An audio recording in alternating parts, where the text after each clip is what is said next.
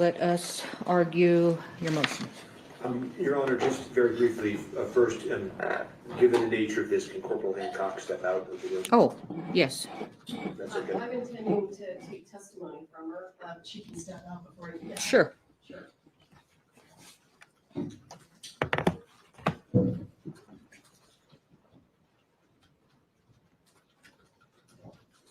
One thing that I just want to alert the court to, and I'm going to bring in a photograph that somebody sent to my office, and I'll come up to the lectern if that's okay. Yes, I would think you would argue at the lectern. Well, this is just a side issue that I've asked Mr. Nickus to address the court on the motion. Okay, This is fine. just a quick, and if it takes out of our time, it does. But, I get many sort of inbound emails that I don't obviously read everyone or take everyone seriously, but I got one last night that indicated that the cameras are catching Miss Morrissey signaling witnesses while they're on the witness stand. And, I really. Did you look to see if that was true? I was sent a photograph that concerned me, and I felt obligated. And like I said to the court, I try to not make these issues. This is a high pressure case. I've been in many. There have been more issues in this case than I have ever seen in all of those cases combined. And so I'm sort of at a loss, but to bring it to the court's attention. So I've asked them to print me the photograph that was sent to me. I can't just continue to give the benefit of the doubt on every single thing that's occurred in this case. I just can't. And so I'll be turning that into the court. And I would just say, at every turn of this, right, it's from the original case. It was, I understand and very much respect the court's rulings on everything, frankly. The grand jury, it survived, and there's no remedy. I get that. And, they destroyed the gun and we have that hearing and there's no remedy. And I get that. And it's just at a certain point in the Brady discipline. I did give you a remedy, but okay. Well, I didn't give you the remedy you wanted, but yes. Fair enough. But one might say not a remedy given all of the circumstances that has a meaningful impact at this trial. And so, and then we had the Brady disclosures, and I could keep going, and I'm not going to because we've limited time. But there's just never been any. It's just, I don't know how much of it can happen with it. Okay, let's do this. Where's the picture? I'm having somebody print it. Okay, all right. I am aware of what you're saying, but look, first I have to see the picture, okay? Now, let's go to the arguments of this. Yes, sir. Okay, and then you can, show me what you're talking about. And I did get it, so thank you. You're welcome, Your Honor. Since we did submit the written briefing, I will try to be brief, but I think it'd be helpful to build out some of the facts so Your Honor has the chronology of how this happened and has the factual pieces to understand the severity of what's happened. Okay. So on November 1st, 2021, shortly after the Rust incident, Seth Kenny's on the... Just one moment. I need Faith to get me my notebook. Of course. My notebook. I brought it up yesterday. Might even be in my computer bed. Okay, I'm going to go ahead. I'll take notes on this. All right, go ahead. May I proceed, Your Honor? Yes, I'm sorry. Thank you. So November 1st, 2021, Seth Kenny is on a phone call with Corporal Hancock. At that point, we've heard about Seth Kenny's involvement in this, his effort to pry into what's going on with the prop card and the bullets. And so on that phone call, he's telling Corporal Hancock, then Detective Hancock, that he believes he knows where the live bullet came from. He dials in a guy named Teskey, who we heard about yesterday in testimony. Teskey gets on the line and Seth says, tell Detective Hancock what you know. And he says, well, Fel Reed dropped off a batch of live ammunition at my business because I have a safer place to store it. And after that, Fel shows up, grabs some of the live ammunition and leaves some behind. And that's what I know. And Seth says, well, that could be from the same batch that killed Halyna Hutchins. Could be a match. He says, and it's Fel Reed and it's Hannah Gutierrez Reed. That's the one who's responsible here, pushing it off on Gutierrez Reed as the source of the live ammunition, just as the state has done in this case. He says, thank you very much. He gets off the phone. Thel says, I am, Teskey says, I'll take a picture. I'm not in front of my computer, not in front of my ammunition. I'll send it in an hour. He sends a picture of 4 bullets. Ms. Morrissey is going to hold that up to you and say, these are the 4 bullets you knew about this. That was from 2021. Detective Hancock does not preserve the other live ammunition that's at Teskey's property, even though he told her this could be from the live ammunition batch that matches the bullet that killed Halyna Hutchins. 2 years later, November 2nd, 2023, there's a PTI of Teskey. Ms. Morrissey's asking questions, and she starts probing further into the live ammunition that Teskey had previously said was given to him by Thel Reed. And she says, do you still have some of that ammunition? He says, well, some of it, but I've been out shooting it over the last 2 years because Detective Hancock did not preserve it over that time period. Ms. Morrissey probes further. Where'd it come from? Tell me your story. He says, well, Thel dropped it off. He then picks some up, and he went with Seth Kenny to the 1883 Yellowstone movie, where he was teaching people how to shoot with that live ammunition. He then went to another movie with Seth Kenny, teaching people how to shoot with that live ammunition. And Seth Kenny then took a green ammo can with that live ammunition in it and brought it home with him. He says that could be the live ammunition from that green ammo can that killed Halyna Hutchins. Ms. Morrissey says, I want you to preserve that. And do you think there's any evidence that this was sabotage? And he says, well, actually, Seth Kenny called me while Rust was shooting, telling me he wanted to get Hannah Gutierrez Reed fired, but he didn't know how to do it because he was concerned about upsetting Thel Reed, significant armor in the business, as Your Honor knows. And so he says, I don't have evidence that there was sabotage, but that's what I know, and I still have this ammunition. As we know, Sarah Zachary, the one who threw the live bullets away, we don't know, live or not, threw bullets away after the incident on Rust, admitted that.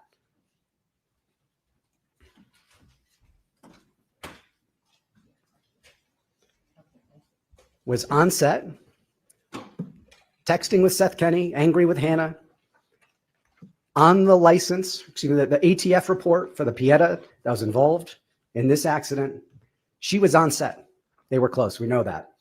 And so Ms. Morrissey says, you hold on to that evidence and I'll come get it, in essence. She never does. November 2023. Fast forward to March 6, 2024. The end of Hannah Gutierrez Reed's trial.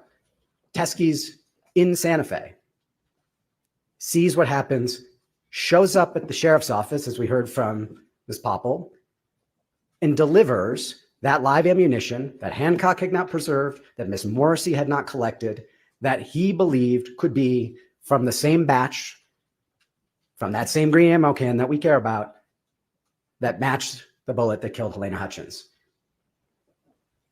We heard, Your Honor, what Ms. Popple did with it. They buried it.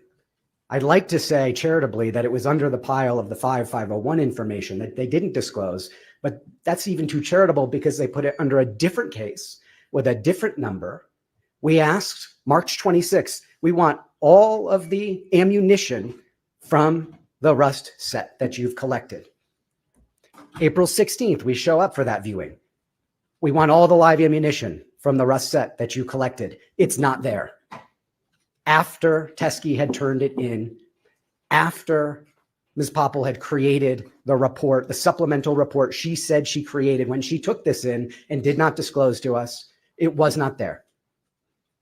Now, Your Honor, we don't know if it's a live ammunition match or not.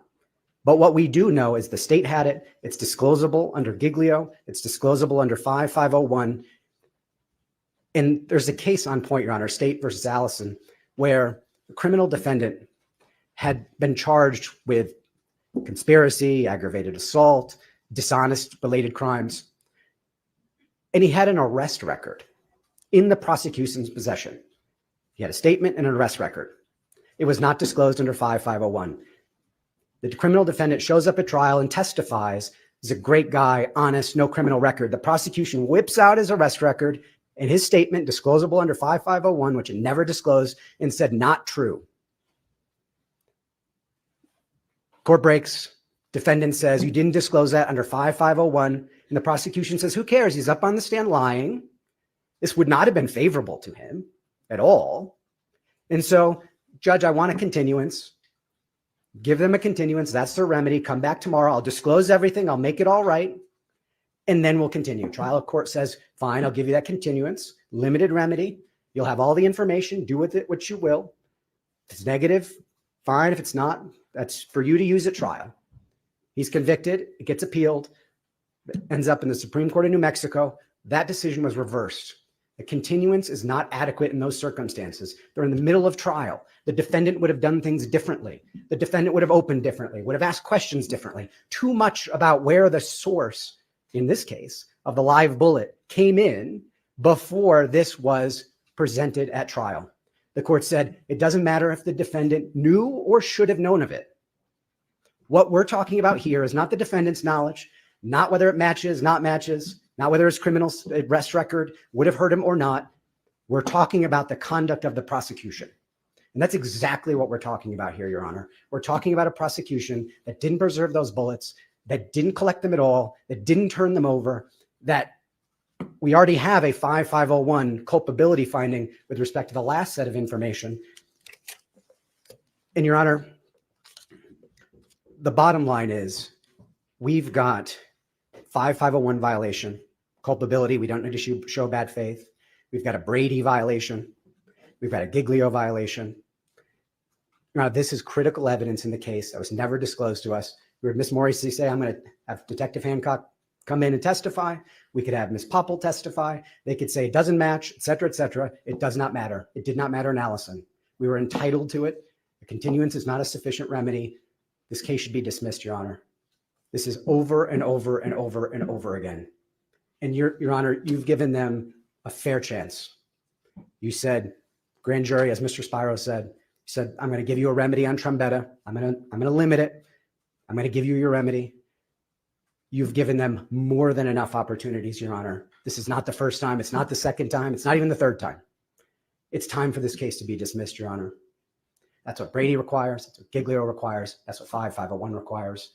As Your Honor knows, we've got remedies in the alternative, but this is the one that's right for this moment. Thank you, Your Honor. Thank you very much. Ms. Morrissey? I need to use the monitor.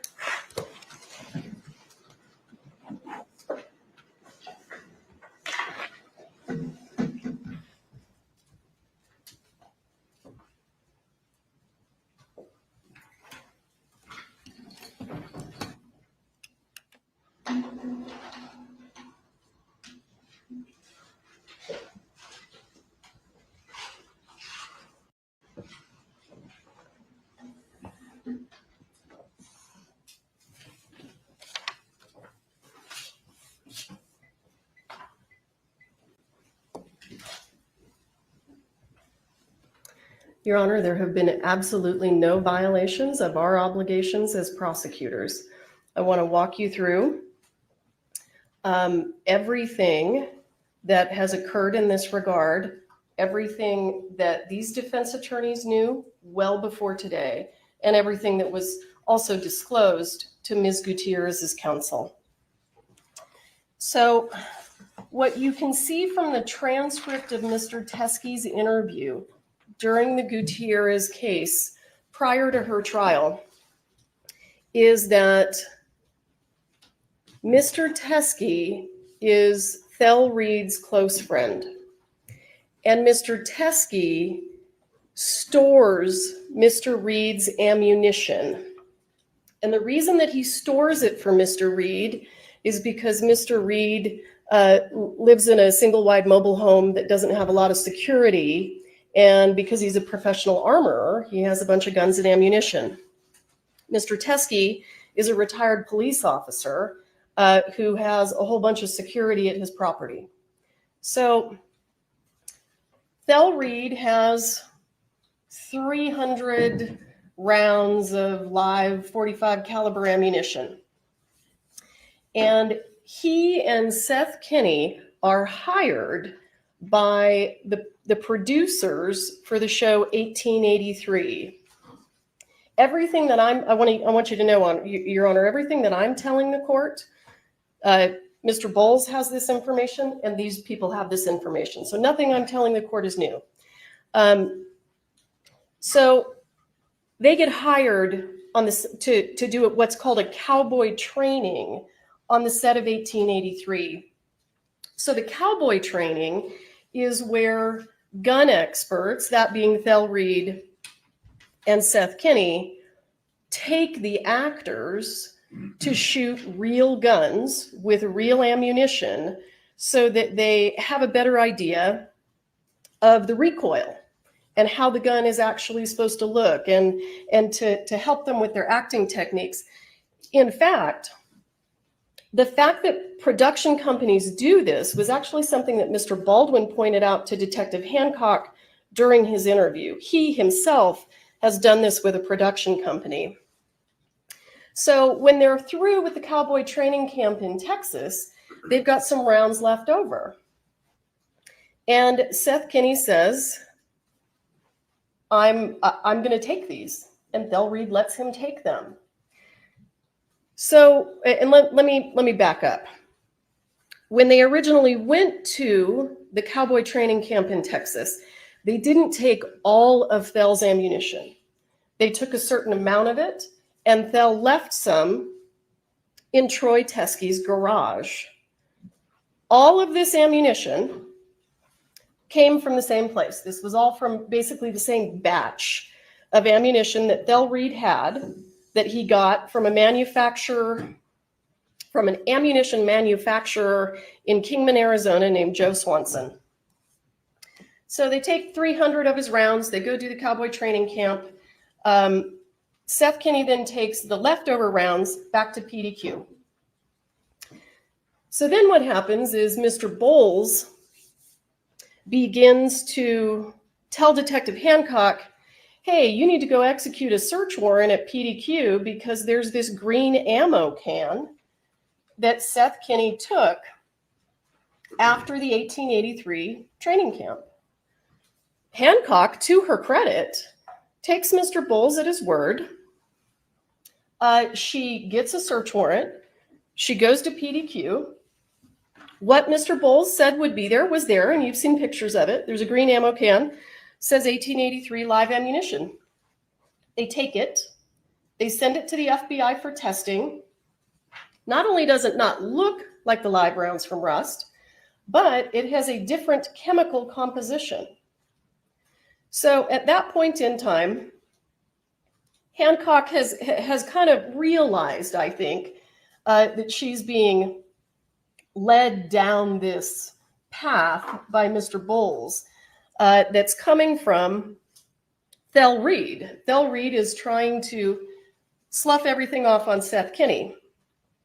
So I want to show you when Seth Kinney is with Detective Hancock, what Mr. Nickus was referring to. He reaches out to Teskey because he's there with Hancock, and he says, hey, send me a photo of the live rounds that you have left over, because I'm giving her the live rounds from my green can. I think he just gave her some of them. They hadn't executed the search warrant at that point in time. Teskey says, okay. And he sends to Seth Kinney, you can see November 1st, he sends him that photograph of the live rounds that are in his possession. When you look at that photograph, and I'll blow it up for you, you can tell these are not similar to the live rounds that were found on the set of Rust. Detective Hancock gets this information from Mr. Kinney. Ultimately, though, still goes ahead and executes her search warrant as she should. I come into this case, I look at the ammunition that was taken from PDQ. I understand from the witnesses that the ammunition was sourced originally from Thel Reed. It was sourced from Hannah's dad. It's not a match. Not only is it not a match when you look at it, it's not a match when you send it to the FBI and you ask them to conduct chemical testing. So this is a wild goose chase. This has no evidentiary value whatsoever. This is simply a man trying to protect his daughter, and he's doing it by providing information that doesn't even match. He's trying to provide evidence that doesn't even match the evidence that was found at the scene. So then let's cut to November of 2023. We do a pretrial interview of Mr. Teskey. Let me back up. Detective Hancock reached out when she got this photograph. She reached out to Mr. Teskey, and she'll testify to this. If you want her to testify under oath, I'm happy to have her do it. She reached out to Mr. Teskey and she said, hey, you know, because you appear to be cooperative, can you just package that stuff up and mail it to me? Because he's in Arizona. He's not here in New Mexico. And he never does. He never sends it to her. She doesn't pursue it because on its face, it's not the same ammunition. Let's cut to November 2023. We're doing the pretrial interview of Troy Teskey, where he talks about the ammunition and he talks about what he knows, what information he has about the relevance of this ammunition.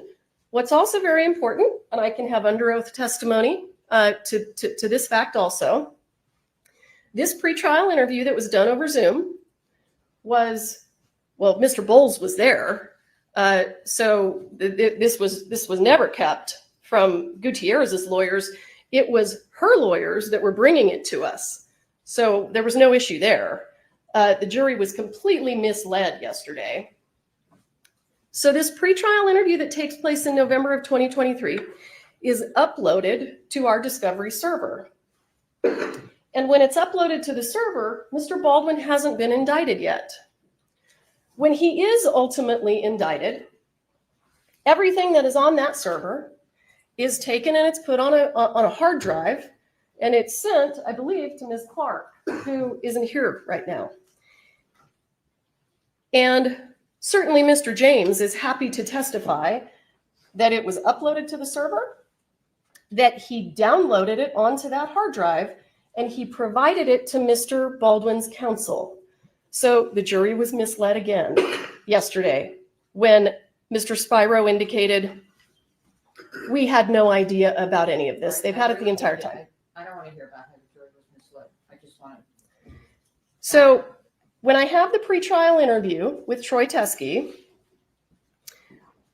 if the court wants to know the reason that we didn't actually get the ammunition from him is because I said, since he's out of state and we'd have to get another law enforcement agency basically to go pick it up and take it and send it to us, I said, have him send me a picture of it so that I can determine whether it has any evidentiary value and I can speak to my case agent about it. The photograph that was sent to me is the photograph in the middle. That is not the same ammunition. You can tell from looking at it. It has a different projectile shape. That's not the same projectile shape. That's not the same casing. This isn't a Starline brass casing. And it also has brass primers and not silver primers. So I decided, I agreed with Detective Hancock, this has no evidentiary value. We're not going to continue to go down this rabbit hole. I want the court to know that the photographs that I spoke to Detective Hancock about yesterday, where it does appear that Ms. Gutierrez has the live ammunition in her own hand that was taken a little more than a month after Ms. Hutchins died, those are on the right. So you can see the bottom photo, you can see the Starline brass casing, you can see the nickel primer, and then when you look up here, you can see the shape of the projectile. It's a spot-on match for the live rounds. There is absolutely nothing about the ammunition that Troy Teskey had that has any evidentiary value in the Gutierrez case. It has no evidentiary value in the Baldwin case. This feels like asking us to go to every sporting goods store, collect all of their .45 caliber ammunition, and send it off for testing. We're not required to do that. It simply doesn't have any evidentiary value, and the defense was aware of it. If the court, let me check my notes real quick. And another thing that's really important about the transcript of Mr. Teskey's pretrial interview is he does not say, this is the same ammunition that killed Halyna Hutchins. He says, that's what Seth Kenney told me. Well, we've interviewed Seth Kenney countless times, and he's testified before Your Honor, and that is not what he says. He does not support that. So Mr. Teskey indicated during his pretrial interview that he had no personal knowledge of whether or not this ammunition had anything to do with what was happening on the set of Rust. That all came from Seth. We investigated Seth. We talked to Seth.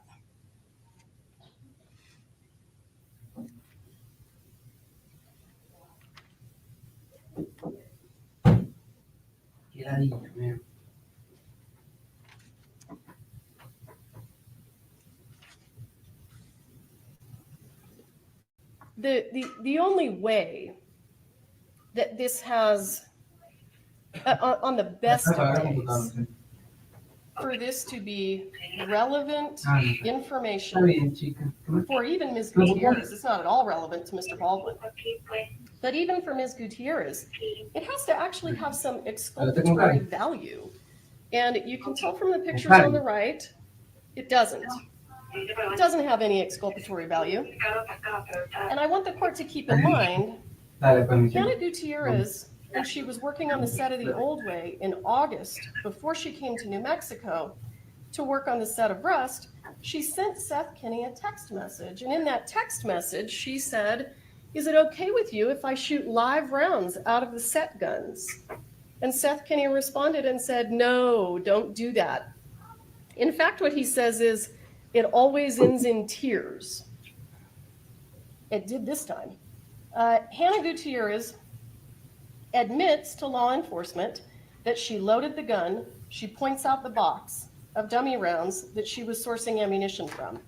During her November interview, she holds up a picture of the exact same box and says, I got this from my dad. My dad wanted me to show you the boxes of dummy rounds that we use. And it was a spot-on match. She actually indicated that she got the box of dummy rounds from her own father.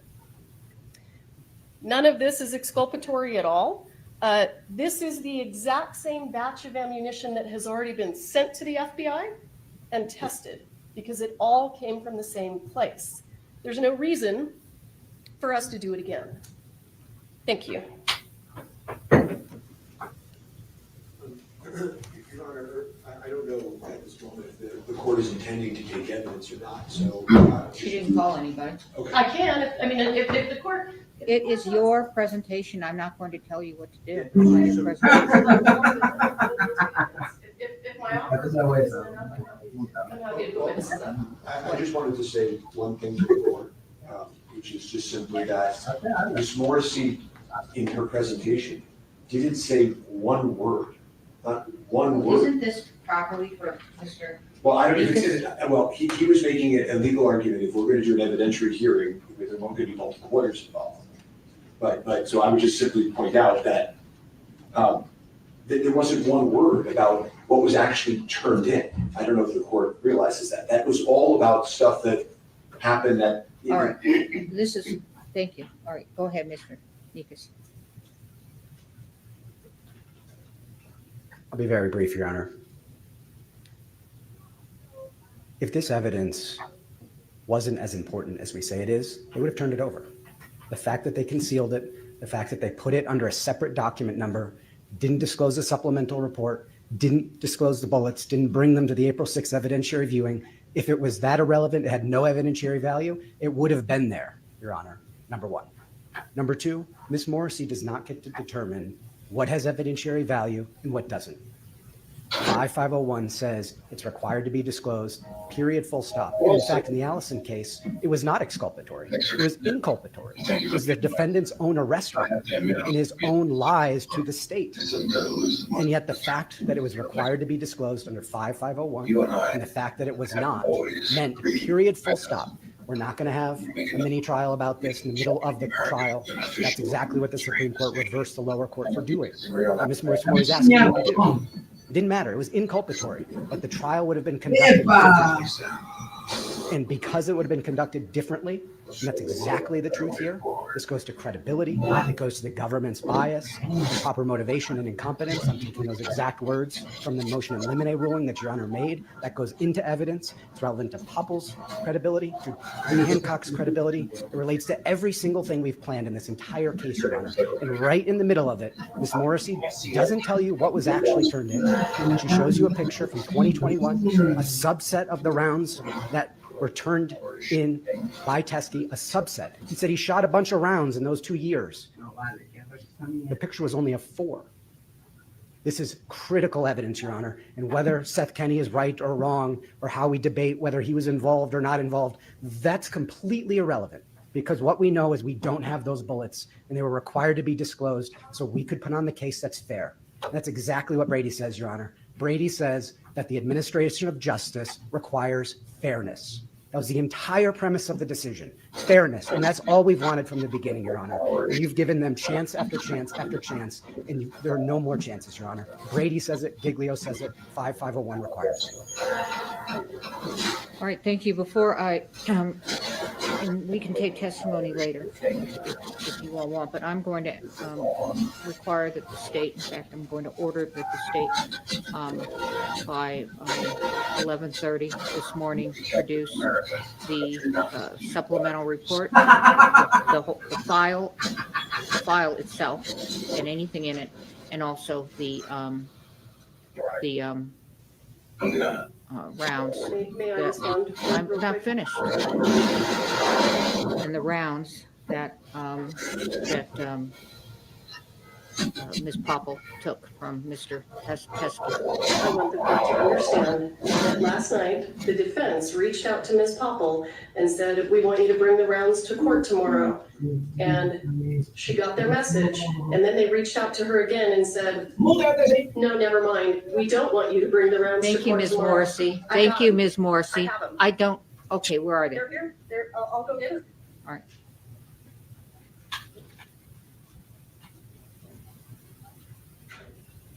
Well, actually, I want testimony from Ms. Popple on how she retrieved those. So I don't need the box, tell her. I need Popple.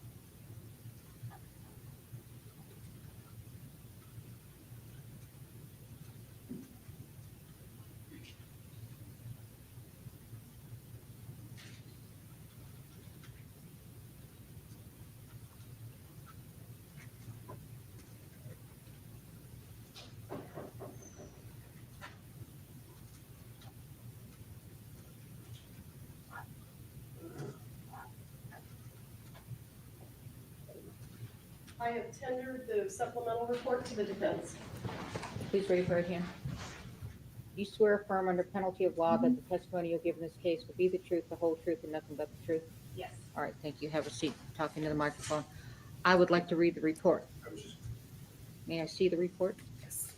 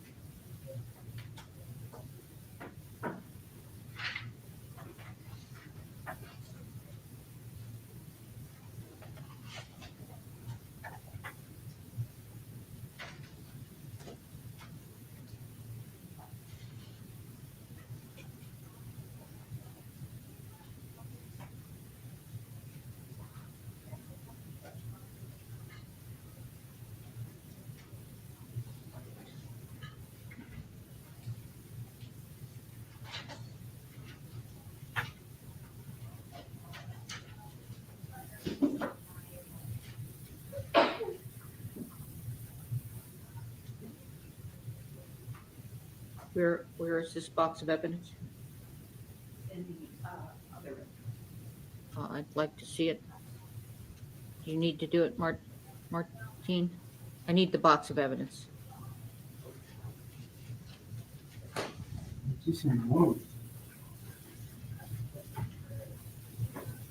¿Qué? Es lo que sale más en.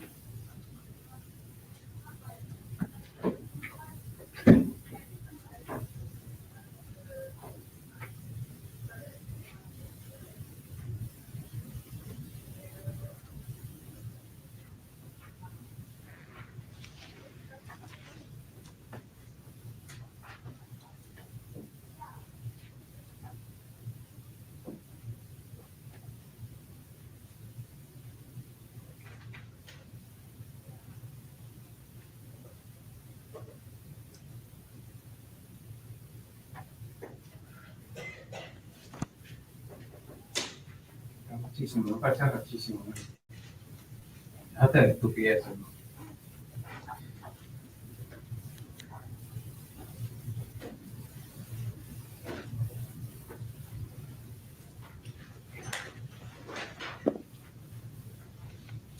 Have you all inspected this? Well, how do we want to do it? I want to look at it. Well, do you want me to ask the questions first? I have some questions of this witness. Can I open this, Martine?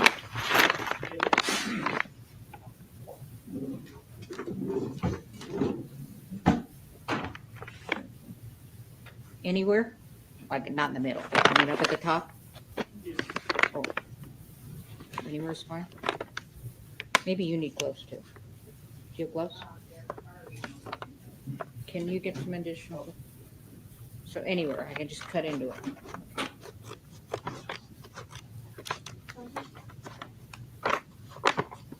There should be there's a No. separate All right. area. I'm going to have you, this is unusual, but if you all don't mind, and if there's any objection, I'm going to have her step down, and when I ask her a question about which is which, she will put it out. Is that all right with everybody? However you want to do it. Judge. Okay, so I just need you to have some gloves. And we're going to go right there. And you all can approach too, so you don't have to, I don't want you asking questions yet, but I do.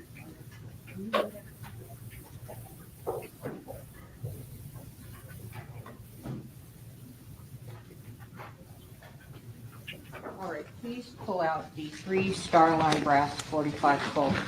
Just put the color. You need to record it. You have your report. I have your report.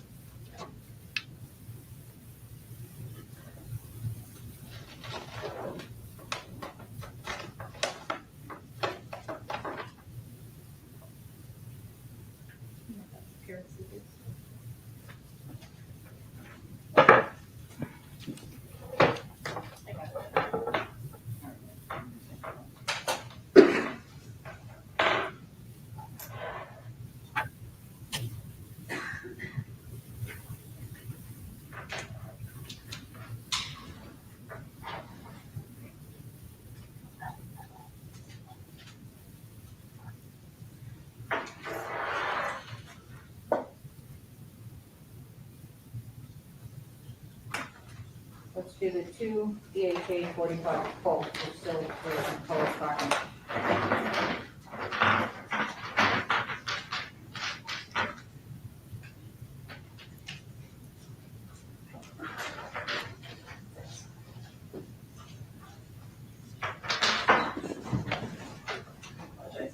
Take your time.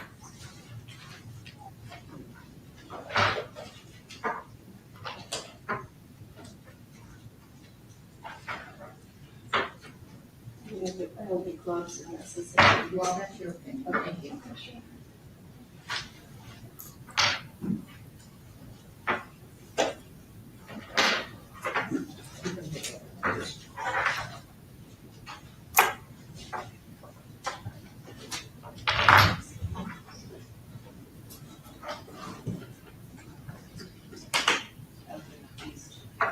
Go to the 3-2 BHA 45 Colt with silver and color primer. Yes, Judge.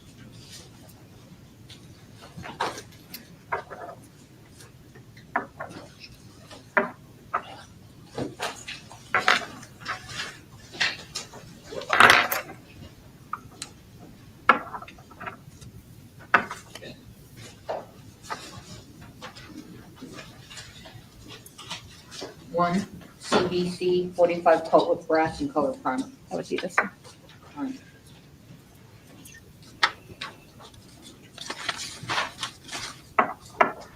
Three BHA 45 Colt with brass and color primer.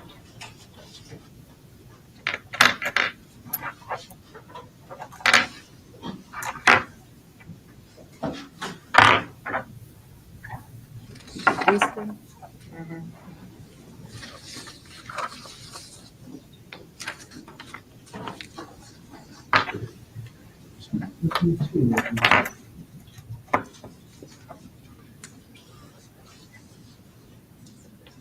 And one Winchester 45 Colt. I don't know if you need the Winchester.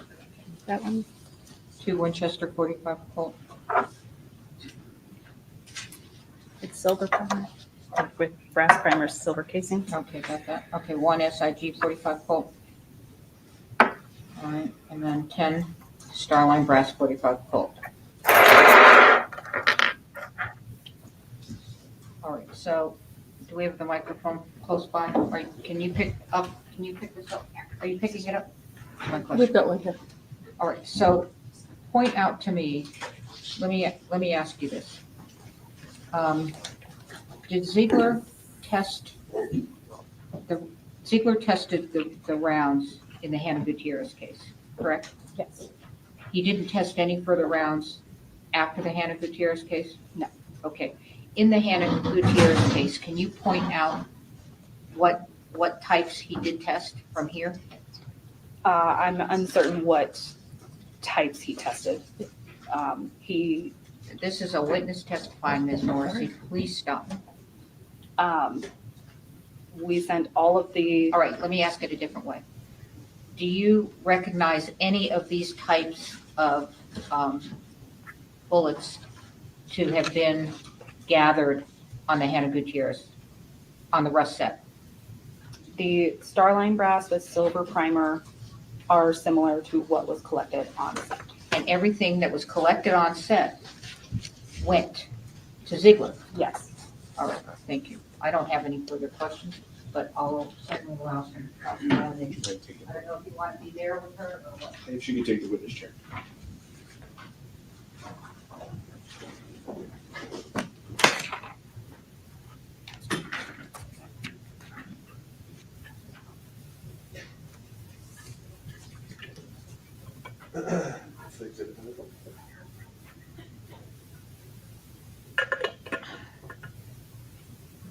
Good morning again. I'm just going to pass the witness up, because we're not fully set up, the copy of the spent shell casing that you covered on the scene of rough. And you would agree with me, right, that it's the same as the bottom of the bullets that you just provided to the court? Yes, it's Starline brass 45 Colt with a silver primer. So when I asked you yesterday, didn't he turn in ammunition that matched the ammunition that killed Ms. Hutchins. It's true that he did, correct? And I did not recall at that time. I understand that that's your position, but that's what in fact happened. Would you agree? I would not use the word match without there being an additional analysis. Well, who got to decide whether there would be additional analysis? That was not myself. It wasn't the defense, though, right? We didn't know about it. I don't know what you were aware of. Okay. Well, you know that we came to have an evidence viewing where we asked to see every single round that could be related to the Rust set, and this was hidden from us. You do know that. This was not hidden. This was not hidden? This was under a case number. It was documented. I was instructed to document it under this case number. Okay, so in this case, that's under the Rust investigation case number, you would agree with me, there's hundreds of things that you inventoried, right? Yes. There are hundreds of police reports that all relate to the same case number, right? Yes. The one thing that seems to have been put under a different case number is just this one discovery of the actual ammunition that matches the ammunition from the set of Rust. This was put under a doc information of someone coming in claiming to have rounds that were not utilized in a case. Okay, well, let's examine that for a second. When Seth Kenny comes into the precinct and he gives you ammunition, you vouchered it, right? I was instructed to collect the ammunition from Seth Kenny. Well, let me take a step back for a second, just to make something clear. Investigator Popple, you're following orders, right, when you're doing these things, correct? Can you please stop referring to me as investigator because it's creating a misnomer? Okay, well, how would you, I apologize. I'm a not- crime scene technician. I'm not an investigator. Okay, I'm only doing that because it's shorter than crime scene technician. CST works. Perfect, okay. CST Popple. When you took the, you're effectively following orders when you're deciding whether to voucher this or voucher the Seth Kenny evidence, right? You keep using the word voucher, and I'm not sure what context you're using it. Yeah, I apologize for that word choice also. When you inventory and make a report, I think your testimony is you're doing it at the direction of supervisors. Is that fair? Most of the time, yes. Okay. So when Seth Kenny walks into the precinct and gives you ammunition and says it's from the Rust case, you all inventoried it, right? Yes. You took photos of it, right? Yes. You put it under the Rust case number, right? Yes. You turned it over to the defense, right? According to my knowledge, yes.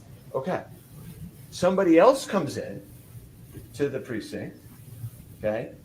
A man named Troy Teskey, right? Yes. Who was a former police officer, right? I believe he stated that, yes. Okay. And I assume you all have the diligence to be able to confirm that, right? I do not know if it was confirmed or not. Okay. And he comes in and he also tells you he has evidence, right? He told us 3 years later, after a trial, that he had evidence that the defense wanted him to use that he no longer wanted to hold on to. Okay, let's break that down for a second, right? Mr. Teskey isn't involved in your meetings with the prosecutors and Corporal Hancock's meetings with the prosecutors up until the trial, was it? Not that I know of. Okay, so doesn't it make sense that he would have seen the trial on television, been completely outraged at what he was watching, not trusted law enforcement, and then walked it into the precinct? Doesn't that make sense?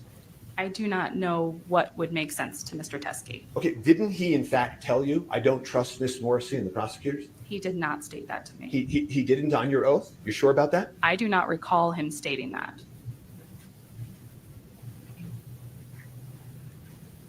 So he turns this round in, and you, when he turns it in, obviously recognize it as Starline brass, nickel primer, Colt 45, correct? Yes. Okay. So it's not as if he came in and just turned in a bunch of shells, right? He did turn in a whole bunch of shells. Okay. But he didn't just turn in shells, right? He turned in multiple different 45 rounds. I'll ask the question a third time. He didn't just turn in shells, did he?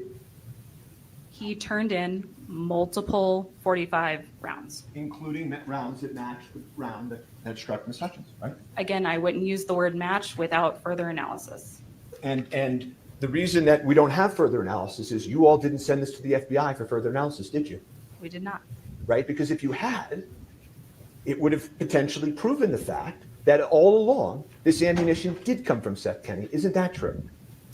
What I was informed of by Mr. Teskey was that the ammunition originated from Joe Swanson.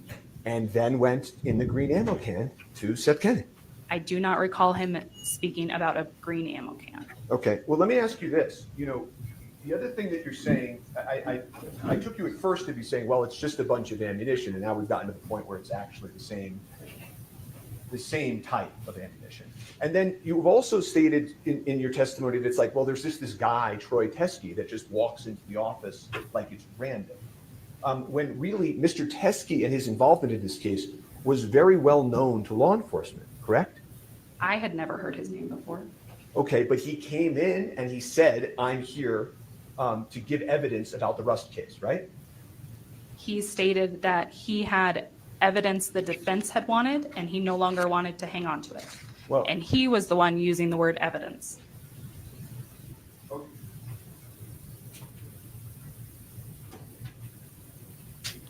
You said to him when you met him down at the first floor of the precinct, you were called because you were the evidence, the person in charge of the evidence, the CST, right?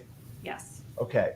And he said, thank goodness it's you. You're the perfect person to take this because you know all about the Rust case. And you said, I know all about the Rust case, right? I don't recall that. Do you deny that? No. Okay. And then he said, to you,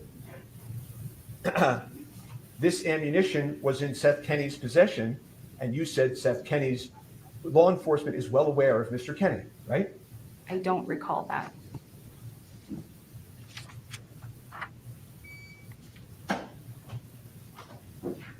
So you take this ammunition on March 6th, right?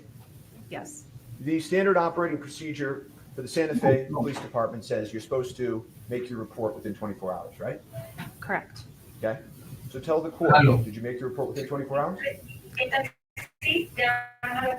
I'm fairly certain that our SOP is that evidence should be submitted within 24 hours. I'm not certain on when the reports are supposed to be submitted. So do you want to take your answer back? Yes, I do. I apologize. Yes. Well, we can enter that SOP into evidence. In this case, many times, there are police reports that are done the same day that the incident occurs. Can you agree with that? Okay. How much longer after this revelation did you do the report? I believe it was. I apologize. I can refer to my report to refresh my memory. Oh, I have a copy.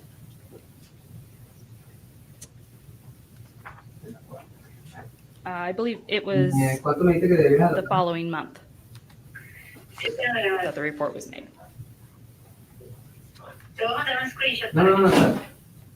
Yeah, it was approximately a month later, right? Yes. What happened during that month? To be fairly honest, I went out of town to visit my dying mother. Okay. I'm sorry about that. I'm sorry to hear that. So you're out of town that time. I don't believe it was the entire month. Who was involved in the word choice in this report? Myself. You didn't have any input? The same language you used. Well, on a normal basis, I don't have conversations with people involved in cases. But there was also other officers there that were aware of this. Corporal Hancock was aware of this, correct?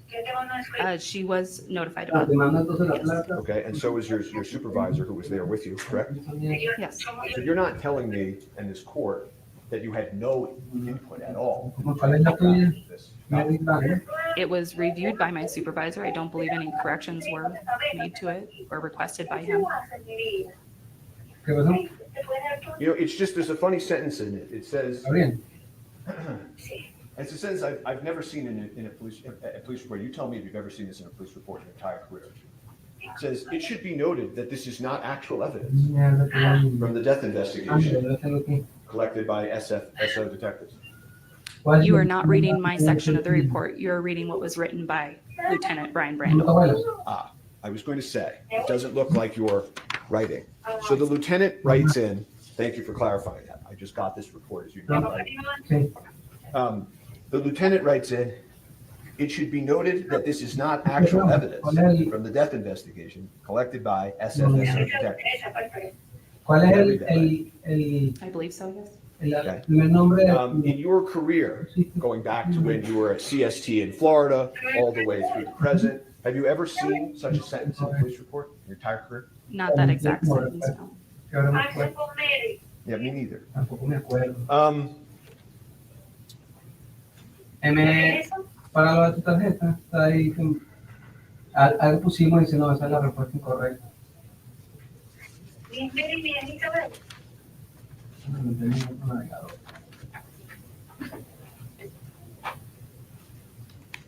So your,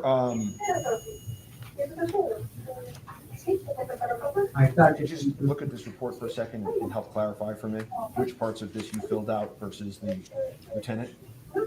The section that starts at the top with my name. Well, let's just go. Blackie, ¿qué es lo That que- would be no page es 5. tuyo? BLA, CKI, o con pero sin la C o con C, con K, CK o... Yo no me acuerdo, creo que con seca. No, estoy de la madre. Entonces con K. Tampoco. Tampoco. No, Kim. ¿Cómo es? K, IM. Kim. After this occurred, did this cause you,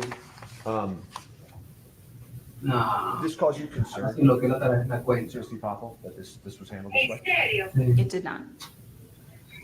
¿Y cómo hacemos ahora? Hay que llamar este número. Tienes que llamar. Que esa es la vaina más fácil y no se puede. Métete tú por tu cuenta de tu... ¿Qué momento es aquí? Trata de meterte And por... as I asked you yesterday, you actually said when you were meeting with Mr. Teskey, this is the ammunition that we've been Ah, si looking quieres me for, avisas. didn't you? I don't recall stating that. But you're not denying that. I'm not denying that. So I don't know whether the most critical evidence in this case is the gun that was sent off to be destroyed or the round that killed Ms. Hutchins. It probably is the round that killed Ms. Hutchins. Would you agree with that, that those are probably the two most important pieces of evidence in this entire case? I'm sorry. Can you please restate your Sure. long question? Sure. Would you agree with me that the two most critical items in this case from an evidentiary perspective were probably the firearm in question and the live ammunition that struck Ms. Hutchins, right? I would say the firearm and the live ammunition from the set. Okay.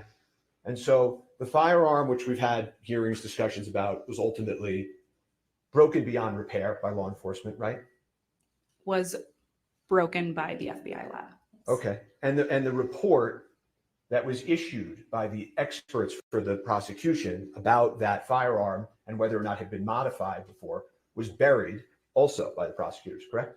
I do not know about that report. Okay. And then we can turn to this second most critical piece of evidence in this case. And this was also buried by law enforcement, correct? No. No, it wasn't. Okay. Were you in the precinct when the evidence viewing occurred with the defense? I think you said yesterday that your partner or your colleague dealt with the evidence viewing. Yes, my colleague and Detective Hancock, I believe, were there. But you didn't, nobody asked you to take this voucher sealed evidence out and show it to the defense, correct? When the request was made, I believe they couldn't quite narrow down everything that they wanted to view. There was quite a bit. Oh, so this was a narrowing down issue? The reason that this wasn't shown to the defense is a narrowing down issue?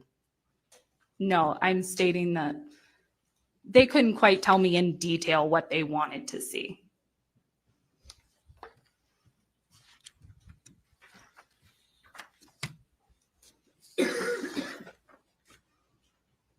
The request from the defense of all ammunition was taken by law enforcement to not mean the ammunition that you recovered that matched the ammunition that struck Ms. Hutchins? I don't believe they looked at all the ammunition that day. Well, no, but the request was all ammunition. So I'm asking you, did law enforcement interpret that request to not include this critical evidence? All of the items that were pulled for the case were under the Rust case number. Which was a perfect plan. You're asking me if there was a plan? Well, I'm saying whether there was or there wasn't, it worked out pretty well, right? I'm not sure what you're getting at. There was a request to view the evidence from Rust. That is the evidence that was pulled. Well, your report says this is evidence from Rust, and then it just puts it under a different case number, and the lieutenant then writes that sentence in saying this isn't evidence from Rust, right? My report states that Mr. Teskey believed that it was related to Rust, and then I listed the case number next to that. Do you remember when we started my examination of you yesterday, how I sort of said to you, the way you know what evidence to find is by what people tell you? Do you remember that? Yes. And that when you're at a burglary and somebody says, oh, you better pick up that glove, you don't know that that person's telling the truth or not, but you pick up the glove, right? Depending on the circumstances of the case, possibly. And here, a retired member of law enforcement walks into the precinct who's known to law enforcement, who turns in the matching ammunition, who tells you it's involved in the case, where there's tons of corroboration, both by what he provides and the history that law enforcement knows about this man. And you put it under a different case number, right? I'm sorry, what was your question in that long statement? You put it under a different case number. Yes, as I was instructed to do so.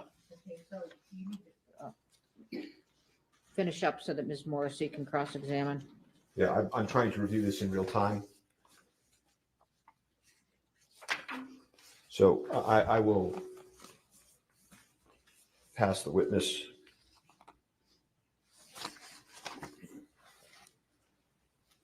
In a moment. 1 second, Rose. Oh, and I asked you this yesterday, but I want to ask again, which is, you told Mr. Teskey that you would write up a report because of how important this was the very same day, didn't you? I don't recall stating the very same day. You don't deny that, though, do you? I don't deny it, but I don't recall it. Okay, nothing further. For the record, that was State's Exhibit 29 that showed the witness. All right, are we going to admit the supplemental into evidence? Please. Well, somebody move it in. I started the conversation. but Defend, is it a court exhibit or just marked as defense? It's just, I think it's, well, since I started it, are you okay with court's exhibit? that's fine with me. I think it's just. However you want to handle it. All right, court's exhibit, what? Come on. All right, thank you. And it is, any objection? No, Any- certainly not. Go ahead. If I can just pause for a moment and just address the court. Here's what I'm intending to do. Obviously, this is a serious dispositive matter. A full record needs to be laid. I have Mr. Kinney on his way over. He'll be here any minute. We intend to take testimony from him. I also intend to take testimony from Mr. Bowles. Judge, I have to make a record though. Well, just a minute. Okay.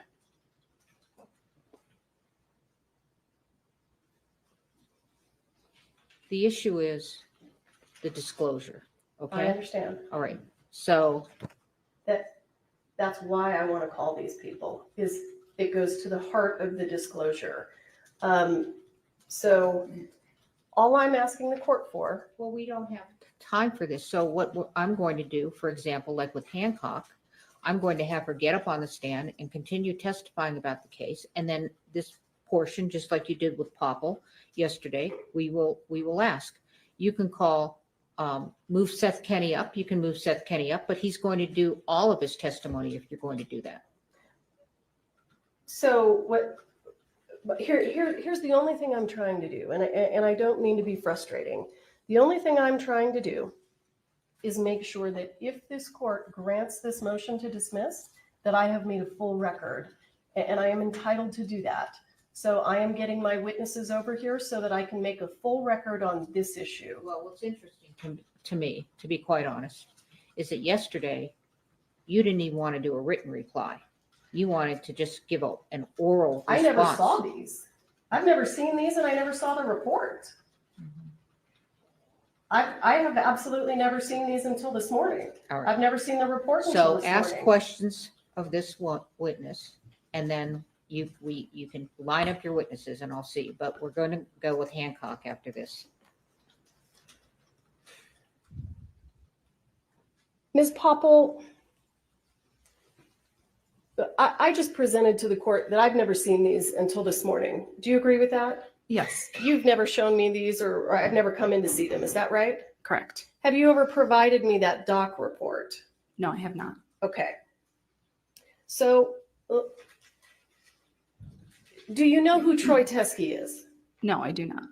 I think we took some testimony from you yesterday that he is the friend of Thel Reed. I believe that was stated, but I did not know that information. Okay, so let me ask it this way. If Troy Teskey, who provided this ammunition, is a friend of Hannah Gutierrez's dad, and if these bullets, I'd ask the prosecutor not to be touching those with her bare hands. they rolled around for 3 years. Okay. If these bullets match the ones that were on the set of Rust, is that evidence, additional evidence, that Hannah Gutierrez provided the live ammunition to the set of Rust? Yes, And has she been convicted for that? yes, Is this evidence that Seth Kinney provided live ammunition to the set of Rust? no.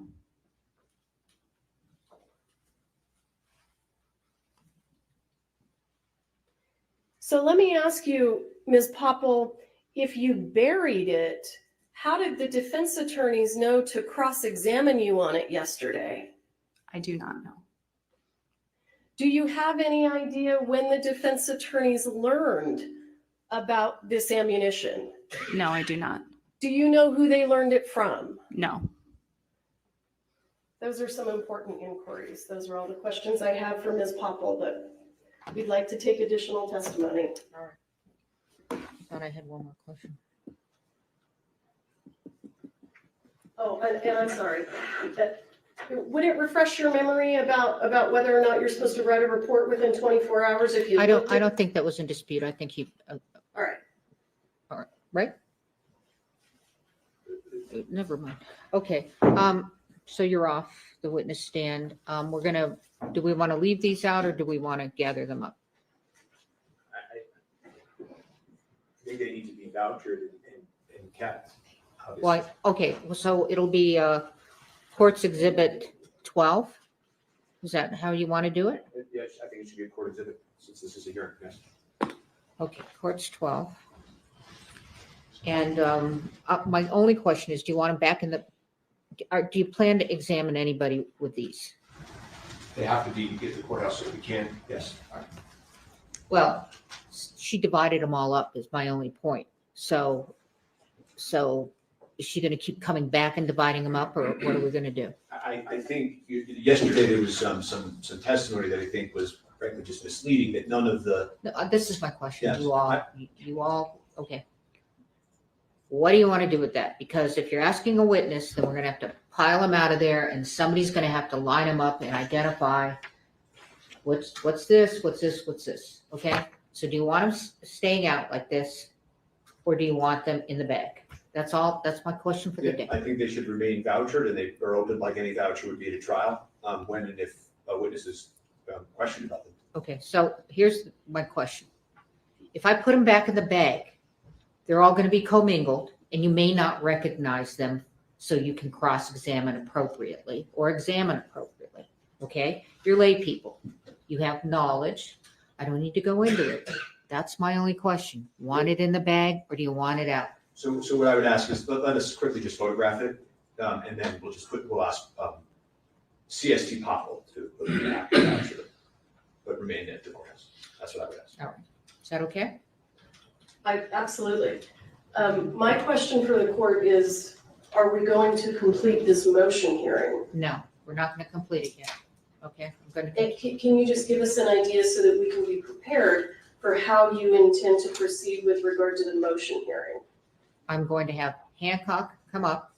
You're going to call Seth Kenny, and I would like, I don't know why we can't do Seth Kenny's testimony if he's coming. Did you call him as a witness? Sure, he's being called as a Okay, well, witness. you should be prepared to call him. So we're going to do both, and I'm going to hear both. So we're gonna hear from these witnesses outside the presence of the jury and then in front of the jury? Oh, you're right about that. Thank you. That's my issue. Thank you for pointing that out. Well, other than telling the jury to leave for the and come back at 3, which I'm not going to do to them, I'm going to continue the testimony, and he would.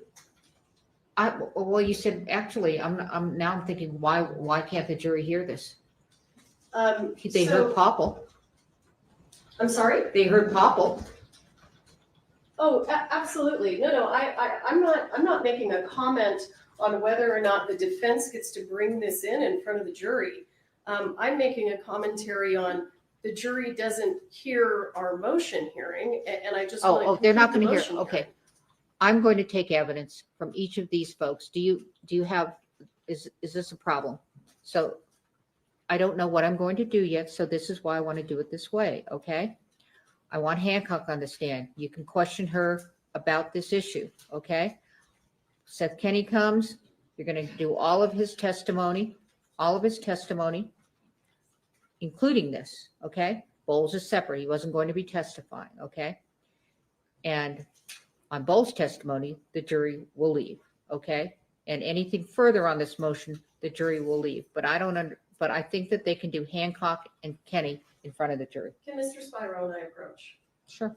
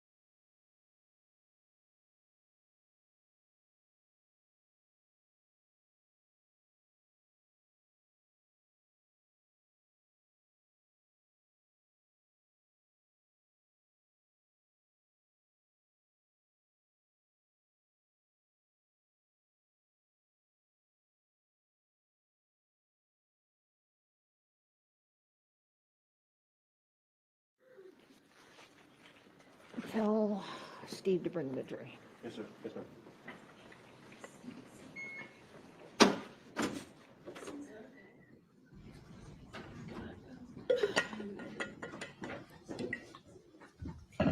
After I call in the jury, this is on the record, I gotta go quick. After I call in the jury, I'm, I'm taking a bathroom break, and we're probably taking a break for a good 20 minutes or half an hour even, okay? Just wanna settle.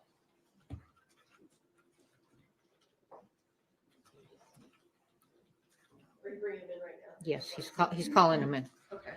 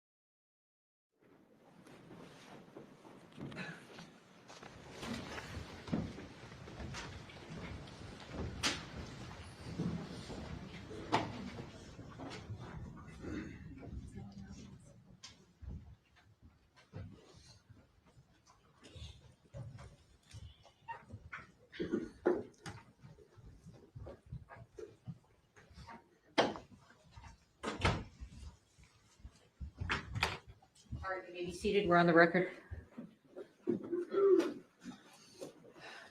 Jury, thank you for coming in. I'm going to recess you for the day. I'm sorry. Uh, Trials are fluid. It's not something we predicted. Okay. So if you all can return at 8:30 tomorrow morning. Monday. It's been a longer week than usual. Okay. So Monday. Okay. So have a great weekend. Please don't talk among yourselves or anyone else about the evidence here received here in court. Don't read any accounts. Don't do any research. Don't go on Google, et cetera, et cetera. Okay. Thank you so much for your patience. Appreciate it. Rise to the jury.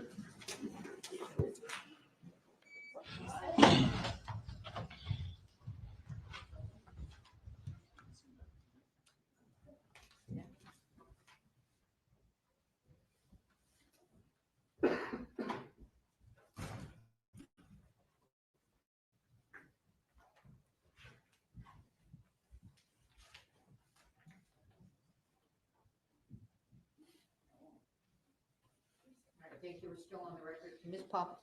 Ms. Popple, gather this while we're on break. We're just going to photograph it actually. All right. And then can she gather it on break? Sure. Is she where? Well, she needs to stay in the courthouse or be close by. Okay, thank you. We are in recess.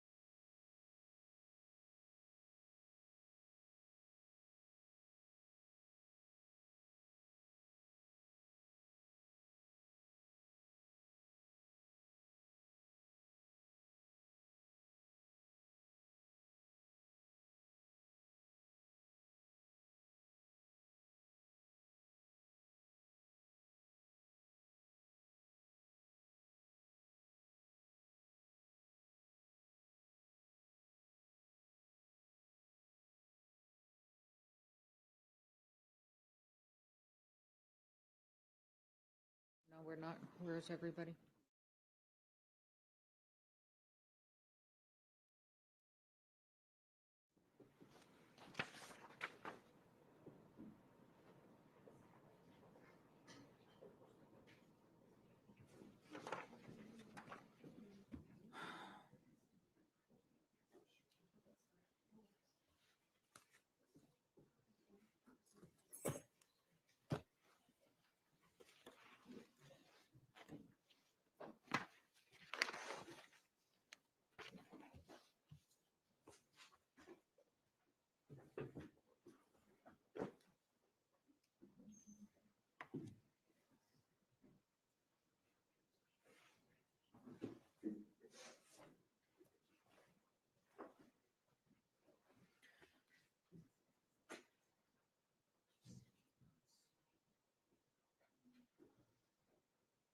All right. Call another witness. We're in the motion hearing. Detective Hancock.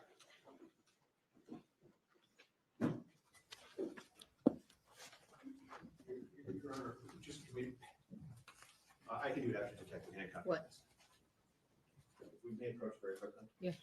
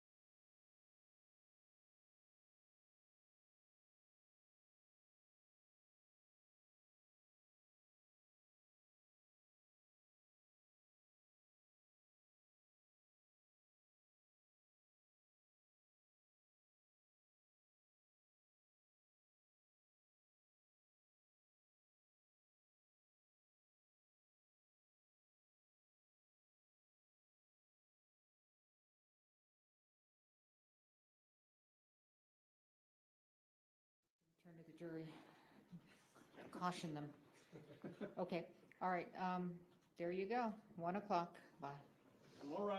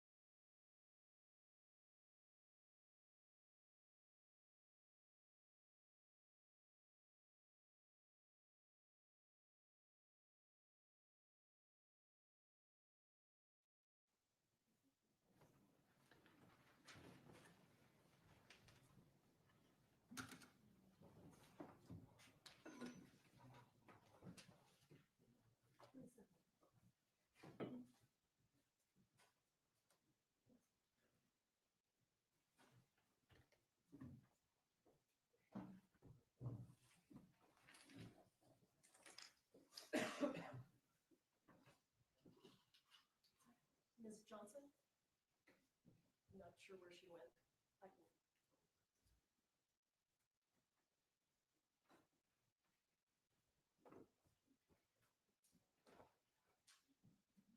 I assume maybe she ran to the restroom. I don't know. Lord.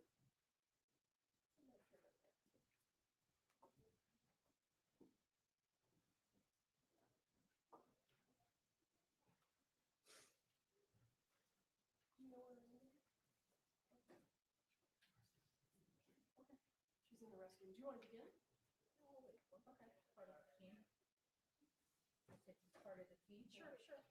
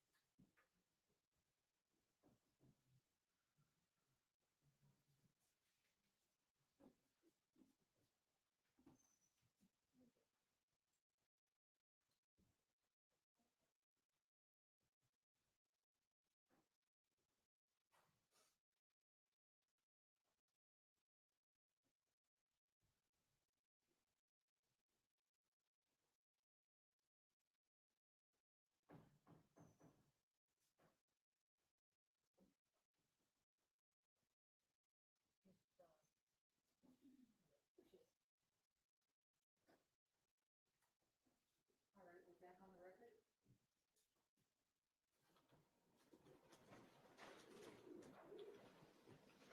Having conferred and looked at the evidence, it is the perspective of the special prosecutor as an arm of the public that all of the issues related to the defendant's motion should be heard by the court and they should be seen by the public. This is a public issue and a record should be made. And we are here to do that. That's Ms. Hancock. Actually, the first witness that I intend to call is Mr. Kenny. How do you want me to take the testimony and then? I mean, it's your motion, so that's why I'm asking. But it's your witness. Well, who wants Sure. to do what? That's fine, Your Honor. Okay, Mr. Kenny. I think this Corporal Hancock, if it's a hearing, should she not be sequestered? Sure, she can sit outside. Okay.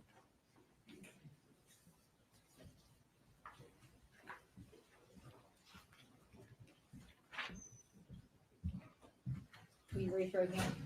You swear affirm under penalty of law that the testimony you'll give in this case will be the truth, the whole truth, and nothing but the truth? I do. All right, have a seat, talk into the microphone.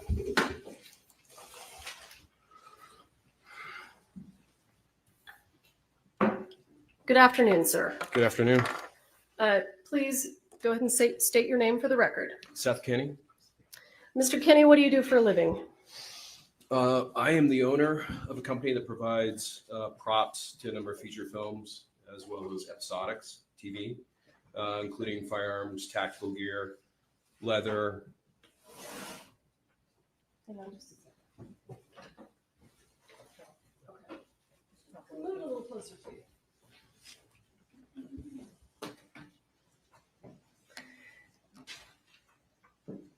You provide ammunition and firearms as a part of the props that you provide, is that right? Well, not ammunition, because again, legally and technically, I'm that is sorry. blanks and dummy rounds. Blanks and dummy rounds. Okay, Correct. thank you. Sir, do you know a gentleman by the name of Thel Reed? I do. How do you know him? I met Thale approximately 12 years ago, possibly even 12 to 14. He was opposite. Just how do you know him? I don't need the history. He's a work friend How long have you known him? of him, 12 to 14 years, and more like friends, approximately 5 to 7. Okay. And do you know a gentleman by the name of Troy Teskey? I do. How do you know him? He is a friend of Thale's, and we used to spend time together at his house or meeting at restaurants and things in Bullhead City. And just for the record, what does Thel Reed do for a living? Thale Reed is a bit of a legend, gun coach and armor to the film industry for 30 going on 60 years. And does he have a daughter? He does. Who is his daughter? Hannah Gutierrez Reed. And do you know her? I do. Have you met her? I have. Mr. Kenny, can you explain, were you ever asked to do any training for the set of the television series 1883? Not training myself, no, but props, firearms, leather holsters, dummy rounds, blanks. Those were items that you were providing to the set of 1883 Correct. as a prop house. You own a Yes. prop house. Yes, and that's specific to the set. So, if you know, was Mr. Reed asked to do anything relating to 1883? He was actually hired to be a gun coach, and what does a gun coach do? Well, gun coach- we don't do this for a living. Yeah. Gun coach would teach the actors that aren't familiar with things like the 1873 lever action period weapons, how to operate them smoothly and consistent with the character as called out by the script. So, did you and Mr. Reed go to Texas for any reason for 1883? Yeah, we did all of our filming when we were involved with the project physically, personally, was done in Texas. Were you asked to do a cowboy training camp? We were asked, Thale and I were asked to be there. To do what? And Thale was charged with training of the actors. I was charged with bringing, specific to the training camp, some of the live reload ammunition that Thale had. And why was live reload ammunition being taken to Texas? Well, it was just for actor training to give them a sense of the recoil of the guns, and it was done on a private range away from set. Were you present when the actors were shooting the live rounds? I was. And was Mr. Reed there with you? He was, for the most part, he was in the Sprinter van with the AC running because it was a August, Texas summer day. So did you take live rounds did you take live rounds to the cowboy training camp? Yes, yes. And where did those who provided those live rounds? Did you provide them? Did Thel provide them? Thale provided the live rounds, and we met in Albuquerque.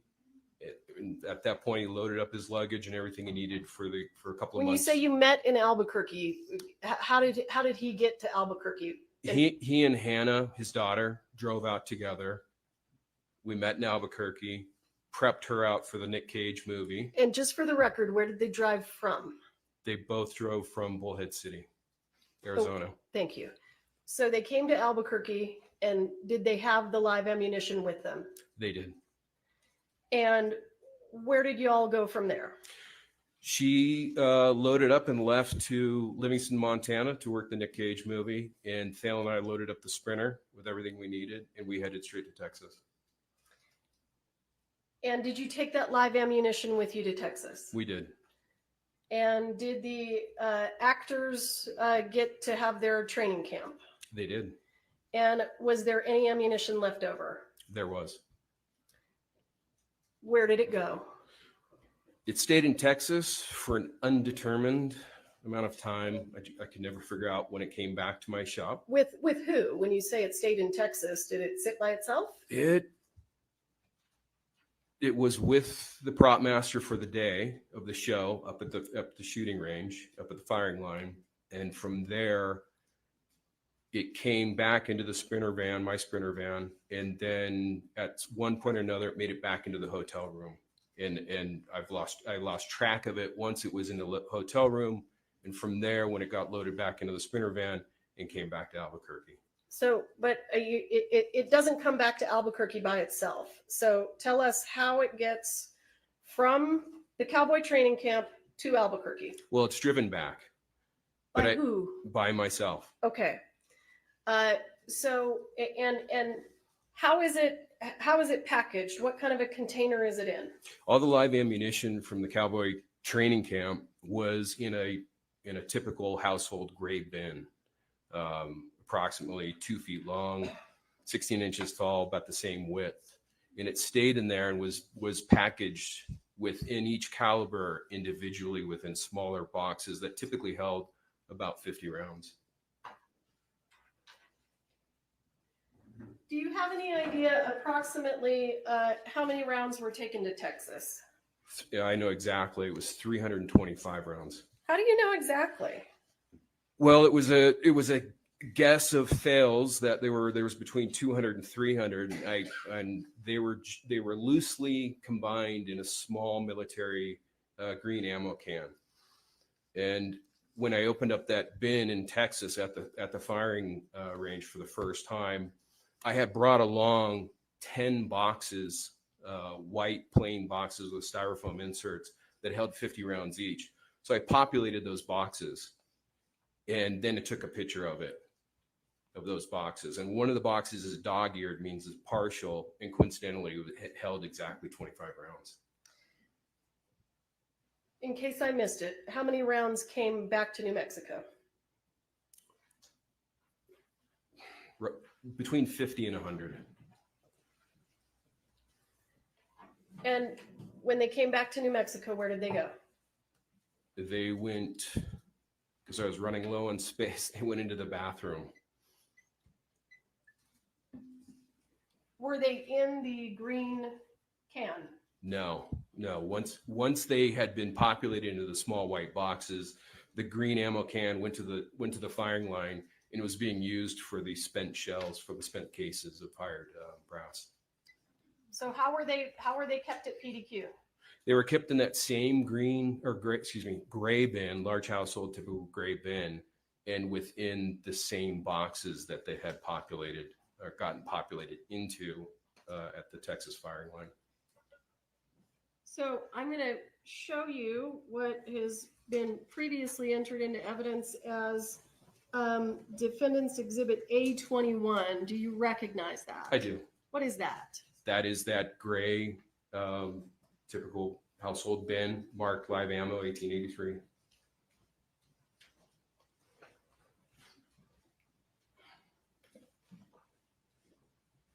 Sir, I want to be clear with you. After this came back to Albuquerque and was at PDQ Props, did you then become involved in providing props and ammunition to the set of Rust? Can you ask that again, please? Did you provide props and ammunition to the set of the movie Rust? I did. Was that after you brought these back from Texas? I do not know. I do not know when this bin came back to Albuquerque from Texas. You drove it back yourself? I did, but I did a few trips. You don't remember the day that you brought it back? Correct. Okay. It could have been before the shooting, could have been after the shooting. Understood. In terms of boxes of dummy rounds, how many boxes of dummy rounds did you provide to the set of Rust? A single box of 50 45 Colt dummy rounds. That was the single box. The rest of them were of different calibers and were not contained in similar boxes. So you provided one box of dummy rounds. That's correct. Where did you get this? Those came off the set, off the prop truck of 1883. And did you inventory them or do anything with them before you provided them to the set of Rust? Yeah, so yes, there was, I essentially grabbed a double grocery bag and dummies because I knew they were running short, or I'd heard that they were running short on set. And I thought, well, just in case, I'll grab some extra for them. And so from that plastic bag, the following morning, because again, I had to sleep in the van because there was hundreds of thousands of dollars of weapons, and it's Albuquerque. So I slept in the van armed, and the next morning brought that bag and brought them into the office, and took a look at them. They were unusual in that they had been antiqued. They were one of a couple of thousand that had been antiqued en masse, and they were so corroded they didn't look right at all.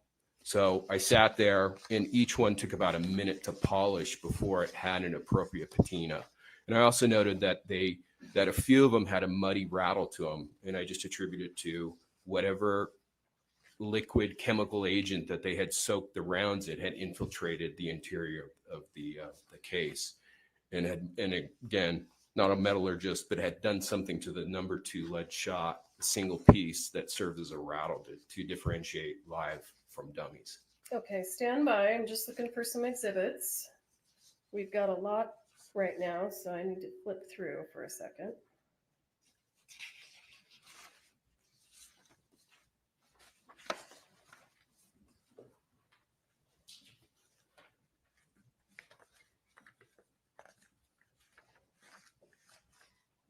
The dummy rounds that you provided to the set of rust, did you personally ensure that they were all inert? Absolutely.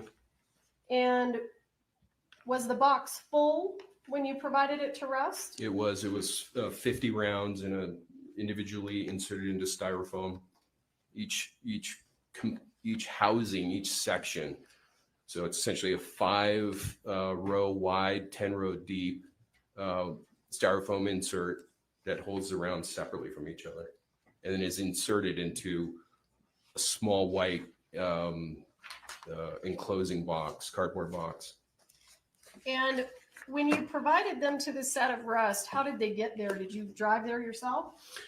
Sarah Zachary, the prop master of Rust, came by my office and brought a gun that they were having trouble with, reassembling that gun after it was being cleaned. So I quickly put that back together, met with her, chatted, and gave her the dummy rounds. And is that the only box that you provided? Yes. Did anything from this box that we have here, or this container, Defendant's Exhibit A21, was any of that sent to the set of Rust? Absolutely not. Let me ask you, did you also supply props and ammunition to the set of a movie called The Old Way? No ammunition. Blanks and dummy rounds, yes. And do you know who the armorer was on the set of The Old Way? Hannah Gutierrez Reed.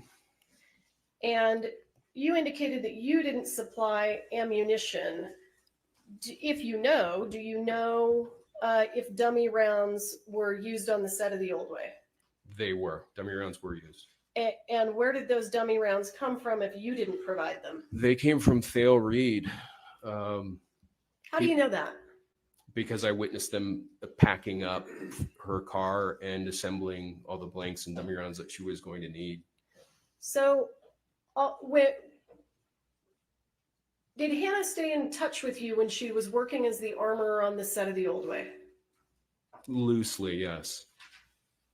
Did you receive any communications from her regarding the use of live rounds in the prop gun? She did. She did reach out to me. How? Text? Call? Both.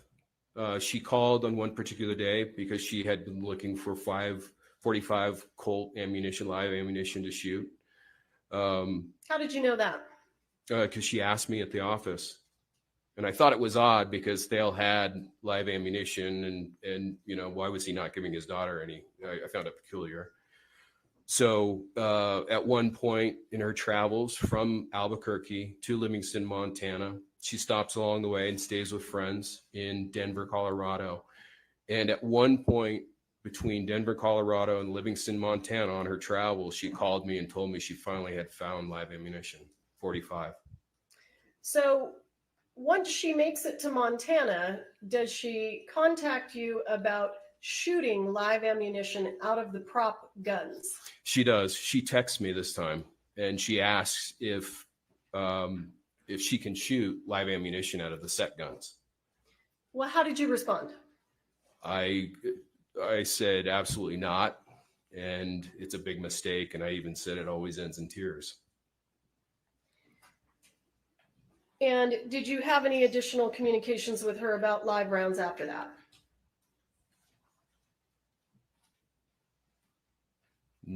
I don't believe so. Okay. So after you take your box of dummy rounds and you give it to Sarah Zachary, do you ever see it again? Only in the evidence photos. Okay, so let's look at those. Defendant's Exhibit A27, previously entered into evidence. Do you see that? I do. And do you know what we're looking at here? I do. Describe to us what we're looking at. Well, these are these antiqued rounds that came off the set of 1883, actually more specifically the prop truck of 1883. And you can see that they're heavily aged. And this is after each one has been polished with Quado steel wool for about a minute. Okay, that's fine. Yeah, okay. What about this one? Does this one look different? Yeah, absolutely. The case is way too bright. It looks nearly new. And that is an anomaly. I do not believe that came from me because all the rounds were heavily aged. Okay. I'm going to show you what is entered into evidence as State's Exhibit 30. Do you see that? I do. What is that a photo of? It looks to be the same antique rounds, dummy rounds that I provided Rust. Okay. So you provide these to the set of Rust, and obviously there's an incident and Ms. Hutchins dies. Do you then reach out to law enforcement and begin communicating with law enforcement? I do. Why? Well, I think they wanted access to the guns that were on the prop truck near the set of Rust. And there was some text message discussions regarding that. I offered to open the safe to Why did you have a combination to the safe on the set of Rust? I actually didn't until I think the day that I met former Detective Hancock at the prop truck, the day that they executed the warrant. I didn't actually have the combination until Sarah Zachary gave it to me. So Ms. Zachary gave you the combination and you were able to open the safe? I didn't actually physically open it myself. I never went onto the prop truck. Just passed along Okay, to. what did you do then? Well, I met off to the side with Detective Hancock at the time, and at one point Sarah Zachary was there as well while they were searching the prop truck, and as well as opening and starting to pull guns out of the safe. Okay. Do you recall having a conversation with Detective Hancock where you asked Mr. Teskey to provide information about rounds? I do. Tell us about that. Well, it was one of 2 or 3 times that I went up to the sheriff's department to provide evidence or something that I thought might be of value to the investigation. And upon one of those visits, we were in the interview room and I was just trying to figure out where these live rounds could have come from. And I thought possibly Troy Teskey might have something that was similar. And so I called him while we were in the interview room, and I believe it was being recorded with Detective Hancock right there. And we started the dialogue. And at that point, it went into a text exchange with pictures as well, with at least one picture.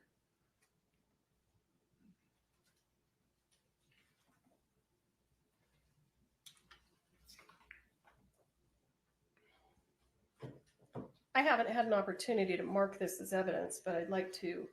I only have a digital copy of it, but I intend to use this with the witness. This is as an offer of proof, Your Honor. This is a copy of the text message between Mr. Teskey and Mr. Kinney. So I'd like to just go ahead and display it, and I can mark it and provide it to the court. I just don't have a paper copy of it. Do you need to see it? No, I know what this stuff is. Okay, let's go. What is it going to be? Actually, this is a separate motion hearing, so when I marked that the supplemental is courts 13. I think I should have marked it separately as courts 1 for the Okay, motion hearing. And Well- then while we're here, I have not marked those. So those are courts 2. these are the ammunition. Yes. Okay. Okay. So what do you want me to mark this exhibit that I'm going to use with Mr. Kinney? Well, now you're going to have to, well, let me do this. Let me make this courts Roman numeral 1 and courts Roman numeral 2, and then you can keep your 1s and he can keep his alphabet. You can keep your numerics. I should just continue with the next exhibit. No, because we're in a motion hearing now. Right. So we'll call this State's Exhibit 1. Right. Okay, got it. Now, you also introduced some other evidence, which you can you don't have to reintroduce it. We'll just identify it as like 27 from the trial. Okay? Okay. All right. Okay. Can you mark this? Can you mark that for me? Courts 2, Roman numeral 2. Is there a reason I'm not seeing this on the monitors? Oh, sorry. I missed that. Okay, well, he's doing this first. So Okay, sure. Yeah, right there, right on top. Thank you. Okay.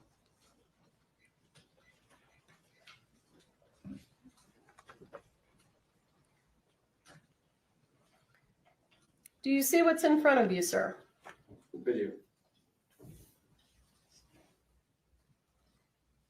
Is this tell us what we're looking at here, and if you can, and what we're looking at is going to be State's Exhibit 1 for the motion hearing. I'm enlarging it, and I'll move it away again. Can you see the date? Yeah, I can. Yeah. What is it? November 1, 2021. So tell us what we're looking at. What were the circumstances of this? This is once I had called Troy Teskey in the interview room at the Santa Fe County Sheriff's Office with Detective Hancock present. He was somewhere out and about, and he said he would be home in about 5 minutes or so. And at that point, I asked him if he had any of the reloads that Thale had owned for a number of years that a common friend of ours had manufactured for him. And I asked for samples. Hang on. Why would Troy Teskey have Thel Reed's ammunition? Troy used to store Thale's guns and ammunition for him at his home. Okay. So you ask Troy if he has any of the leftover reloads. Correct. And so is what we're looking at, the leftover reloads that you're asking about, did they go to 1883? They're the same reloads, but they never cross paths once Thale leaves Bullhead City with the ammo can of 325. That are those reloads. These reloads are some of the ones that Thale left along with his guns for Troy Teskey to store. So these never went to the set of 1883. Absolutely not. And Definitely not a set. Okay, whatever. The cowboy training training camp. Yeah. And they did they ever go to you? No. Because they never went to you, were you ever able to intentionally or mistakenly provide them to the set of Rust? Definitely not. And they're not even, the brass primers are a dead giveaway for that which was not on Rust. And you bring me to my next question. Are you familiar with the way that the live rounds found on the set of Rust look? I am. Do they look like these? No. So let's look at the text exchange here at the bottom. Who's communicating? My text is in green and Troy's is on the left side in black and white. So what does Troy say? Excuse me. Again, glasses are horrible. Sorry about this. Yeah, thank you. Just below the picture, Troy writes, I checked a bunch of the rounds. These are the 4 different types that I could find. And I reply, yep, it's evidence in the accidental death. And hang on, we're going to stop there. Why did you think this was evidence in the accidental death? Well, I think at that point, without having seen the evidence photos and knowing, the only thing I did see was Detective Hancock shared with me a black and white 8.5 by 11 piece of paper with some pictures on it, and I saw Starline brass, and it was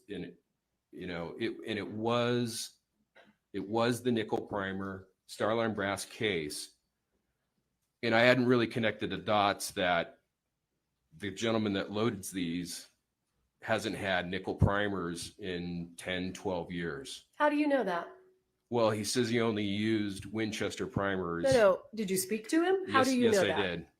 Okay. Right after Hancock and I got done with this meeting, I called him because it dawned on me that it seemed unlikely that there would be two different color primers. And so I called the gentleman and I asked him, at what point, if you What made gentleman? Don't use the word gentleman. We need names. Joe Swanson. Okay. Okay. So I called Joe Swanson. I asked him at what point, if he remembered making the reloads for Thale, which he did. I asked him which powders he might have used, and he gave me two options, and one of which was Trail Boss powder. And I asked him, I said, well, at what point would you switch between brass and nickel primers? And he said, I wouldn't. And I said, well, why? He said, well, because Winchester stopped making them 10, 12 years ago. Not making what? Nickel primers. Okay. So he only, if we look at all the evidence photos of all the blanks that Joe Swanson makes, you will not see a nickel primer in any of those blank rounds for the same reason. So you indicated to Mr. Teskey on November 1st, 2021, this is evidence in the accidental death. And you're talking about this photograph. I am. And well, the rounds. The rounds in the rounds. photograph. Yes. Have you learned a few things about the evidence in the case and the live rounds that were found on Russ since November 1st of 2021? Yes. Do you still believe that these are evidence in the accidental death? Definitely not. And then I see Mr. Teskey responds and says, okay. And then what do you say? Can you zoom in? Thank you. Let me see. There you go. I reply, ugh, this sucks, but she's seriously trying to blame everyone else for her mistake. What does he say? He replies, who is she? Hannah? ? And I reply, Hannah. And then you ask an important question. Read that to us. Yeah, November 3rd, 2021, I ask Troy Teskey in text, did you see any rounds in either box with nickel primers? What's his response? He replies, no. Okay.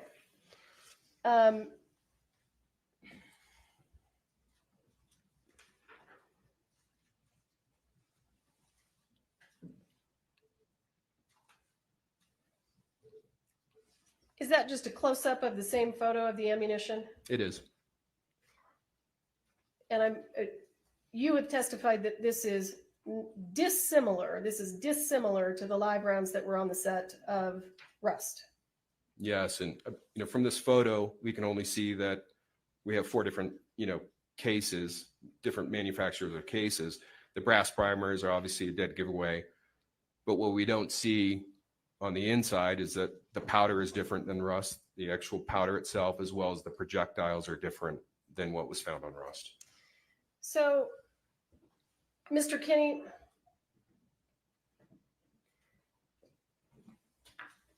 the ammunition that is in this can here, that's Defendant's Exhibit A21, what happened to it? Where did it go? I'm not seeing an exhibit. I'm sorry. That's right. I can't switch backwards like that. Oh, yeah. Okay. Yeah, Can you the see gray, it? the- Do you yeah, want the me gray, to yeah, the touch? gray bin. Yeah, the gray bin. Yep. I see it. What happened to the ammunition that was in this can that you brought back from Texas? It sat in that bin in the bathroom and No, was. no, and ultimately, when did it leave PDQ? Under what circumstances? Oh, when the sheriff's department executed a search warrant on on my business. They took all of it. Yes, they weren't entitled to all of it, but I just said take all of it. The warrant specified it had to be Starline brass, and I just told them take it all. So everything that you brought back from Texas is in the custody of the sheriff's department. Correct. Did you, at any point in time,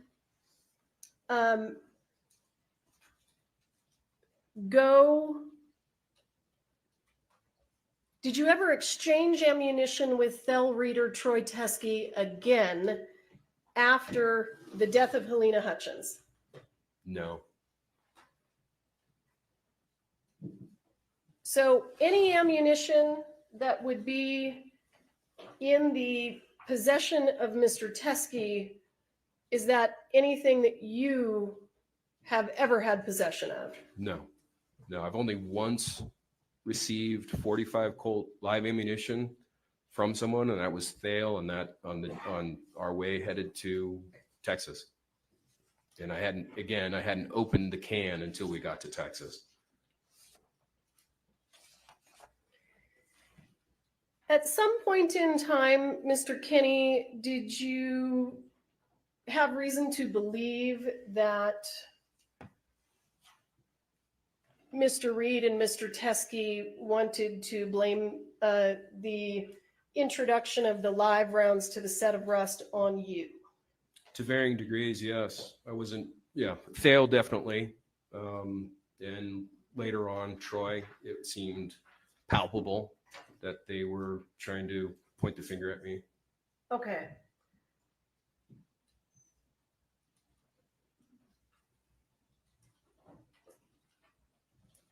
Let me think. Hang on just a second. I just want to make sure I'm done.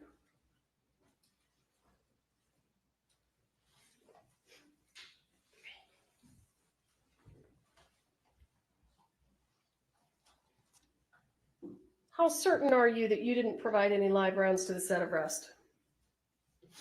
I have provided blanks and dummy rounds and guns to over 1,000 different productions.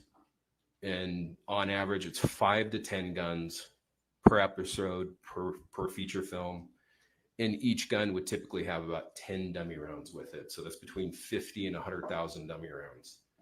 And I have never spent more time with a single box of dummy rounds than the rounds that came from 1883, the dummy rounds that went to Ross. So there was never a question in my mind that I provided the live ammunition to Ross. Okay. I'll pass this witness. And Mr. Spiro, is there an exhibit that you need me to provide? Just if you could email me that. The text message? Yeah. Sure. Thank you. Good afternoon. Good afternoon. So in the thousands of times you've provided ammunition to movie sets that you just told me about, Blanks and dummy rounds. I know, I apologize. That's I'm all not, right. I'm not trying to use the word ammunition to Okay. get you. Gotcha. In the thousands of times you've done that, that would mean I'm sorry, Your Honor, Ms. Johnson's asking to approach.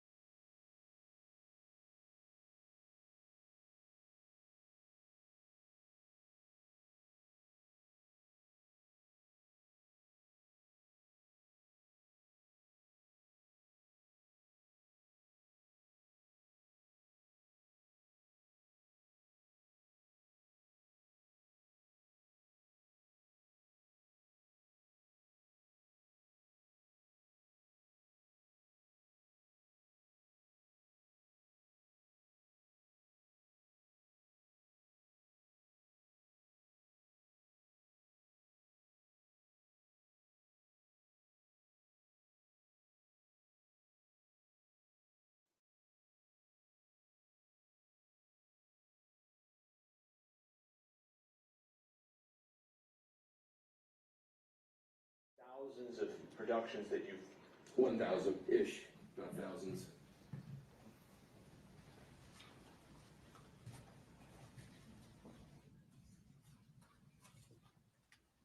Okay. The 1,000 productions that you've. Oh, you said over 1,000 different productions. Feature films, episodics, Okay. 5 to 10 guns per episode per feature film. or an episode. Each gun would typically have about 10 dummy rounds with it. So that's between 50 and 100,000 dummy rounds. Right? Yes. 5,000. Yeah, that's the math. Yeah. And you're telling this court that of all the dummy rounds, in all the productions, in all the years, these 50 were the ones that you checked the most.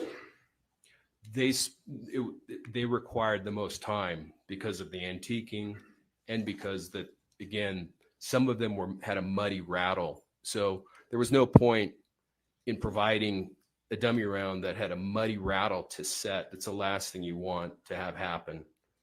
And so each one had to ring clearly with the number 2 lead shot inside of it.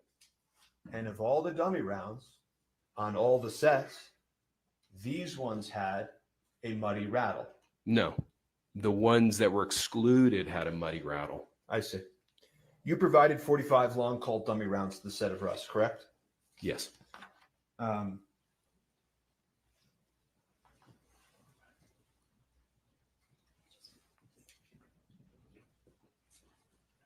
more specifically through Sarah Zachary. She picked them up. Right. And you know Sarah Zachary was at your prop house on the 12th of October, correct? Yes. And you came back from Albuquerque. You came back from 1883 on the 11th, at least one trip, correct? Yeah, I arrived sometime in the middle of the night, the night of the 11th. It could have been past midnight. You've got to put it on. Okay. Thank you.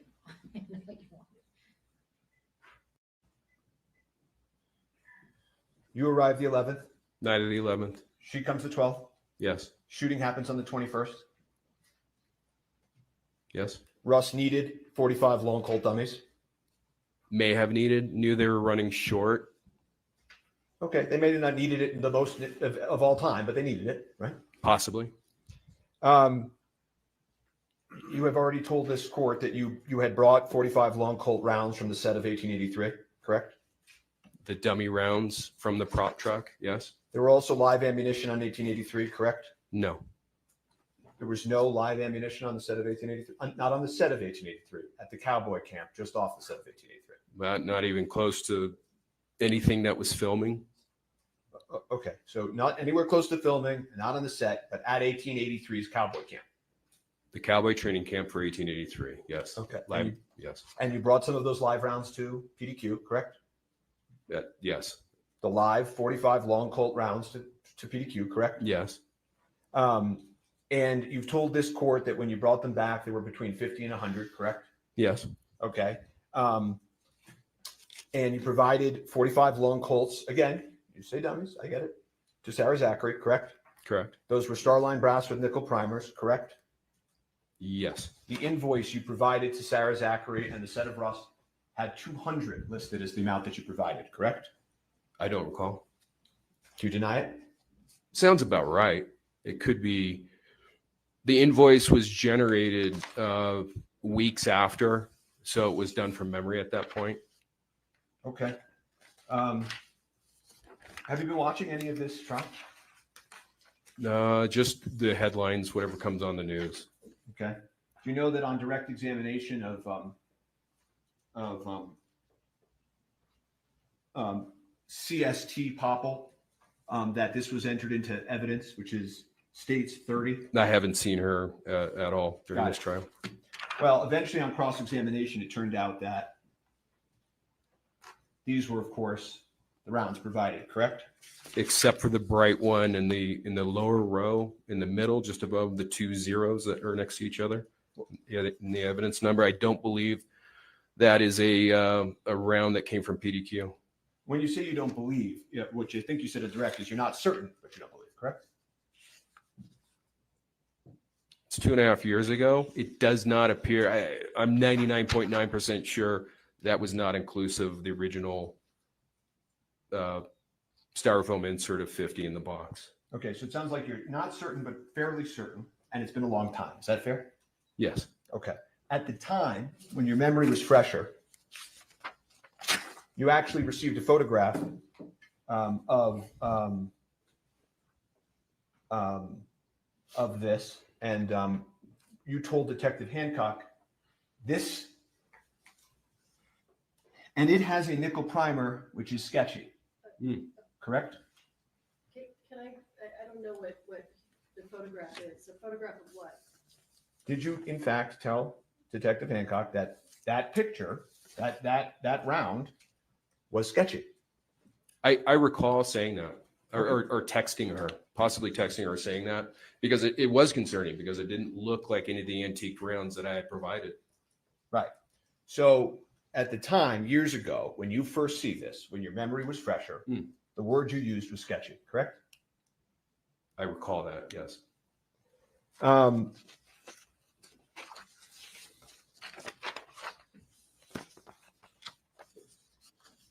The incident happens on the 21st of October, and at 1:55 p.m., you received a text message from Sarah Zachary telling you that this has occurred, correct? I think it wasn't telling me that it occurred. It just said emergency in all caps. And you called her, right? I did. I missed a call from her, received the text. I think I said I'd call her back, and I did. Okay. Within just a minute or two. And between the time you provided, whatever it is that you provided to Rust, and the moment you get that emergency text, isn't it fair to say you're not sitting around, daydreaming and wondering and thinking about each round you provided and whatever you provided to the set? You do this for a living. You do it lots of times, right? That's correct. Yeah. But the moment that happens, right, things changed, didn't they? What changed? Well, Miss Hutchins died, right? I wasn't aware of that till hours later. You spoke to Miss Zachary 5 times that night, right? I don't recall. Probably. Miss Zachary, had the shell casing, right, at one point that evening? No, I don't recall that. You don't recall that? No, that she said she held the spent case from the gun. I don't recall that. Sarah Zachary threw out some of the evidence, correct? I had heard that months and months afterwards, that she had thrown out dummy rounds from Jensen Ackles' gun.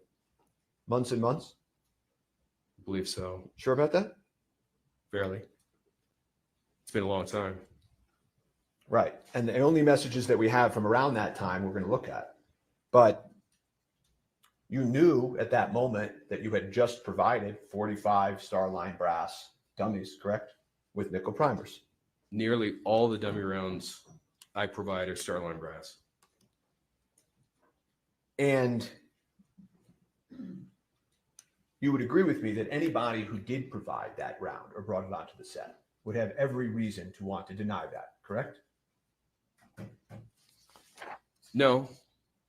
Hannah Gutierrez admitted in questioning at the sheriff's office that she brought the box that contained the live rounds. No, she didn't. She actually said she hadn't seen that box. And that's just something that's been fed to you by the prosecutor as an extra. No, I've actually seen the interview. Okay, well, we can pull up that interview if we need to. So the week after the accident, that we have some of your text messages, right? Yes. Okay. And you weren't sleeping, right? Correct. You were drinking a lot.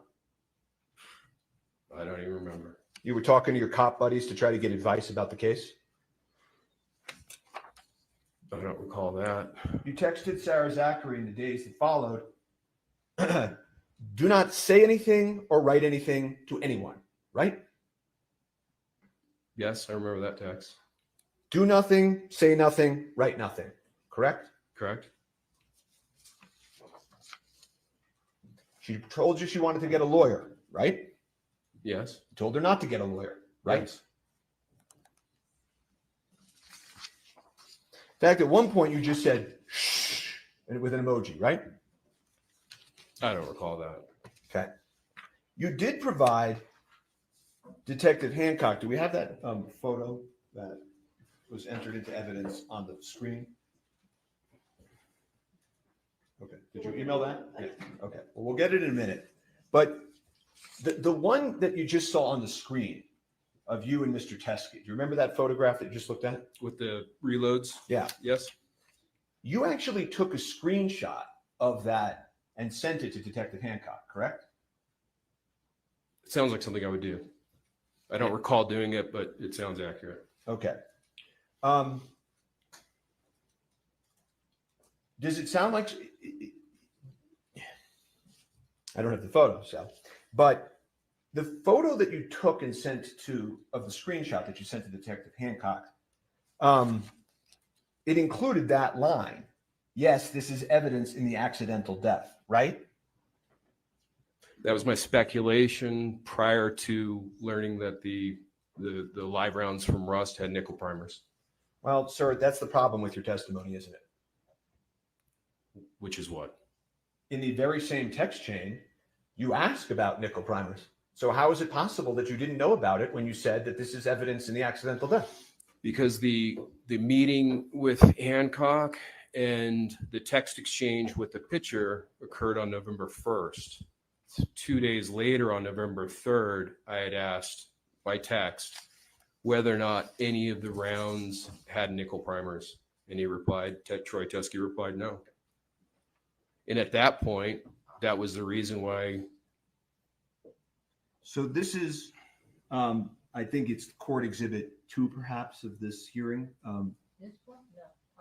Mine are Roman numeral 1 and 2. It's going to be States 1. States I just 1. haven't had a chance to mark it. That's fine. We'll call it States 1 for now. You see it on your screen? I do. Okay. And you say, yep, it's evidence in the accidental death, correct? That's on November 1st, yes. Correct. That's what you wrote, sir, right? On November 1st, yes. Okay. And you didn't say anything about speculating, did you?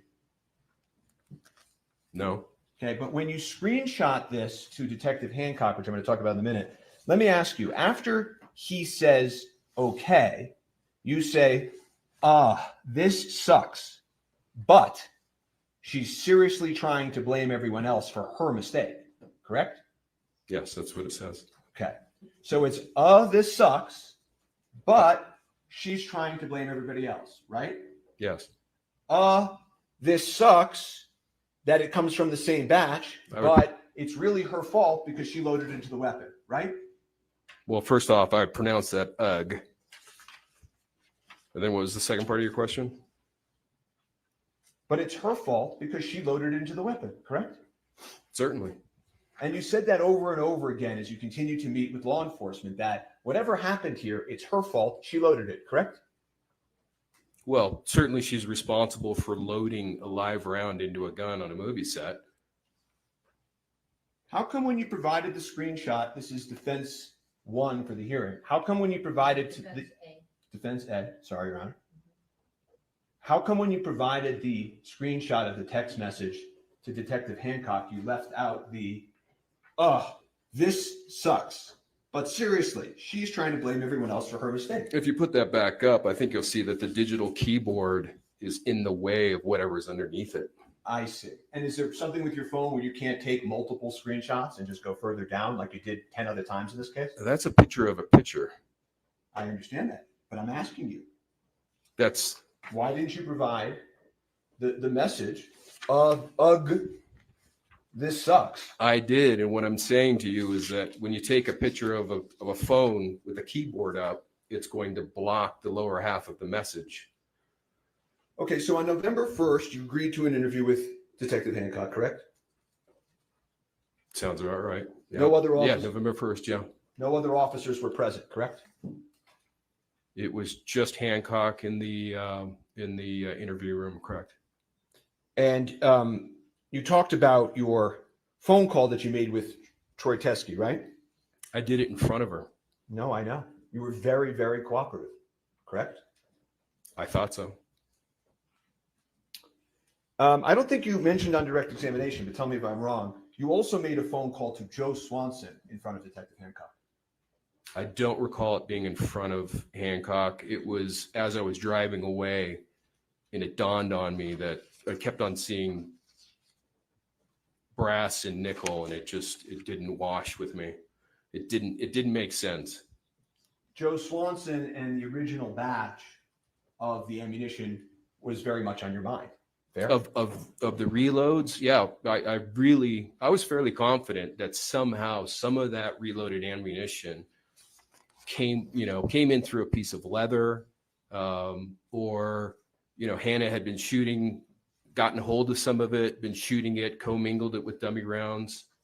I was concerned that it was going to be a Joe Swanson reload. It turns out you actually made the call to Joe Swanson within earshot of the police recording equipment. And you asked Mr. Swanson about the green ammo can. I don't recall that. Okay. And you then said,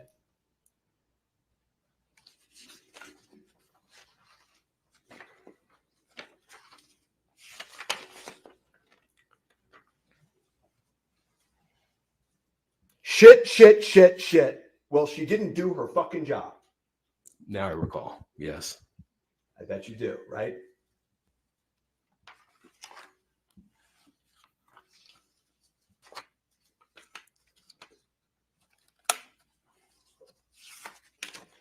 And the she who didn't do her fucking job was the armorer, right? Correct. And the shit is the commingled rounds, isn't it? Well, I think the shit was a concern that Swanson was going to get dragged into this, and it was going to have been some of his reloads that caused the death and injury. Oh, the exclaiming of the shit was your concern for Joe? I think it's a collective. I mean, there's 4 of them there. There's a lot of shit. So some of the shits were for everybody that had ever touched the commingled round. The whole thing is awful. Okay. Can we agree that you didn't intentionally provide live ammunition to set of rust? We can agree that it didn't at all. Okay. Well, we can't actually agree to that. Okay. And by the way, that's November 1st. November 30th, okay, a month later, the police come knocking with a search warrant, right? Yes. Just like you were there at the truck search, you were there at the PDQ warrant search, right? I was on a connector flight from Phoenix. I'm glad you mentioned that. Both times, both at the truck and at your the search at your prop house, both times you happened to be grabbing onto a flight and getting there just that day, right? No, actually, I was in Las Cruces on Bruce Willis's final movie, finished that, and was heading to the Rust set directly from Las Cruces, driving in the Sprinter van. That was after you got the code to the safe, right? I recall that I got the code while driving. So if law enforcement were to have represented in this courtroom that they needed you to open up the safe and that's why you were at the truck search, that's not actually true because Sarah Zachary had the code, they had the code. That whole story about needing you there for the code is pure fiction, right? I don't know that it's fiction. I think it was more along the lines of Hancock wanted to interview me, and also I wanted to be there to assist in any way that I could have with the investigation. So I think they're being cordial in waiting for me to show up. Okay. Back to PDQ. The warrant was signed by a judge authorizing them to search your property, right? I saw that, yes. And when you saw in the warrant that it talked about the reloads and the green ammo can, you actually started to text Detective Hancock, upset with her for including that in the warrant, didn't you? I did.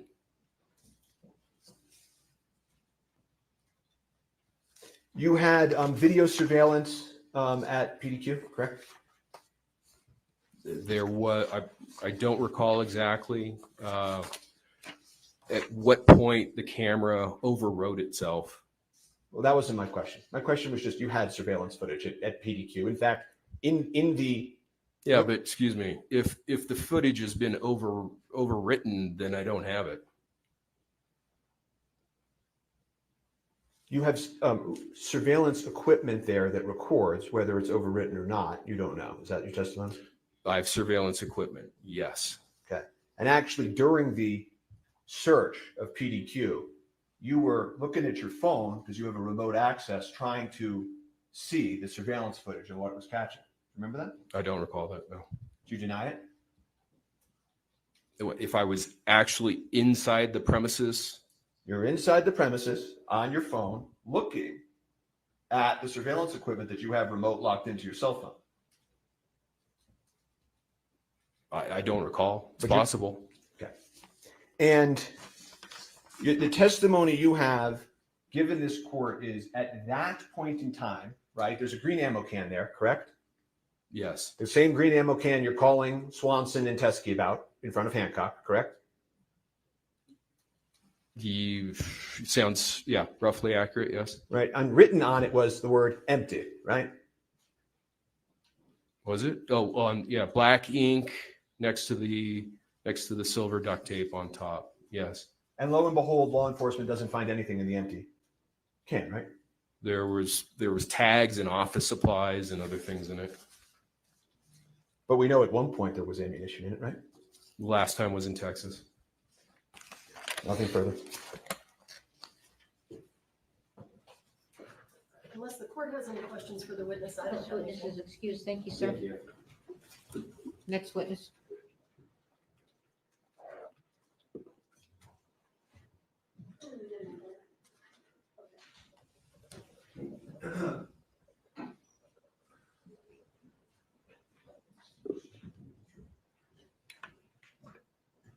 Thank you.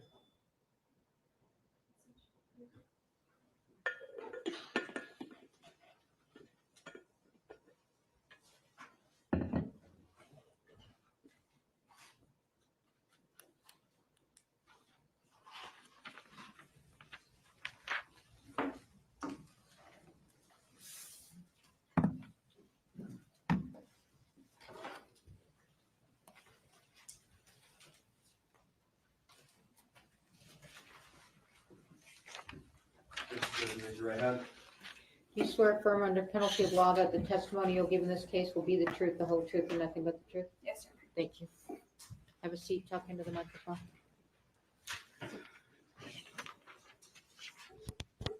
Corporal.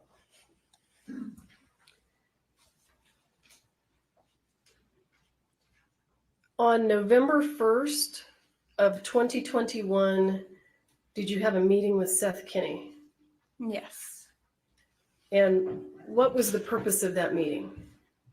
I don't know the entirety of the purpose of it, but I think it was something to do with ammunition for Rust. And were you provided, or did Mr. Kinney share with you a photograph of ammunition? Yes. And do you recall the photograph? No, I don't. Would you recognize it if I showed it to you? I might.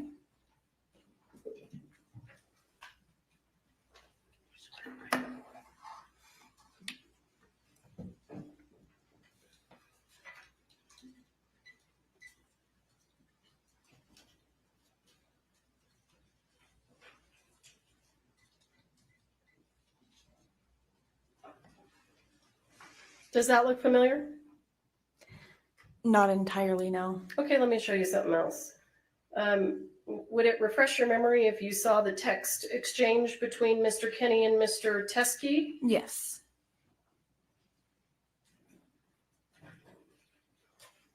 Can you see that? Do you want me, I'm going to enlarge it. Do you see the date? I do. I'm going to go down so you can see the rest of it. Do you see the rest of it? Yes, I do. Is that the photograph of the ammunition that was shared with you by Mr. Kinney that came from Mr. Teskey on November 1st? I remember this conversation between the two of them. Okay, explain it to us then. And I'm sorry, I'm showing you for the record, States Exhibit 1 for the motion hearing. Go ahead. I'm sorry, can you repeat the question?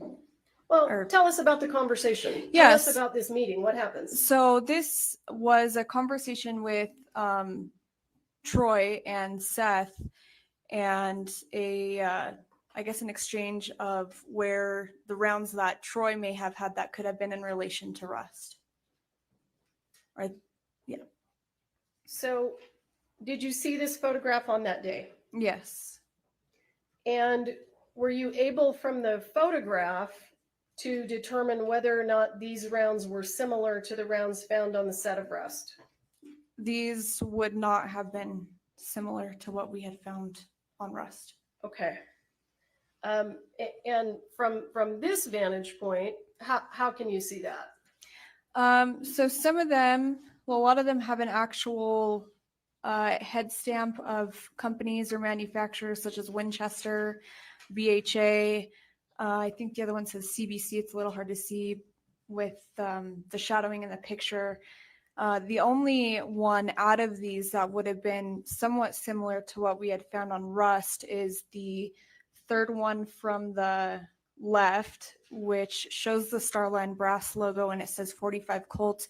However, a distinguishable difference in this round and what we had found on Rust would have been the color of the primer. They're different colors. Okay. If you recall, did you yourself ever have a conversation with Mr. Teskey?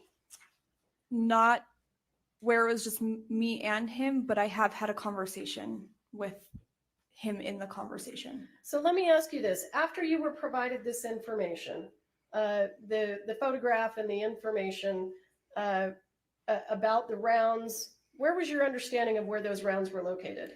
In Arizona. And did you have any communications with Mr. Teskey about obtaining those rounds? Yeah, I had asked Mr. Teskey at least a couple times for him to figure out how to send those rounds to the sheriff's office. I asked him on a couple different occasions to either ship them or figure out a way that we could still get them in the sheriff's office possession. And you wanted to do that even though they didn't appear to match the rounds from Rust? Yes. Why? Because the investigation in itself was still very fresh at that time. It was still ongoing. I wanted to make sure that we had all the information that was brought forward to us in order to continue this investigation. Did you see Mr. Teskey at Ms. Gutierrez's trial? I did. And were you aware that Mr. Teskey was a friend of Ms. Gutierrez's father? Yes. Did you receive any communications during the Gutierrez trial relating to Mr. Teskey? I did. Tell us about those. So during her Hannah's trial, or near the end of it, I had gotten some correspondence that a male by the name of Troy Teskey had came in and had ammunition, and that he wanted to turn it over. Came in where? To the courts. So he came here? Yes. To this building? Yes. And who did he speak to, if you know? He spoke to I believe the deputies downstairs that were working the courts. And what were you doing at that point in time? I was here in trial. So you receive information that there's a person down there that has what? Ammunition. And how did you respond? What did you do? I had asked the deputy, I said, can you just have him wait until, have him wait here until I have a moment that I can speak with him. Did he wait for you? No. Where do we go from here? What happens next?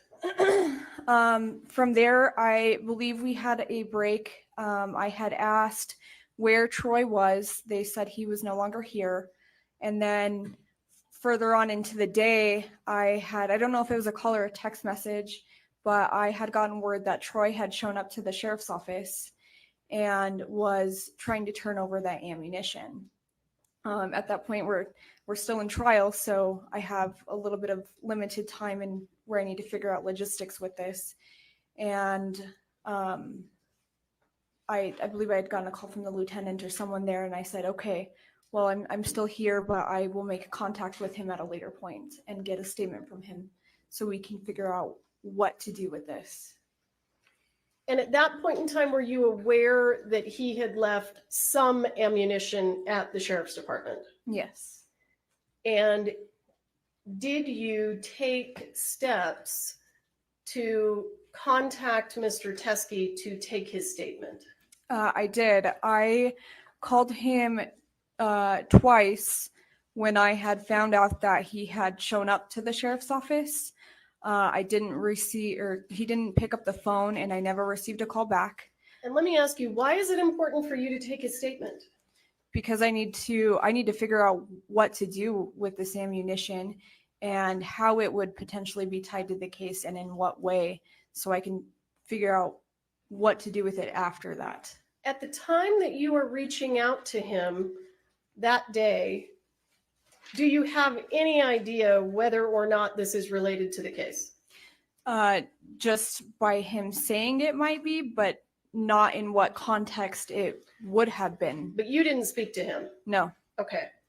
And is that the reason you were trying to reach him? Yes. And to try to set up something where I could have a discussion or an interview with him. And you want to have the interview because you want to see if it's tied to the case? Yes. So you call him twice, and does he respond? No. Do you continue to try to reach him? I did try to reach him again. I believe it was the following week. I tried to reach out a couple times and never received a response back.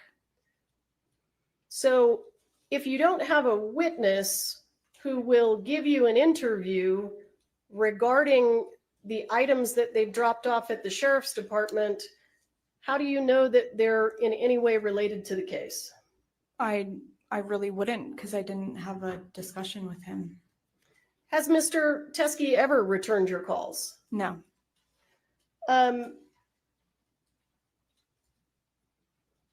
Did you,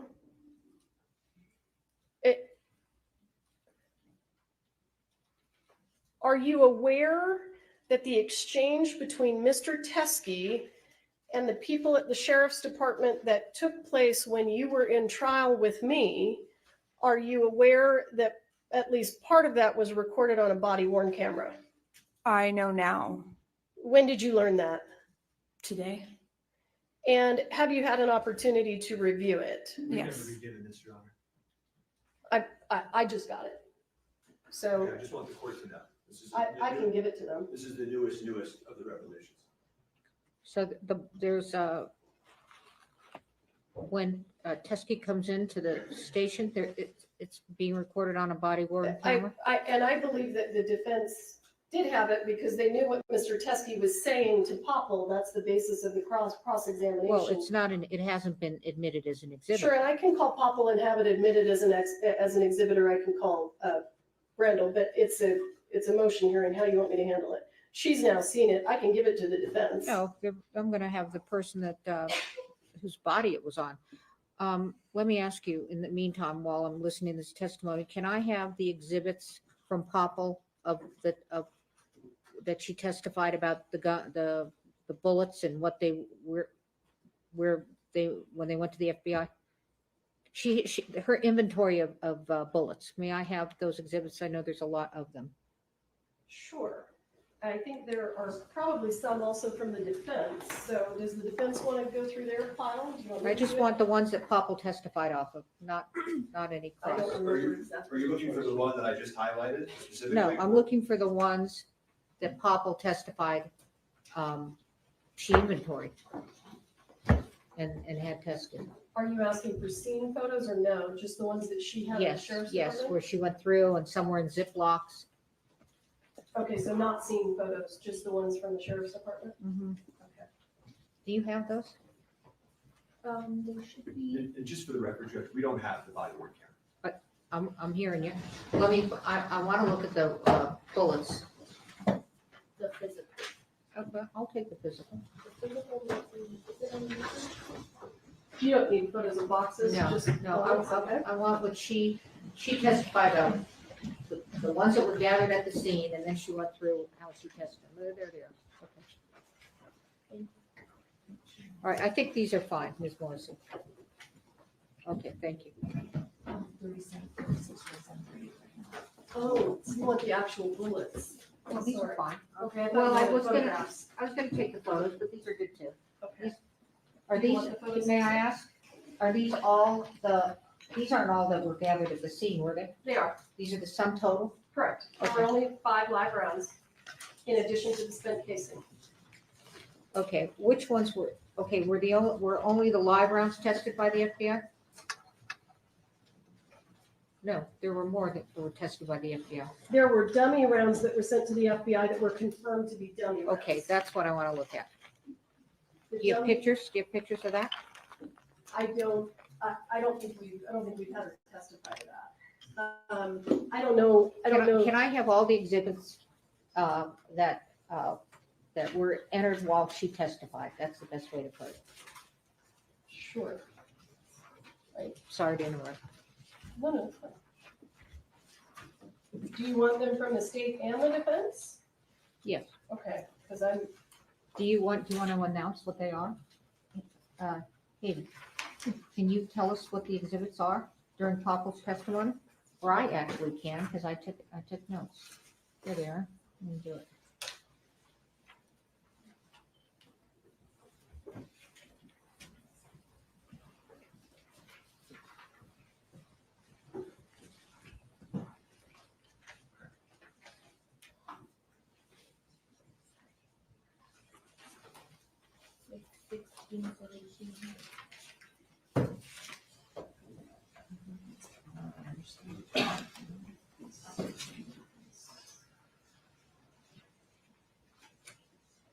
hang on.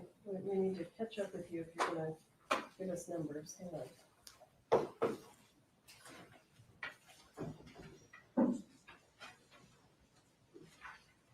All right, do you want me to tell you what they are?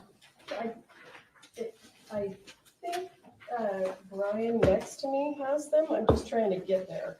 So I don't want you to list them off to me yet. Well, it's just 15 through 21.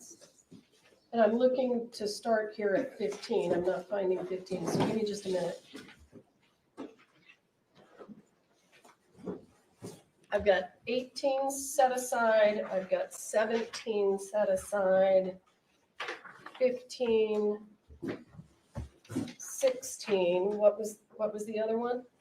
That's 15, 16, 17, and 18. Okay. And then 20, 21, 23. Okay, slow down, because it's, if you would, please.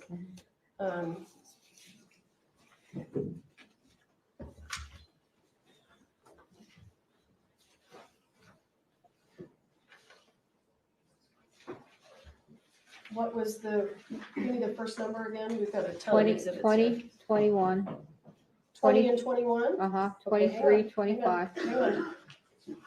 This is 20. You want Oh, that? no, I just want the gun. 21 is You the can shot go of the whenever you pew. Yeah, I don't want the pew. I want Okay, what else? just So here's 10. Do you want that? That's a scene photo. She testified to it. a scene photo. What do you mean? It's from the set of Rust. It was taken Okay, on the yeah, set. yeah. Okay. Do you want these? This does, okay. This one has ammunition on it. Which is that from, oh, no, I don't want, This I is only want 9. the ones on the set, not in PDQ. Okay. So what I'm handing you is all photos of state's exhibits that were of ammunition. Do you want the spent casing? No. Okay. Do you want me to go through the defendant's exhibits? I want the defendant to go through the defendant's exhibits. Glad you asked. Do you want this? Yeah, sure. Where's Okay, that? that's the spent casing. Okay, yeah. These are the ones I have. I have them here. There you go, Judge. All right, thank you so much. These are it after all I asked for? Seems kind of thin from All what right, I, you know what? Hang on just a second. Let me go through these real quick. All right. Stop for just a second. Let me see what's in front of me. These are enough. These are enough. These are enough. Okay, I'm good. I'm good. All right, let me just use these, okay? Let me just see if I might ask for more later. Okay, go ahead. I'm sorry to interrupt your question. No, that's fine.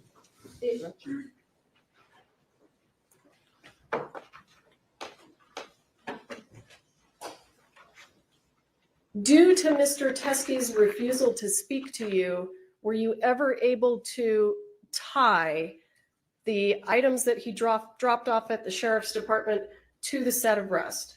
No.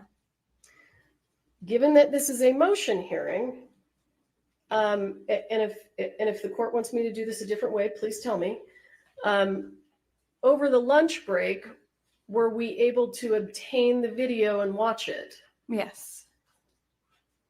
Did you hear what Mr. Teskey said in the video regarding whether or not these came from the set of rust? He said that they were not from the set. That's what he said on the video. Yes. Okay. And I'm happy to get. He can't cross-examine off of this. Sure, and I can get it to him. Well, you are going to give it to him, and this testimony, he can call her back up if he wants. but- Absolutely, sure. I'll pass the witness. All right, I have some questions. Can you put back on that video of the text that Seth Kenny Sure. got from Teskey?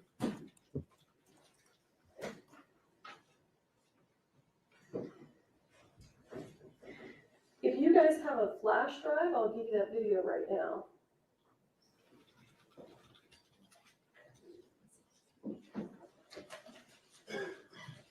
And can you blow that up, You want the top or the bottom? the top? Okay, All right, I'm going to ask some questions. sure. All right, so you testified that that only one seemed similar. Let's see. you said. One similar to the Starline Brass Color Primer in Arizona, and that it's the third one. So 45 Colt? Not, it didn't seem similar in the primer. It was different in the primer color. So In what, why is it different in the primer color? because the primer on this, the third one it's a brass color. The primers that came from rust were silver. Put this, who's this, these are, you counsel, you need to come up. Counsel, you need to come up. I'm questioning, you're gonna need to see this, both of you. I can see what you're showing her. I saw what you're showing her. I see, I only see one silver here. Right, but this is in reference to the live ammunition. Look, you just testified. Let me just ask this. None of these look similar to the set on rust, To the live ammunition. to the live ammunition on Yes, rust. ma'am. Yes, Okay. Your Honor. But it still looks similar to what was on rust. Yes, yes.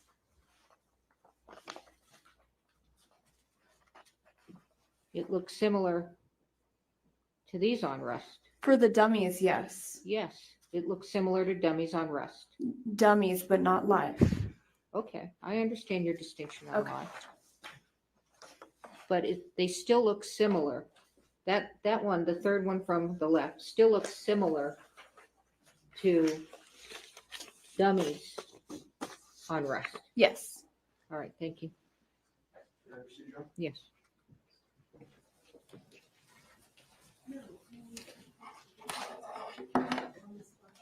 I may not even need the video right now, so we can start without that.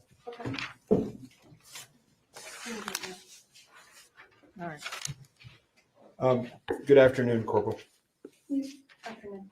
When you started investigating this case, you were investigating this concept of sabotage, that there could have been an intentional live bullet placed onto the set. Do you remember that? Not originally, but later on, yes. Okay, and obviously if somebody, I missed the question. Let me just ask it. So they're not similar to the live rounds. That was not similar to the live rounds, but they were similar to the dummies on rust. That's correct. Okay, and the dummies on rust were tested with the live ammo. by the FBI? Yes, some of the dummies were sent. Some of the dummies that look like that one on the phone. I couldn't say which exact ones were sent to the FBI. Okay, but you just testified that that looks similar to the dummies on Rust. Yes. You didn't differentiate, and that some of the dummies on Rust were sent to the FBI. Yes. Okay, thank you. So, at certain point early on in this case, you entertained the possibility that this was an actual sabotage, that somebody could have intentionally placed the lethal bullet onto set, correct? Yes. And you quickly dispensed of that concept, right? I don't think it was quickly dispensed. It was investigated. Okay. And fair to say that if that had happened, that would have been a far different case, right? It could have been. I don't. And so then you turn to the idea of, well, somebody outside of Rust could have placed or been the cause of the ammunition ending up on set. And you interviewed Seth Kenney, I think you told this court yesterday, 10 times at least, right? Yeah, I can't put an exact number, but it was a few times, yes. Right. And that would have been a different case also, right? If he had provided them in relation to this case or in relation to the past case, In relation to any case. it's hard to say. Well, you were here for investigator, I'm going to do this again, CST Popple's testimony yesterday, weren't you? Yes. And you've had an opportunity to view the 45 Starline brass that came out of this package today, correct? No. You haven't looked at it yet? No. Okay. She was excluded as a witness, I think. And are you aware, as you sit here, that there was 45 long cold Starline brass nickel in the courtroom today from CST Popple? I just found that out today. Okay. So you were here for this testimony in this courtroom. And let me ask you, Ms. Popple, the ammunition that the Good Samaritan, Mr. Teskey, the close friend of Hannah Gutierrez's dad, when that ammunition that he brought into you after the conviction, you still have it? Answer, yes.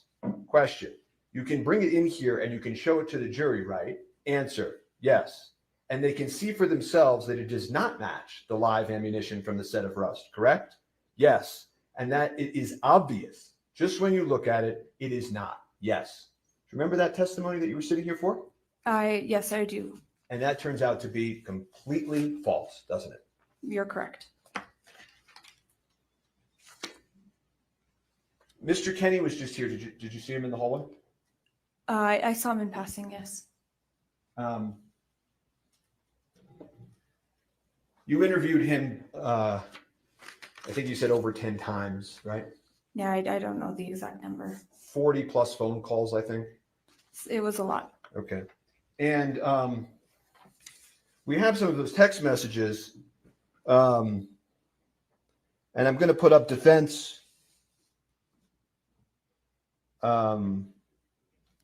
Defense B.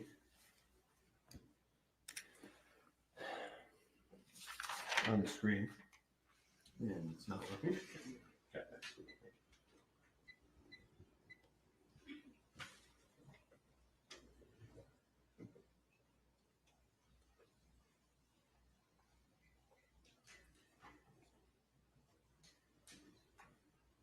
Okay. And you see at the top, this is a screenshot that he's sending you, right?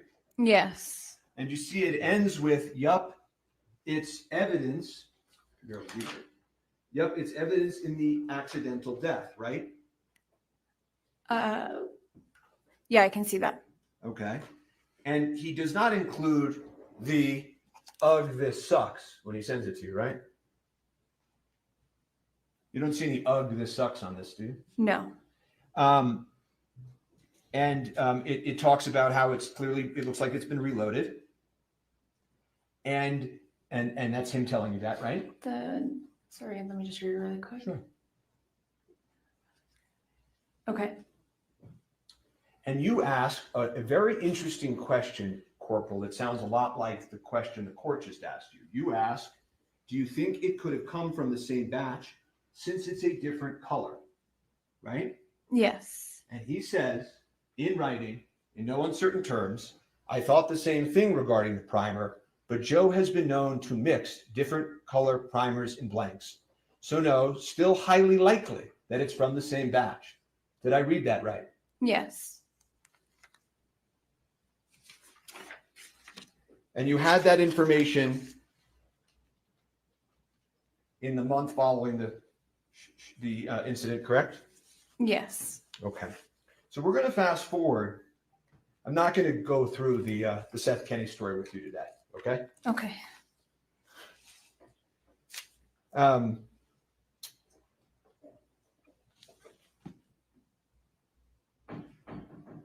But it's fair to say, if we even fast forward to the end, Mr.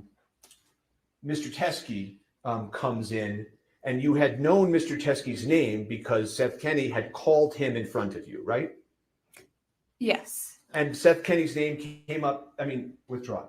Troy Teskey's name came up several times because Seth Kenny brought him up several times, right? Yes. In relation to the idea that the same batch of rounds from 1883 had at different points and different quantities touched Joel Swanson, Troy Teskey, Seth Kenny, right? They were all involved. I don't know if it was in relation to 1883 or where it originated from exactly, but that it might be related, might be. And that they would talk about in front of you on speakerphone the green ammo can that had leftover ammunition, correct? Maybe I'm not too sure. Well, you're not denying that, are you? No, I'm not. Okay. And in fact, when you went to search PDQ, in the warrant that you put in front of a court to get access to PDQ, you wrote into that warrant that you needed to find the green ammo can, correct? I did. And the reason that you needed to find the green ammo can, as you explained in the warrant, was because there may be live ammunition on it that matched the round that struck Miss Hutchins, correct? Yes, that was where that originated from was from Thel. Well, but you see, I knew you were going to do that. It's not the only place it originated from. It also came up with Mr. Teskey and Mr. Swanson in front of you on November 1st when Mr. Kenny found out and said, shit, but it's her fucking fault, right? He said that a lot. He said that exact phrase? Shit, but it's her fucking fault? He said that a lot? Yeah. Did you grow suspicious of Mr. Kenny as he kept saying that? No. Okay.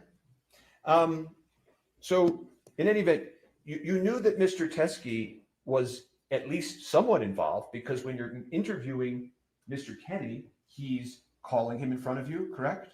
Yes. Sending you screenshots of messages with him, correct? Yes.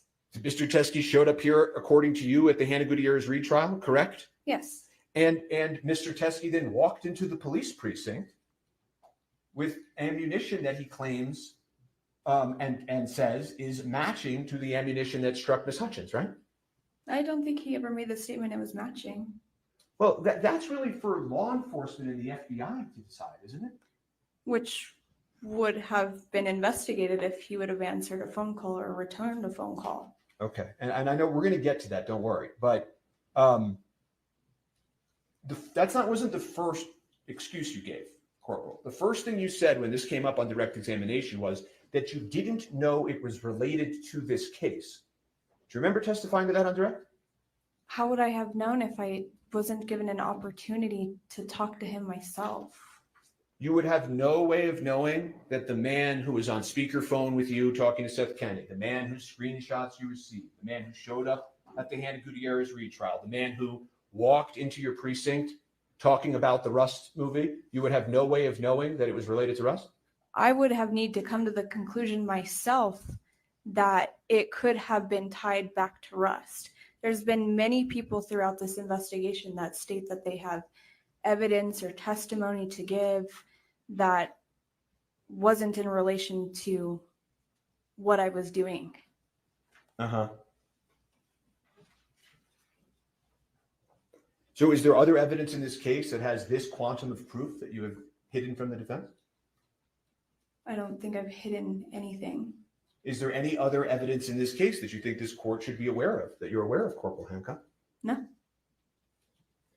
And when Mr. Teskey came in, he stated that he believed it was from the same batch of ammunition that was located at Seth Kenny's warehouse in Albuquerque, correct?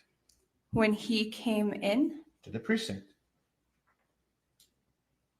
So you're, sorry, I just want to understand this. Mhm. You're saying that Troy Teskey made the statement to law enforcement that the ammunition matched Rust. Correct. Where is that statement coming from? In your own police report. Okay. I'm reading it. Okay, so that's not my police report. I didn't say it was your police report. You Corporal. just said it was. No, I said in the police report. Just as a point of clarification, can we? Is this an objection or is she just talking? Yeah, you gotta have an objection, okay? I said no running things. My Speak. request is that we correct the record with regard to Mr. Spiro's. That is statement. not an objection. Okay. What is your objection? I want to correct the record that. he One actually did word. say, I'm showing you your police report. He's corrected himself, a police report.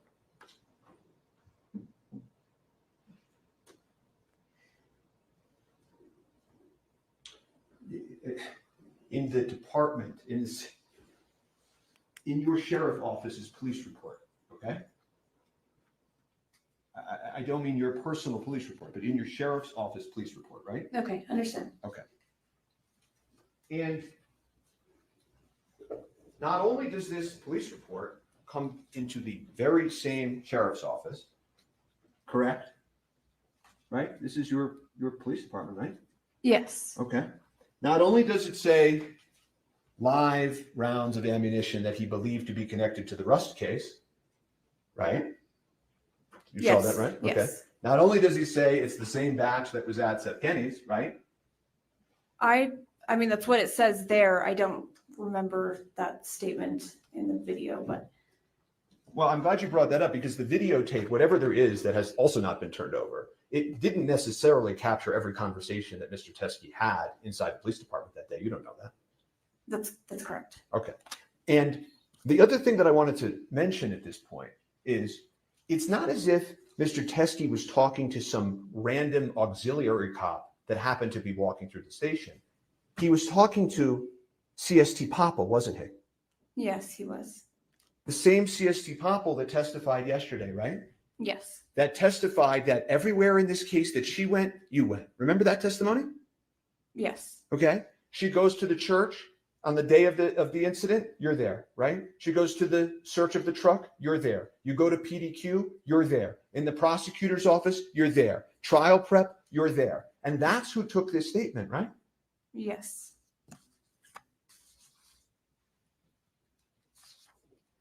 You know, there's hundreds of items inventoried in this case, right? Yes. Every time you inventory an item in this case, there's no matching witness statement, right? No. Right? You pick up there's dozens of items, dozens and dozens of items that you all inventoried in this case that have no matching corresponding witness statement, right? Yes. Okay. So the story that has now been come up with, that the only reason we couldn't take this item was because there wasn't a matching witness statement, is just spun out of whole cloth, isn't it? I don't think your statement's entirely correct. You said the reason why we couldn't take this item, which we did take the item. You took the item, but you took it and put it in a different box than the rest of the items in the Rust case, correct? Well, I don't think they're all, I mean, I'm not the evidence technician, so I don't know how. Well, you know this wasn't placed and designated as a Rust evidentiary matter. It was kept and vouchered, as you heard yesterday, under a completely separate identification number, correct? A different case number. Right? Yes. Unlike the hundreds and hundreds of other items that were collected in this case from a variety of sources, correct? That's correct. Okay. And a lot of those items were like random, irrelevant, tangential things that all went into CST Popple's inventory in this case, right? I think all those items were collected on scenes through search warrants or through somebody that gave them to us that we could have had a conversation with, and I could be able to relate what that item was and how it may have been related to Rust. There was no way to relate this item to Rust, and the guys in your precinct telling you this is related to Rust, and you had spoken to him on speakerphone and you had gotten those text messages. There's no way to relate it? Again, I didn't get a statement from him when he's dropping off this ammunition and didn't see it because I wasn't there when Well, he was dropping the ammunition off. well, your colleagues got a statement, didn't they? Yes. Right? It's not like he didn't give a statement that day. He sat in the precinct and met in a room with your colleagues and did give a full statement. So that wasn't true either, right? I didn't know that until today, that he had sat down with someone. Okay, but now that you know that, now that you know that he gave a full witness statement, the story that the only reason that law enforcement couldn't possibly dream up a way to connect this to Rust and put it with the rest of the evidence doesn't work anymore, does it? Because he did give a statement, right? I'm not going to agree with that because he said it didn't come from the set. Well, So you keep saying that, but he's not. The point of this isn't that he literally snuck onto the set and took it back, right? The point is that he had the matching ammunition so that we could understand the source of the lethal round, right? but again, I didn't know he had matching ammunition. Well, but your colleagues did. Again, that wasn't something that was told to me. I understand your testimony, but given that all of the things we've just discussed about, wouldn't you agree with me that if law enforcement were to come into this court and say the only reason we couldn't possibly connect this to Rust was because he didn't give a witness statement, that doesn't work if he did give a witness statement? True? Potentially, I'm going to still say that I wouldn't agree with that because I wasn't able to speak with him and how it would have been in relation to Rust. When we submit things, we normally need to have a way to describe to the lab the reason for the testing. We're going to jump to testing now. Okay, well, maybe not testing, but Overruled. Is there a rule in your department that when you take in evidence from somebody who says it's connected to something, that you need to have some additional witness statements before you just voucher it and inventory it with the rest of the evidence? Is there some rule that you could point the court to? I don't think there is one. Right. And in fact, there couldn't be, because nowhere else in this case of the 100 of items did this rule apply, right? But I don't know. I don't think it's correct to compare all the other items in this case to ammunition that was turned in during the end of a trial. Okay. And I don't want to go through every single item that was inventory, voucher, whatever word you want to use in this case. But can we agree that there were lots of items vouchered and taken into evidence in this case that are more irrelevant than this very crucial piece of evidence, right?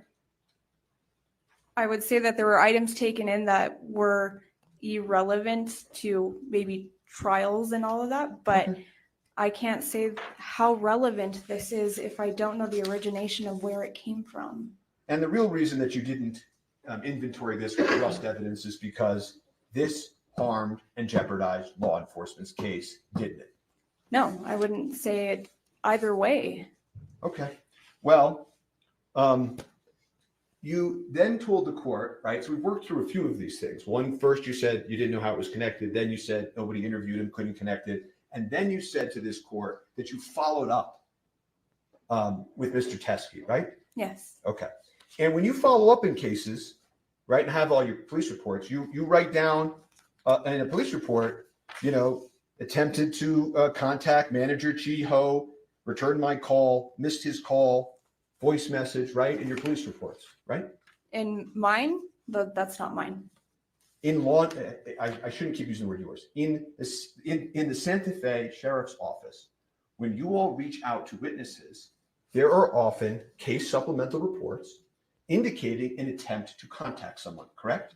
It's not a requirement. Okay. Did I ask you if it was a requirement? and I'm just answering your question as to, I don't have to say every day and every time I tried to contact somebody. Oh, okay. But I'm asking you a slightly different question, which is that in this case, this Rust case, okay, there are lots of police reports in this case that are in your file, even if you didn't personally create them, that indicate law enforcement attempting to contact witnesses and failing to reach them, correct? That specifically,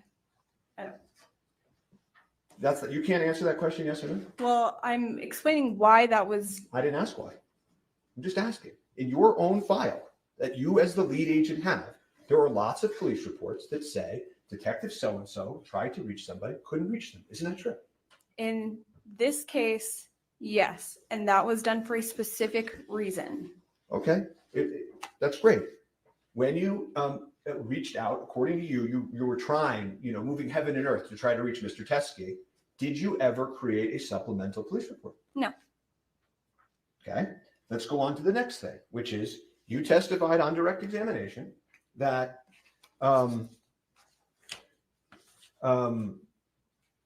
you then, in the weeks, months, whatever that followed, you attempted to reach Mr. Teskey, correct? Yes. Have you reviewed your phone records? For which ones? Are you sure you did that? She I'm- asked you a question. I'm Oh. asking for which phone? Well, which do you have multiple phone numbers? Yes. Okay, I know the cell phone number that you've given out in this case because we have those, Mhm. right? Did you use that cell phone to contact Mr. Teskey? I don't know exactly which phone that I used now. Okay. Did you use the desk phone? I don't know exactly which phone that I used.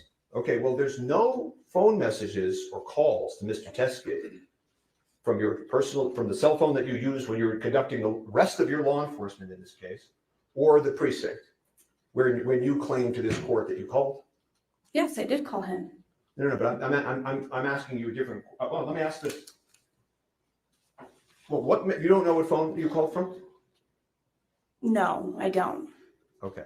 Well, there are no calls from you and your cell phone that you used for everything else in this case to Mr. Teskey during the weeks that you claimed you were trying to reach him. Do you know that?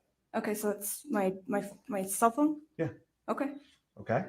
There's also no phone calls in the days and weeks that you claim you were trying to reach him from the Santa Fe Sheriff's Office, the 505-428-3700 number. Okay. That's our dispatch number. Okay.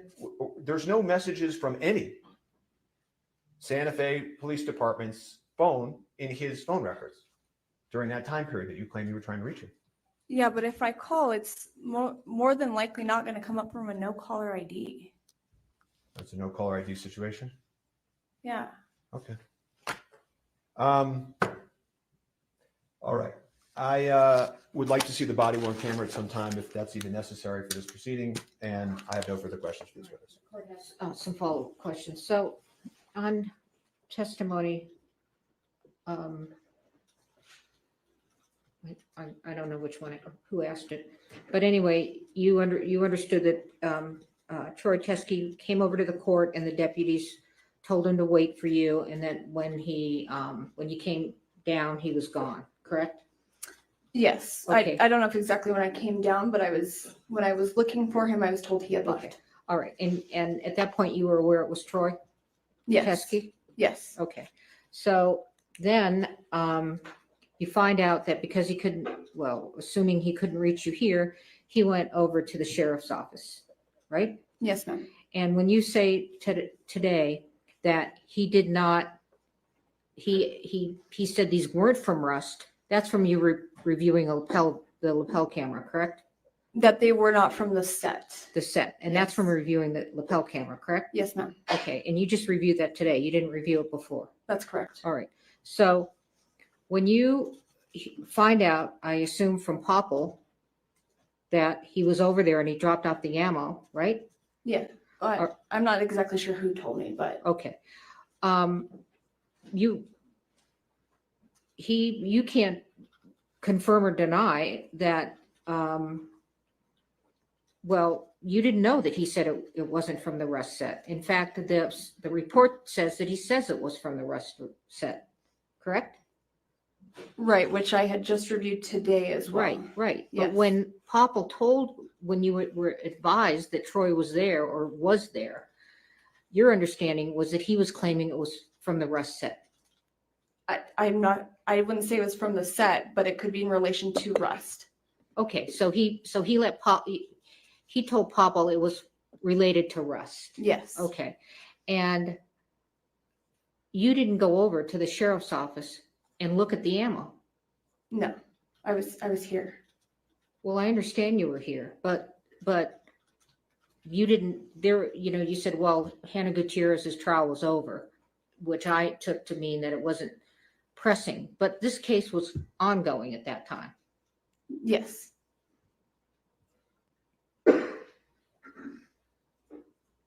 So did you and Popple have a conversation about what to do with this ammo? To my understanding, it was going to be put in evidence Which evidence? at the sheriff's office. The rust evidence? No. Why not? Just as far in our evidence section in the sheriff's office. And why was that determination made? As to why Who it made was. it? Let me ask you, who made it? These were discussions that were had with myself, with the supervisors at that time, and then with the prosecutors. Were you the lead investigator? Yes. Okay. And you said, and with the prosecutors? Yes, ma'am. Okay, so you all had discussions about what to do with what he dropped off. Yes. And you all agreed to put it in this separate file. Yes. Thank you. Just very, very brief follow-up on the court's questions. The defense requested, both through you and the prosecutors, to see all of the ammunition in this case, right? Yes. Okay. And obviously, and I know it's obvious, but I want to make sure it's in the record, we were not ever shown that, correct? Well, I believe that you guys had a secondary evidentiary meeting with the sheriff's office that was canceled the day before the meeting was supposed to happen. Or an evidence showing, I'm sorry. Okay, yeah, we were able to come for some showings and not others. The reality is, when we came for showings, you never showed us this evidence, correct? I don't know if I can agree with you there, because even on the first day that I was present at the evidence hearing, we didn't get through all the evidence that they wanted to see that day. I don't have any more questions. Let me ask you something. If Ms. Popple said it was not in the evidence viewing, would you disagree with her? If this ammunition, sorry, I just want to make If sure I'm this- understanding. If what Troy Teskey dropped off was not in the evidence viewing, because I can get the testimony, but they had a narrow. If Ms. Popple said it was not part of the evidence viewing, that you did not gather it for the evidence viewing, would you disagree with her? I believe that we were sent a list of what they wanted to see. And then, Your Honor, the first day that we had done an evidence showing, we didn't get through everything. That's not what I asked you. And then, yeah, I understand what I'm trying to, then we had another day. Pardon me? We had a second day that was set up to I continue. asked you if you would disagree that Ms. Popple said that it was not included in the evidence viewing, not whether you got to it or whatever, but whether when they said we want evidence viewing, Ms. Popple said it was not part of the evidence viewing. I don't know if it was or wasn't. Would you disagree with her is what I'm asking. I really don't know how to answer All right, that. Thank you. Redirect? I can't provide the video until she logs into this system. Mr. I Spivers don't even think the video is relevant. She did not view it until today, so you can look at it. But do you have any cross-exam for her? I just need to develop my records, so I need to get the video in. I need to get the video. You can get the video in, okay? Are you going to get it in through her? Because I said it should come in from the person that wore the body I camera. agree with you. He's here. Okay, well, fine. So do you have any cross-examination for her? I do.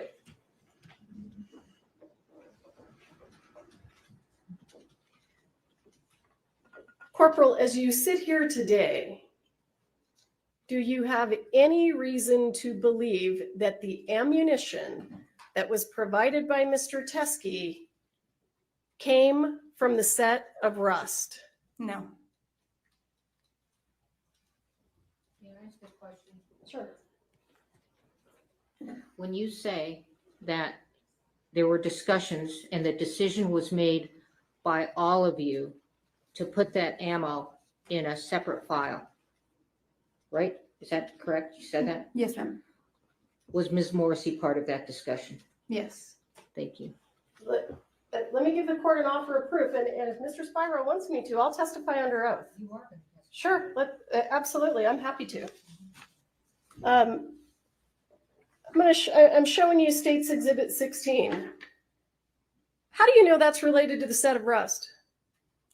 Because it was collected during a search. Where did it come from the scene? Yes, I believe that one did come from the church. Or State's around. Exhibit 29. How do you know that's related to the set of Rust? That was the casing that Marissa collected. State's Exhibit 10. How do you know that's related to the set of Rust? Collected.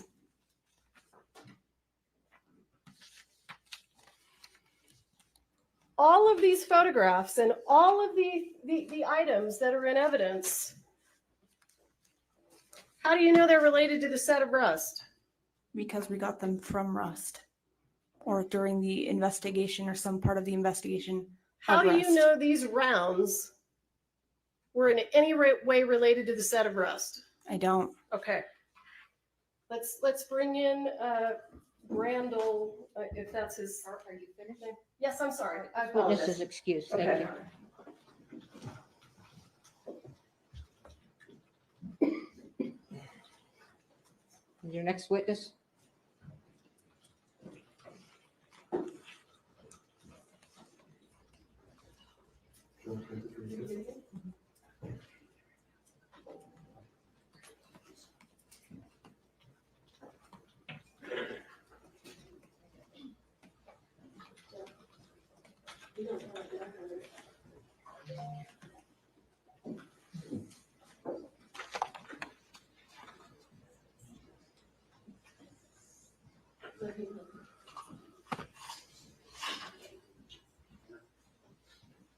Basic judge, raise your right hand.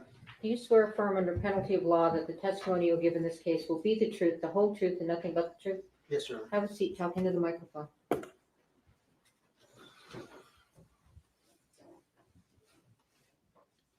State your name, sir. It's Lieutenant Brian Brandle How are you currently employed? at the Santa Fe County Sheriff's Office. And do you know why you're here to testify today? Yes, Were you present when a gentleman by the name of Troy Teskey brought ammunition into the sheriff's department? yes, I was. And at the time, were you running your body-worn camera? Yes, I did. And has that now been provided to me? Yes, Now, just so that we're clear, when you ran your body-worn camera, how did you preserve that video? it is uploaded into a WatchGuard cloud. And when you upload them to a WatchGuard cloud, do you link them to a case number? Yes, they can be linked to a case number. Was this video linked to a case number? I don't recall. I'd have to look at the video, but I believe so. Okay, and we have the video. I'm trying to. It's transferring over there? Okay, great.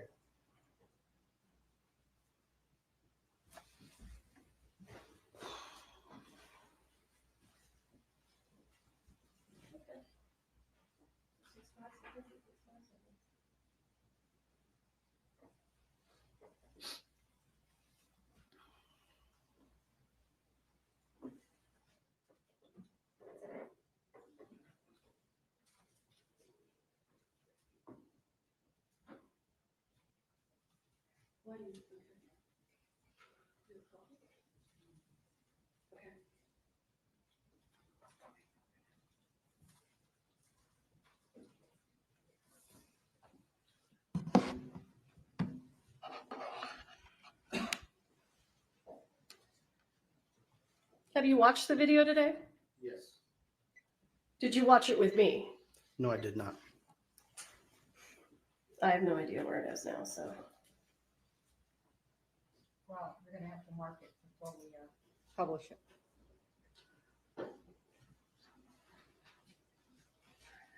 Do you want me to put it on a flash drive for the court and mark I it want you that to way? move it into evidence. Sure, I'm working on pulling it up. Yeah, sure. Do you know the date that this was recorded? I believe it was March 6th, 2024. Would this be State's Exhibit 2? I don't know. I think it is. I'm going to show you what I'm going to mark as State's Exhibit 2.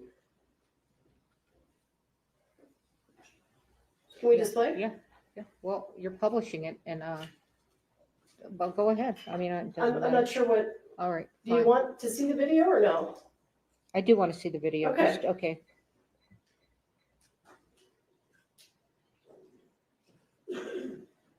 Does that look familiar to you? Yes, What are we looking at? that's the hallway area of the Santa Fe County Sheriff's Office, I believe, near the first secure entrance into our area.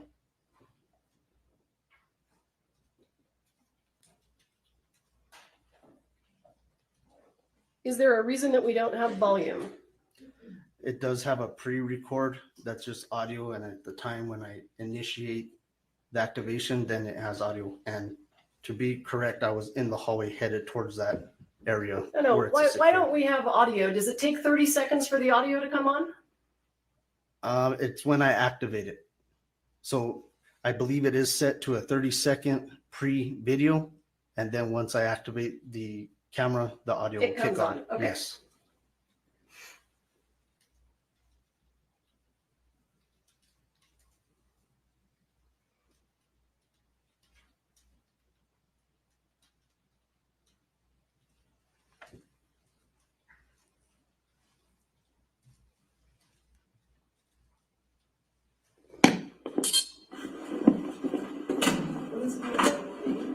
As far as I'm concerned, yeah. Troy, Lieutenant, so nice to meet you. I've got some evidence. You need to do this out here? Because I should probably write out something to go with this. Like a chain of custody. custody. Well, we don't have a chain of custody there. So, yeah, come with me and we'll.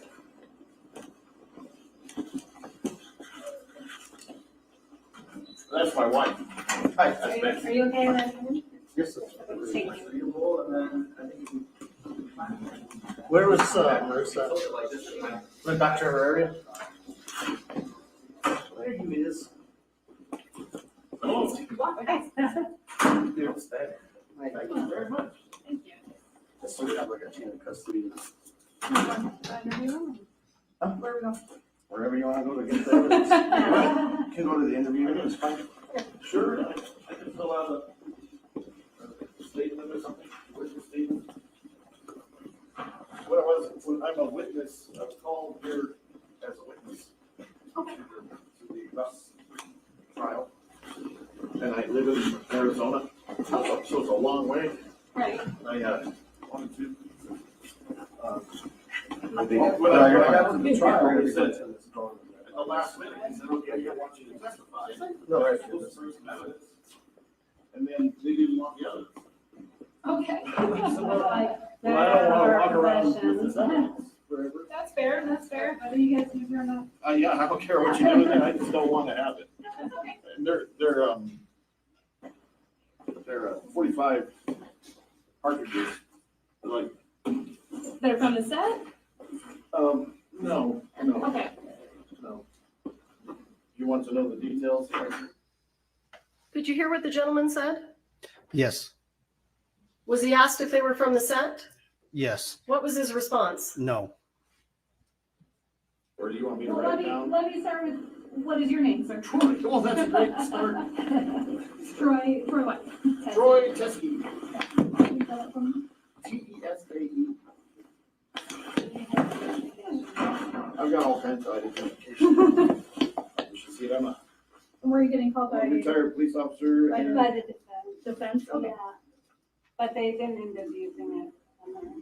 Okay. Here's my police ID. And then I'm also a judge. You need to see that. Sorry. I'm gonna go down. Okay, so they were gonna have you bring 45 rounds? Yeah, and at the last minute, They talked to The her, defense. him on the phone. He was good and said that they're gonna have somebody pick it up from Rosa, which they never did. Okay, so he brought it out here just in case.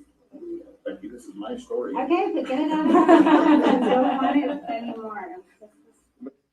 Sir, do you recall this conversation? Yes, I do.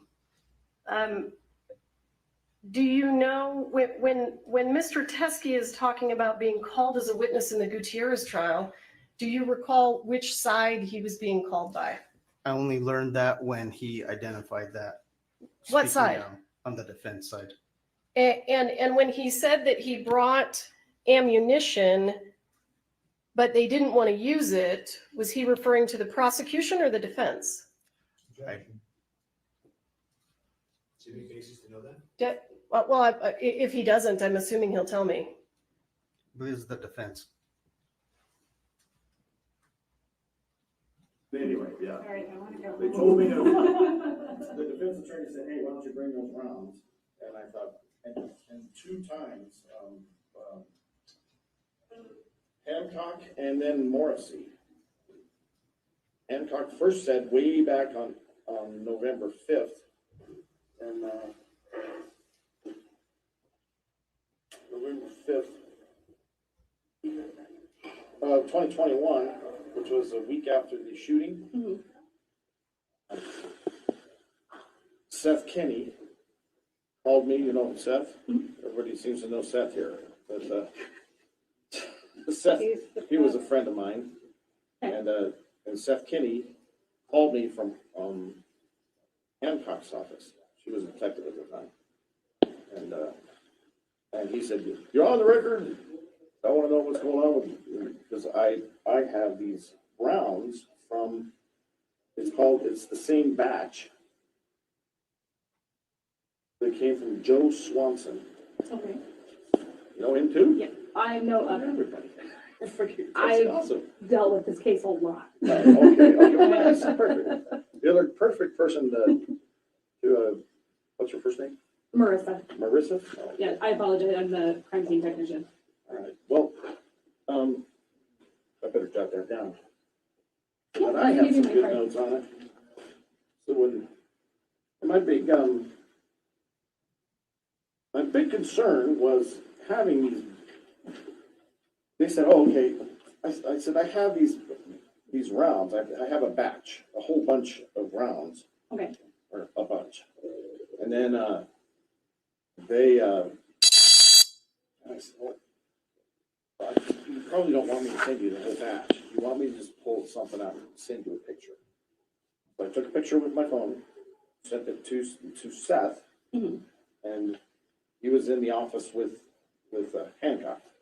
And they looked at it, and Seth said, "Yep, this is evidence from the accidental shooting." And when you say they're from the same batch of Yes. live rounds? Yes. Okay. It's if you know the case, Bell Reed had a whole bunch of live rounds. Yes. And they, Seth and Fell went to Yellowstone 1884, 1883, and he was teaching people how to shoot with these rounds. Right. Then they left there and they went together from Arizona, and then they came back and went to another set, which was.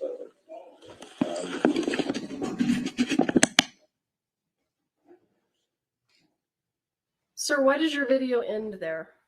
Because I walked out of the interview and was attempting to, or I did contact Detective Hancock to see who this individual was and why he was there turning in evidence like he called it.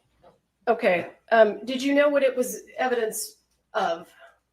He mentioned that it was tied to the Rust case. Well, did he say in the video that it was not from the set of Rust? No, You didn't hear him say that? I don't recall him saying that. Yeah, I stopped it and I asked you what he said. Do you Oh, I'm remember sorry. giving that testimony? Yes, I'm Okay. sorry, yes, So the gentleman said on the video, it was not from the set of Rust. yes, Okay. And you called Corporal Hancock, right? correct. And do you recall the conversation you had with her? Yes, I asked her, an individual's here, gave her the name. I said, he claims that he has evidence. How do you want me to proceed turning it in and documenting it?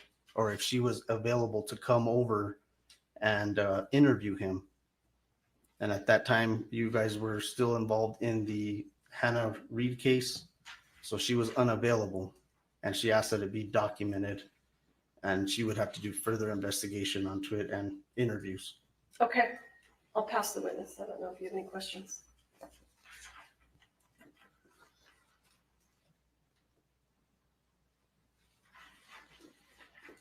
I have a few questions. Do you want me to disconnect? Do you want me to leave it here? You don't need it? Okay.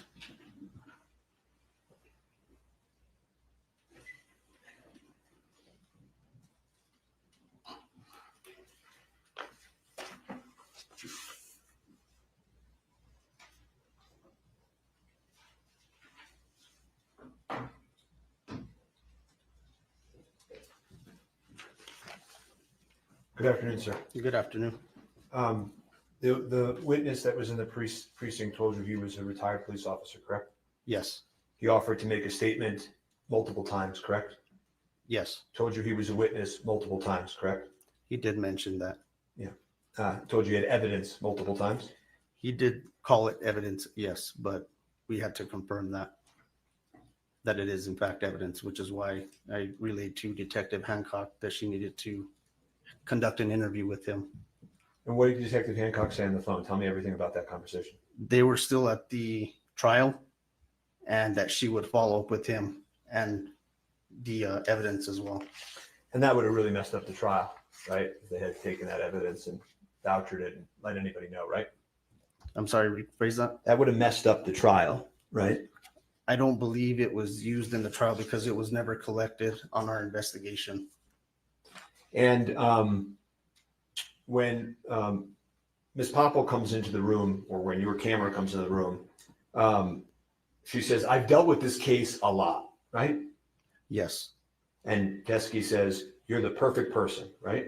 yes, And it was obvious from the conversation that Swanson was, who Seth Kenny was, right? yeah, she was familiar with them. Yeah. And that interview of him continued, correct? I believe he was speaking on his own accord. We weren't conducting an interview. He was just there to turn in the evidence that he claimed he had. Oh, that's not that. So that's your testimony, sir, that if law enforcement is sitting with the witness and the witness is giving information and law enforcement's asking questions and the witness continues to give information, that's not an interview? Law enforcement wasn't asking questions. That was our crime scene tech. No, not a single question was asked in that entire body cam? I don't believe that I asked a question pertaining to the case other than believing it was evidence that was already part of the Hannah Reed case and there was already a chain of custody until after he began disclosing where the evidence came from. That's when I learned that it wasn't actually part of that investigation or it wasn't collected by our agency. It wasn't our actual evidence that was collected. Right. And you know, I don't have all of your police reports for all of your cases every time you get evidence, right? But fair to say sometimes evidence is developed by people coming into the precinct and turning in evidence? Correct, yes. Okay. And you write in your report, it should be noted that this is not actual evidence. That's what you write in your report. I believe pertaining to our initial investigation. It should be noted that this is not actual evidence from the death investigation collected by SFSO detectives. That's what you wrote, right? Correct, and it wasn't collected by our detectives for the investigation. The initial investigation. I don't understand that. Can you explain that to me? So the evidence that was brought, I was indicating because we didn't know if it was tied to the investigation. And Detective Hancock asked that we tie it to a separate case number until further investigation could be completed. So I didn't want someone or anyone to assume that it was actually evidence that we collected tied to this investigation. And so that was at the direction of Detective Hancock? No, that I wrote that on my own accord. Well, you may have written that sentence on your own accord, but I think as you just testified, Detective Hancock, who was at the courthouse with Ms. Morrissey at the time, directed you to put it under a different identification number, correct? Correct, pending further investigation. Okay. You were involved, actually, you're copied on some emails with evidence viewing in this case. I believe so, yes. Right. You have no reason to believe that law enforcement ever showed this evidence to the defense, correct? Correct. I have nothing further for this witness. Any redirect? No, Your Honor. All right, this witness is excused. Next witness?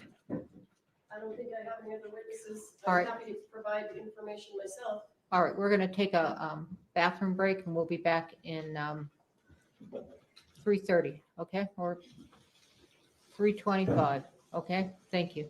We're in recess.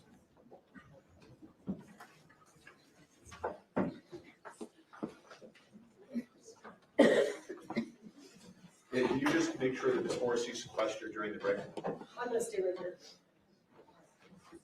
I'm gonna go.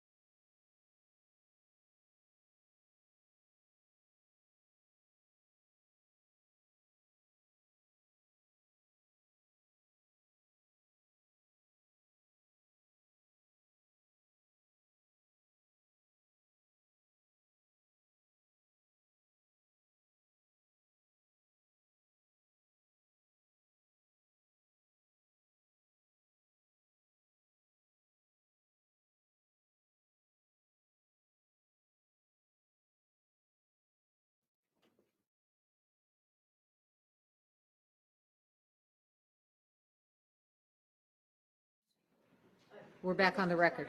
The court indicated that you wanted me under oath, and I'm happy to do that. Where would you like me? Well, okay, so just clear, you're a witness, okay? So you can say oath or whatever, but are you calling yourself as a witness?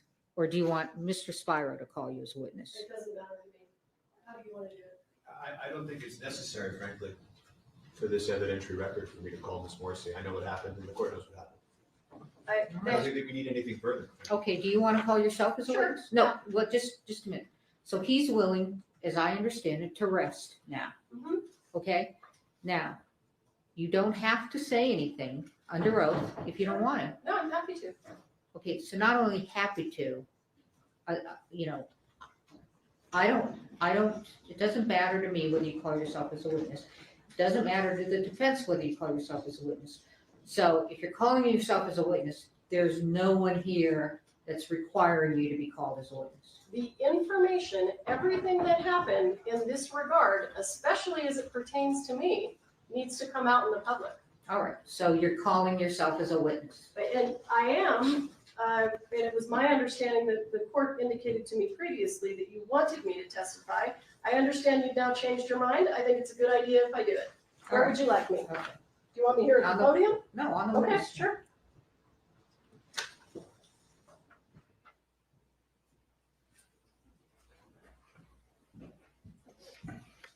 All right, Ms. Morrissey voluntarily calling herself as a witness without any requirement by the court to do so, or Mr. Spiro asking her to.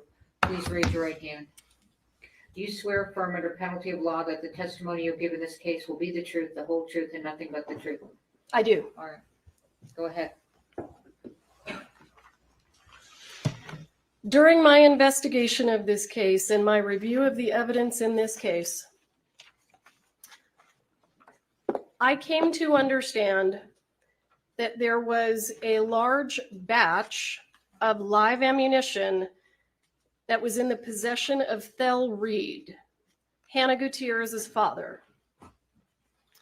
I also understood from all of the evidence and testimony that a portion of that batch of ammunition that belonged to Thel Reed was taken by Thel Reed and Seth Kinney to the 1883 cowboy training camp.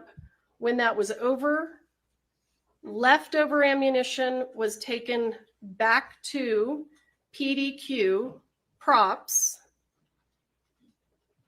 Seth Kinney took some of the ammunition from that container that he had brought back from Texas and turned it into the sheriff's department.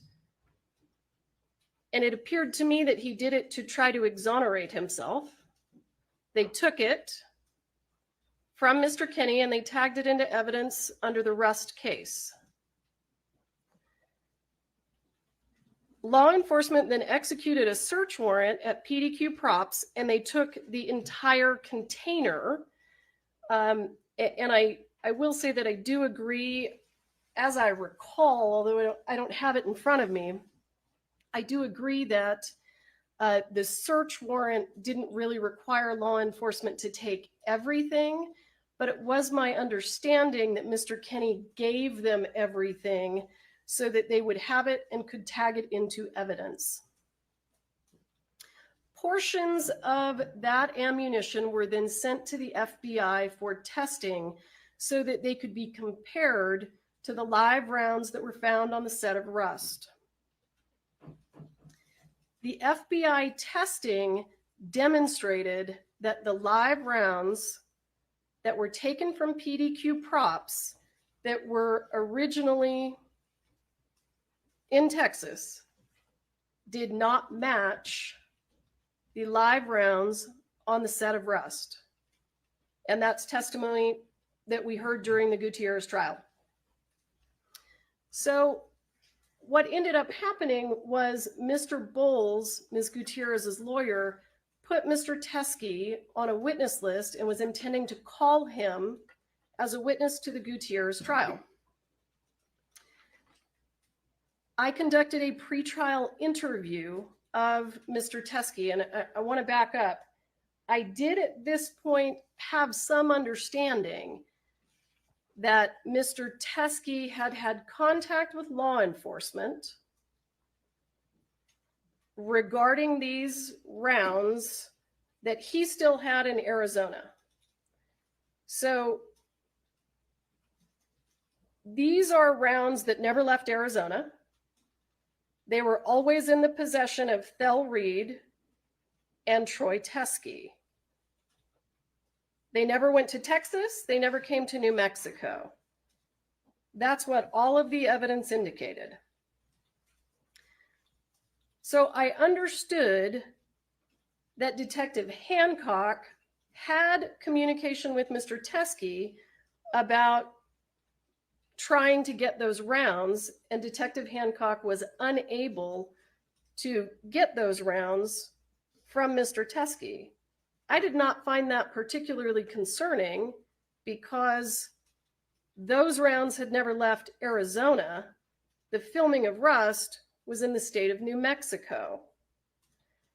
And the rounds that were taken from PDQ went from Arizona to Texas to Albuquerque. So ammunition that is in the state of Arizona that has never left Arizona did not strike me that it had significant evidentiary value. Then, and I will say, I believe I actually saw a photo of it. At that point in time, I was able to look at the ammunition myself, and it was visibly dissimilar than the rounds from the set of Rust. We then cut to November of 2023. Mr. Bowles has put Mr. Teskey on a witness list for the Hannah Gutierrez case. We conducted a pre-trial interview with Mr. Teskey on November 2nd of 2023. At that point in time, he brought up that he was still in possession of these live rounds that were Thel Reed's live rounds that had never left the state of Arizona. I then, when he started, I think he indicated during the pretrial interview that they were from the same batch that was sourced from Joe Swanson. And I then said, we should get those from you. I had a conversation with Detective Hancock after that pretrial interview about how we could get the rounds from Mr. Teskey, and we were trying to figure out if we could send a local law enforcement agency to pick them up. I was then decided that I needed to figure out if that was necessary since they had never left Arizona. And up to that point, it was my impression that they did not match the live rounds from the set of Rust. I then, as I recall, reached out to Mr. Bowles. He and I had a conversation about whether or not the rounds should be tested by the FBI. And I was still trying to figure out if I could get the rounds from Arizona to New Mexico.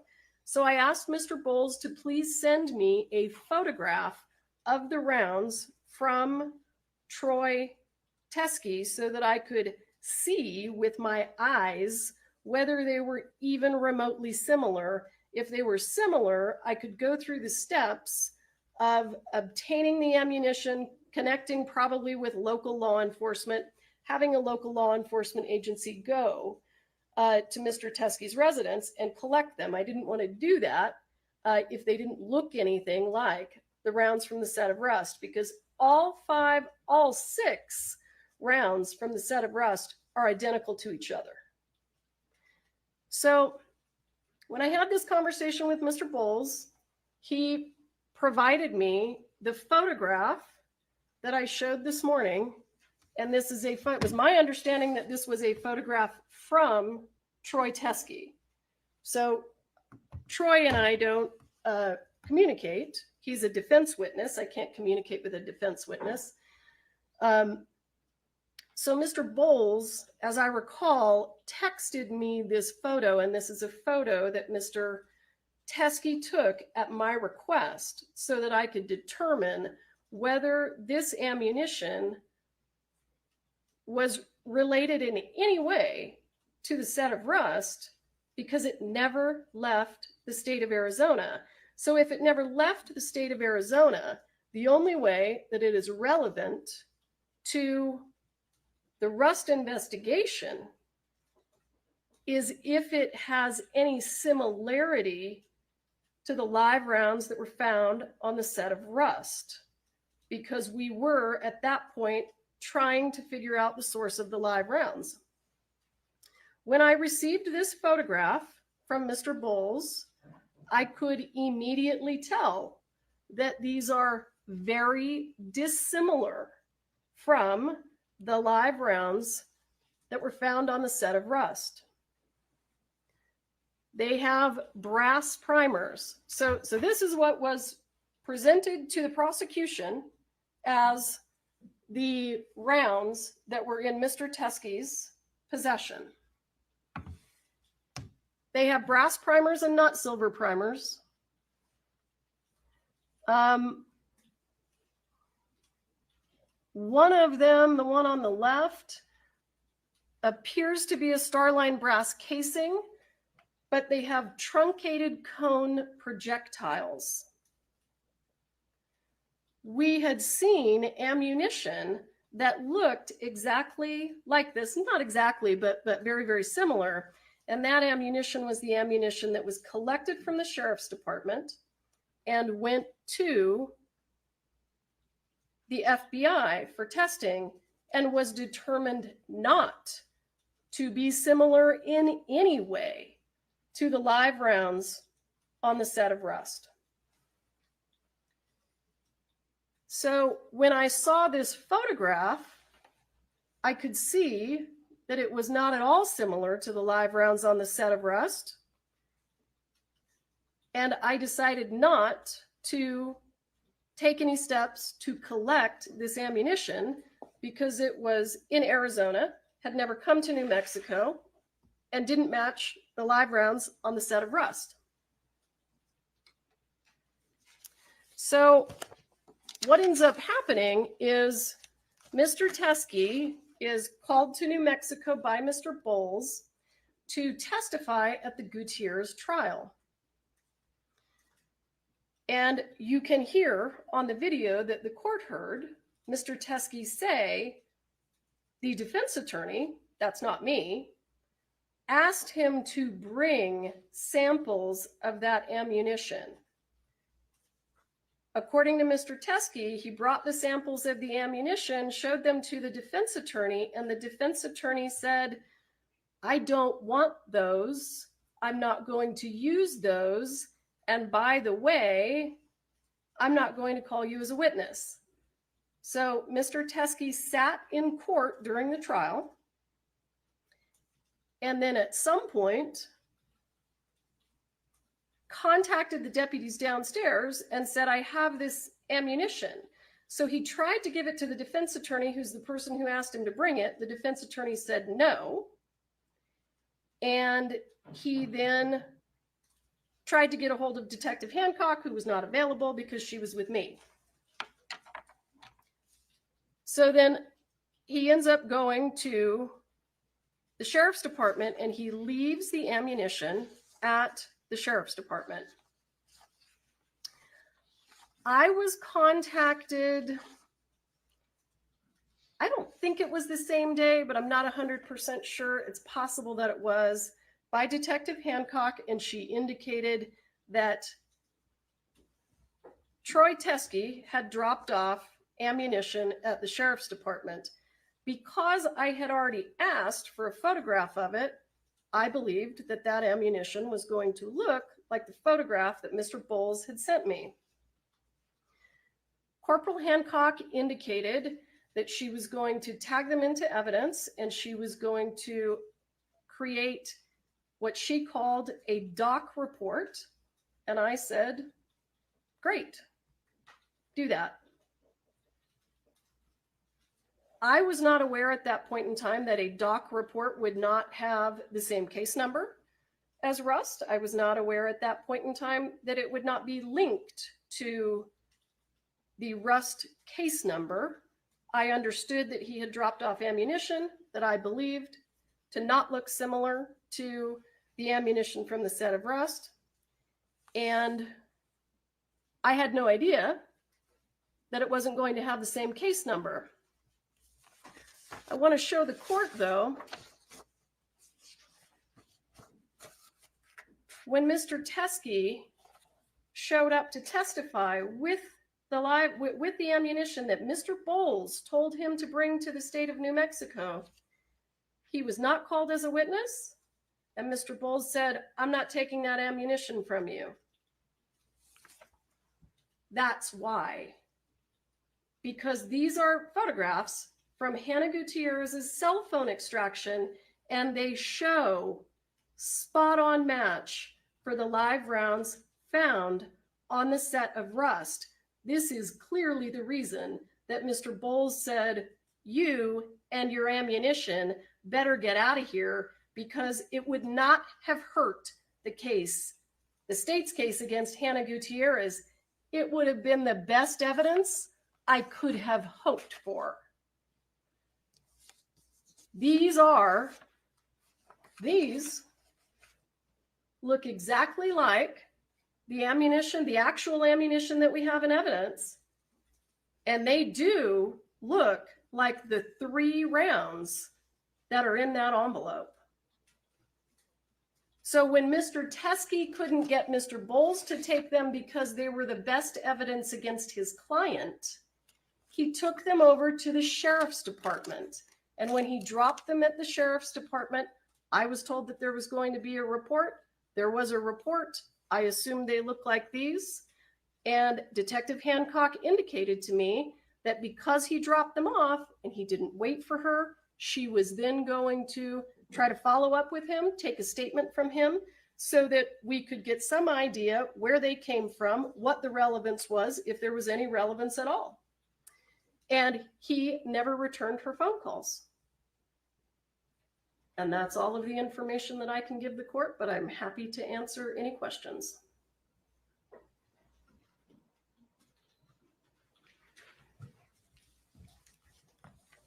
May I ask a few questions, Your Honor? When you took over this case, the investigator handling the case, Mr. Schilling, left the case, correct? At my request, yes. The paralegal that was handling this case with you left the case, Mr. Tad. At my request, yes. Well, the first prosecutor that was working with you on this case, you selected, correct? I did. And he resigned too? I wouldn't say that he resigned, no. Okay. He didn't stay on the case for the Alec Baldwin trial, correct?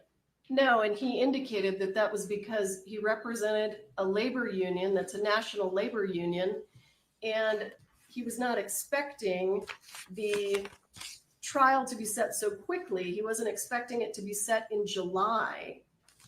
So when he realized that the trial was going to be set in July, he was going to be in collective bargaining agreements for his national labor union, and he wasn't going to be able to have enough time.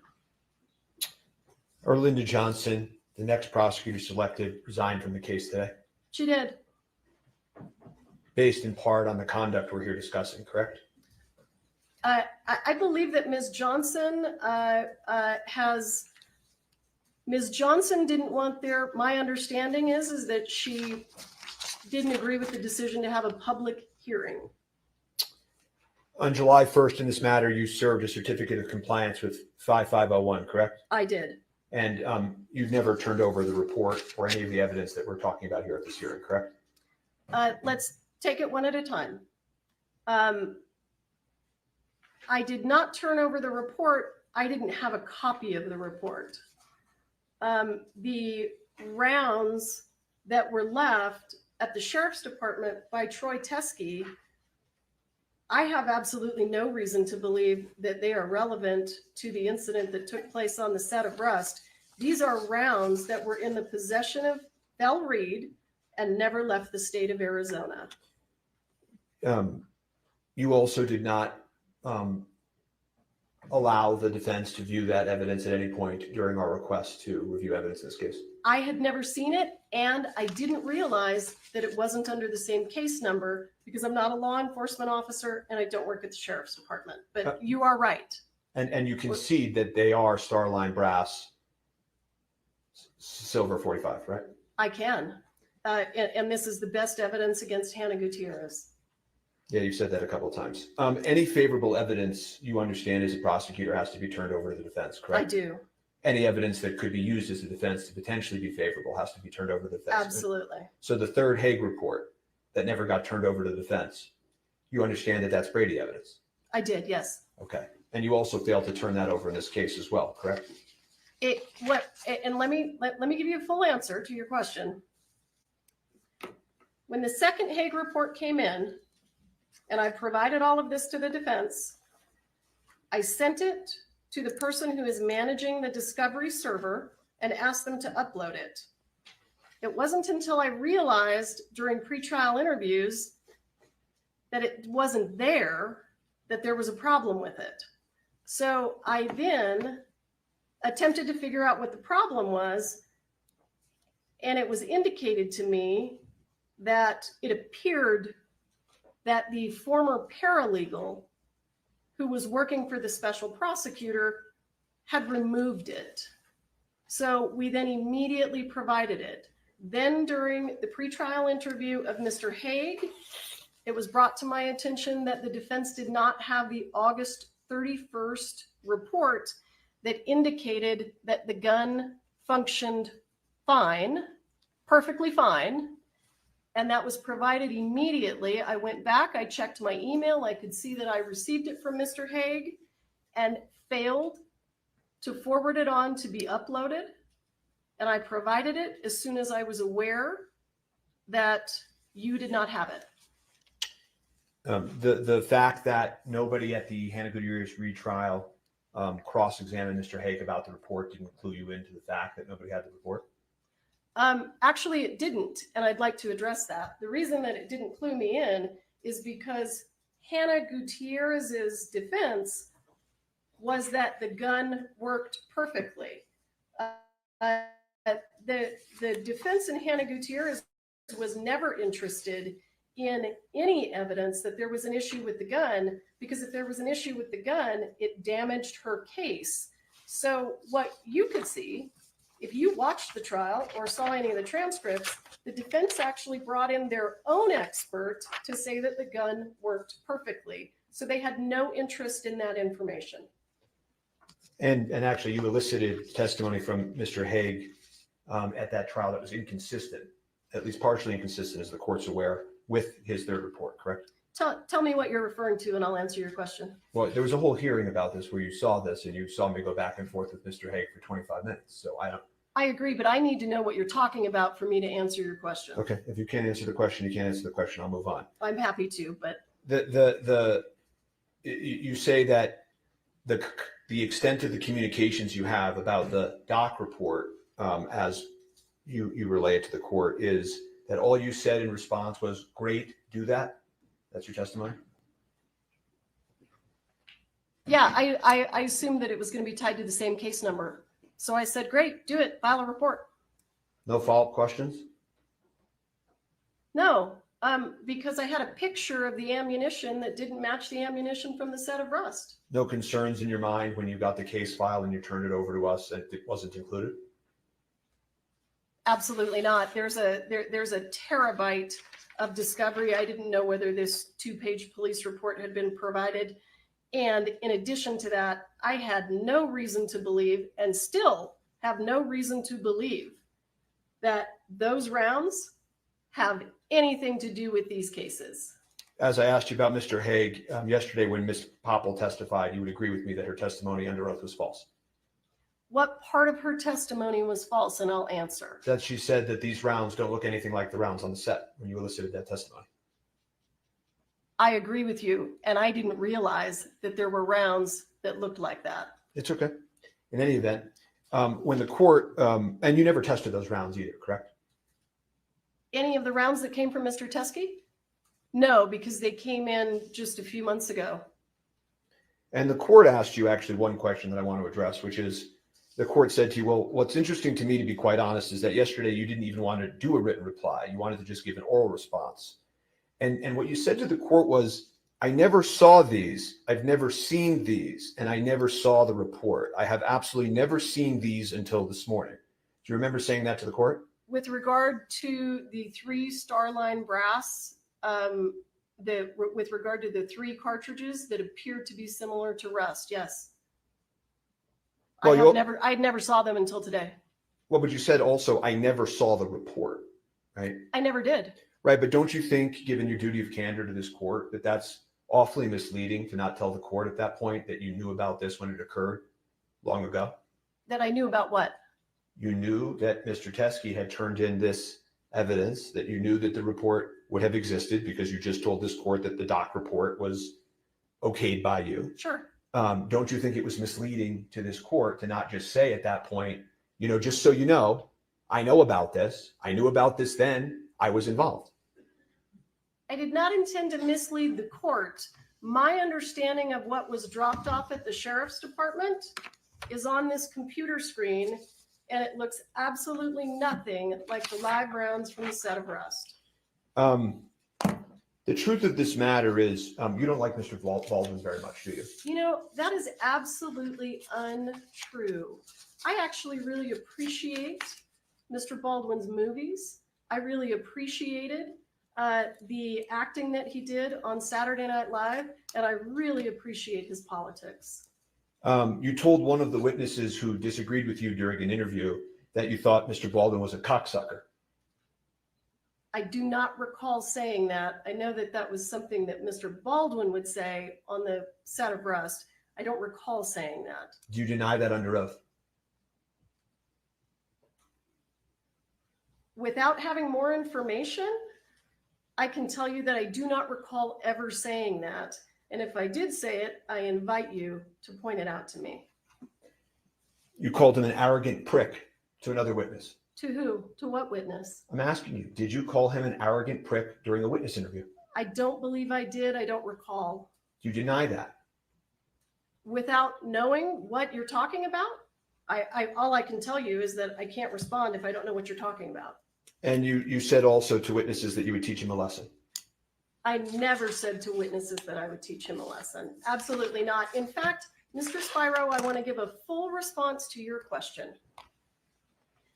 I made every effort in this case to resolve this case with your client in a very favorable way for him. All right, I'm going to move to strike this. It's not responsive. It is Well, responsive. I don't want to talk about plea negotiations. Yeah, and it's not responsive. So I have no further All right, questions. do you have any follow-up testimony?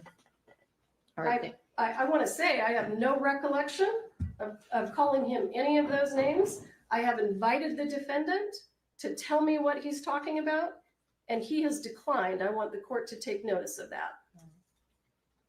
Thank you. You may step down. All right, any other witnesses? No, Your Honor. All right, argument, let's not, 15 minutes aside sufficient? I don't even think that is necessary, frankly. Do you want to make argument? Further argument. All right. I don't think either side needs further argument. All right.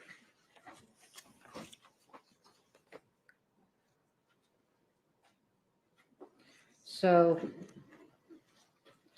dismissal with prejudice is a very extreme sanction. And case law is very clear that because it's very extreme, I have to go through every single element and I have to make a very good record as to why I'm seeing what I'm seeing. So in order to establish a Brady violation, the defendant must show that the prosecution suppressed evidence, the evidence was favorable to the accused, and the evidence was material to the defense. So let's go through the elements. Suppression of evidence. The definition of suppression of elements, this is Case versus Hatch, is while the first element requires proof that the prosecution suppressed or withheld the evidence in question, it does not require a finding of bad faith or any other culpable state of mind on the part of the prosecutor. This prong is satisfied. The Santa Fe County Sheriff's Office and the prosecution failed to disclose the supplemental report to defense and provide defense an opportunity to inspect the rounds collected into evidence that Mr. Teskey gave. Is the evidence favorable to the accused? The second Brady element is whether the suppressed evidence was favorable to the accused, either as impeachment or exculpatory evidence. This prong is satisfied. The suppressed evidence is favorable to the accused. It is impeachment evidence, has even been offered in this trial as impeachment evidence, and is potentially exculpatory to the defense. Critically, the exculpatory value cannot be analyzed at such a late juncture because of the non-disclosure. Is the evidence material? While post-trial discovery of evidence under Brady requires a reasonable probability that the result of the proceeding would have been different, discovery of evidence during trial requires an evaluation of whether the late tender has impeded the effective use of evidence in such a way that it impacts the fundamental fairness of the proceedings, and that is State versus Huerta Castro.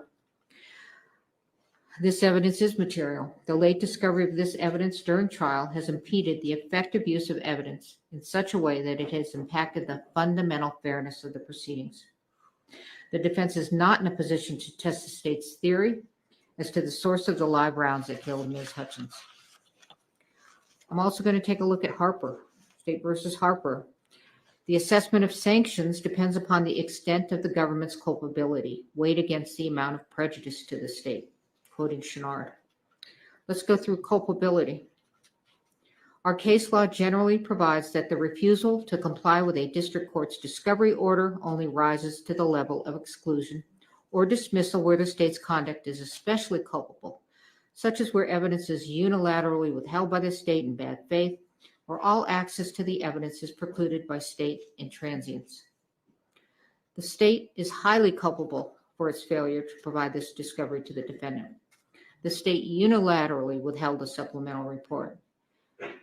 Santa Fe County Sheriff's Officer made the decision, and apparently also with the prosecutor, as pursuant to Hancock's testimony, that the evidence was of no evidentiary value and failed to connect the evidence to the instant case. The case agent, as well as pursuant to Hancock's testimony, Ms.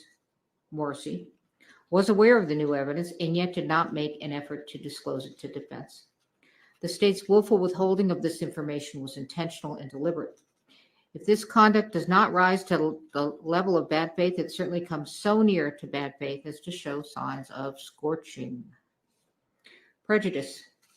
When discovery has been produced late, prejudice does not accrue unless the evidence is material and the disclosure is so late that it undermines the defendant's preparation for trial. The court concludes that this conduct is highly prejudicial to the defendant. The jury has been sworn, jeopardy has attached, and this disclosure during the course of trial is so late that it undermines the defendant's preparation for trial. There is no way for the court to right this wrong. Lesser sanctions under Harper. Trial courts possess broad discretionary authority to decide what sanction to impose when a discovery order is violated. State versus Lemire. The sanction of dismissal is the only warranted remedy. The jury has been sworn, jeopardy has attached, and a mistrial would not be based upon manifest necessity. Further, the sanction of dismissal is warranted in this case. The state has repeatedly made representations to defense and to the court that they were compliant with all their discovery obligations. Despite their repeated representations, they have continued to fail to disclose critical evidence to the defendant. Brady and Harper are satisfied. Dismissal with prejudice is warranted. Court also has power, inherent power. Per State versus Lemire, where discovery violations inject needless delay into the proceedings, courts may impose meaningful sanctions to effectuate their inherent power and promote efficient judicial administration. The state's discovery violation has injected a needless, incurable delay into the instant jury trial. Dismissal with prejudice is warranted to ensure the integrity of the judicial system and the efficient administration of justice. Your motion to dismiss with prejudice is granted.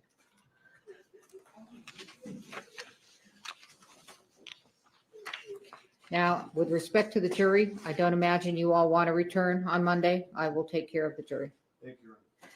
We are in recess.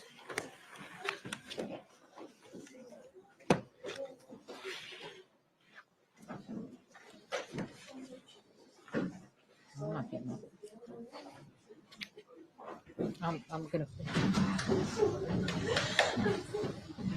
Dismiss him, Judge. Dismiss him. Thank you all for your help. They were all okay.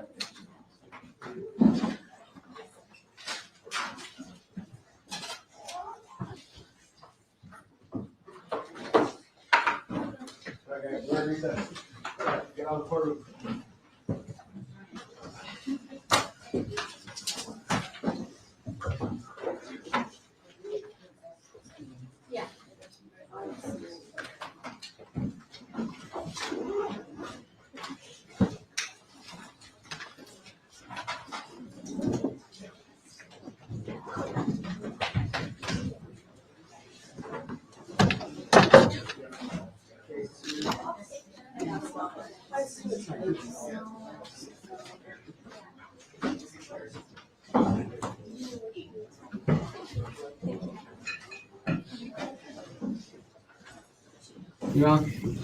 All right.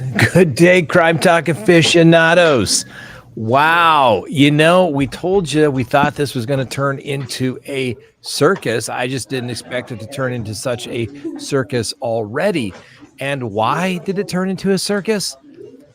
Well, the judge basically found the prosecution, literally the prosecutor in this case, and I was watching this when I was driving back from court, when the judge asked specifically of the lead investigator in the case that the prosecutor was present when they decided to put this ammunition that may or may not have had something of evidentiary value under a separate case, so it wouldn't basically get filed into the Alec Baldwin case. And the judge made an analysis, didn't even say there was bad faith, just that the prosecutor suppressed the evidence, tried to hide it from the defense. Now, case dismissed. Alec Baldwin walks free. Wow. Now the question then becomes, now the guy, let's kind of back up here. Obviously, Alec Baldwin was charged with death of Hannah Gutierrez. We know all that. And the issue came up as it relates to a witness that was going to be called who brought in some evidence as it related to some actual rounds that were in the same batch that were related to rust. And the whole thing blows up. Let's just say the whole thing blows up. Evidence technicians testify yesterday. Things weren't a part of it. They weren't part of this view, this evidence view. Next thing you know, they got an evidence log that's being suppressed. The lead investigator saying, yeah, they said it really wasn't related to rust. I mean, it was really kind of related to rust. But I'm telling you, ladies and gentlemen, this is a Brady violation. They should have said, hey, we got this guy. Here's this report, blah, blah, blah. The prosecutor gets on the stand and tries to tap dance to say, this is why, oh, it's just a big mistake. You know, we got it. We kept it under a separate file. We did a report, but then I realized it was too late and blah, blah, blah, blah. And I'm telling you, ladies and gentlemen, this crap happens all the time. It does. It does. And I'm thinking, oh no, prosecutors play. Listen, I told you the general rule. A good prosecutor is going to say, I'm going to give you everything you want, and I'm still going to give it. I'm still going to convict your client. I'm going to provide everything that you could possibly need to defend your client. And the ones that are playing fast and loose, the ones you can't trust, you can't do it. And so the judge, you could tell, was upset when she's found out that the prosecutor herself, she focused on that. So why did you put this under a different case number? Who made that determination to do so? Well, I don't know. I think it was a collective decision. It was me, my supervisors, and the prosecutor. And boom, case dismissed without prejudice. Alec Baldwin, whether you like him or not, I hate to say it. I hate to say it, but he is walking out a free man. And this was not some technicality. Don't blame the defense. Don't blame the evil defense attorney. This was all on the prosecutor. This was all on the prosecutor. They blew it. They tried to hide evidence, and they got caught. They got caught. And I'm telling you, 99% of most judges would say, well, at the most, I'm going to ask for I'm going to declare a mistrial. And, there's no prejudice here, or if there is prejudice, it can be cured by a continuance after a mistrial. But to go based upon dismissal with prejudice, finding that the prosecutor suppressed evidence illegally, and it could be significant as it related to this particular case. Let's listen here. This is the audio. Dismissal with prejudice is warranted to ensure the integrity of the judicial system and the efficient administration of justice. You hear that? Your motion to dismiss with prejudice is granted. Boom. That's huge, ladies and gentlemen. Now, like I said, now, with respect to the jury, I don't imagine you all want to return. would that have happened with anybody else other than Alec Baldwin? Well, God, I would certainly hope so. But like I said, normally it doesn't happen that way. Normally, everyone's like, oh, I find that although there was mistakes and what have you, it's just incompetence. That's it, just incompetence as to why, the evidence got booked in a completely separate file. And then, we dragged our feet and, this would have been, helpful in the Gutierrez case, all those types of things. So now the question is, how is this going to affect the Gutierrez case as well? So, very, very interesting, ladies and gentlemen. And I hate to say it. I mean, I told you, I like Alec Baldwin. I think he's a funny actor. I think he's done some good, I think I like some of his movies and stuff like that. Who doesn't forget, who can forget Beetlejuice, for goodness sakes? And he was funny on Saturday Night Live, as a prosecutor noted. But, and I was kind of like, as a defense attorney, I was kind of rooting for the underdog in this case. And the underdog is the prosecution, or, is the defendant in this case, Mr. Baldwin, because it's the state of New Mexico coming after him. And the state of New Mexico, their special prosecutor, I'm telling you, don't blame Alec Baldwin. Don't blame anybody except the prosecution. They tried to play dirty and they got caught. That is what it amounts to. They hid evidence. Even if the defendant wasn't going to, there's some relevance to this. This ammunition from the same lot or batch that was used on the set. Okay. They knew that at the time and they hid it. Oh, they wrote a report. Oh, we'll do it, but we'll just set it up under a different case file because we really don't want to have to tell them that, oh, here's some more stuff. This could cause a delay. Oh my gosh, this could actually show that maybe Mr. Baldwin is truly innocent, And like I said, the prosecutor, she got caught. I hope the judge probably notifies the bar and says, hey, this may be something you need to look into. And then she got up on the stand and basically, well, the judge didn't find her credible. Let's just find it that way. That this wasn't a harmless mistake, just incompetence. She didn't even say, I didn't even have to go to bad faith, although I think she would have gone to bad faith if she had to have made the appropriate record in this particular case.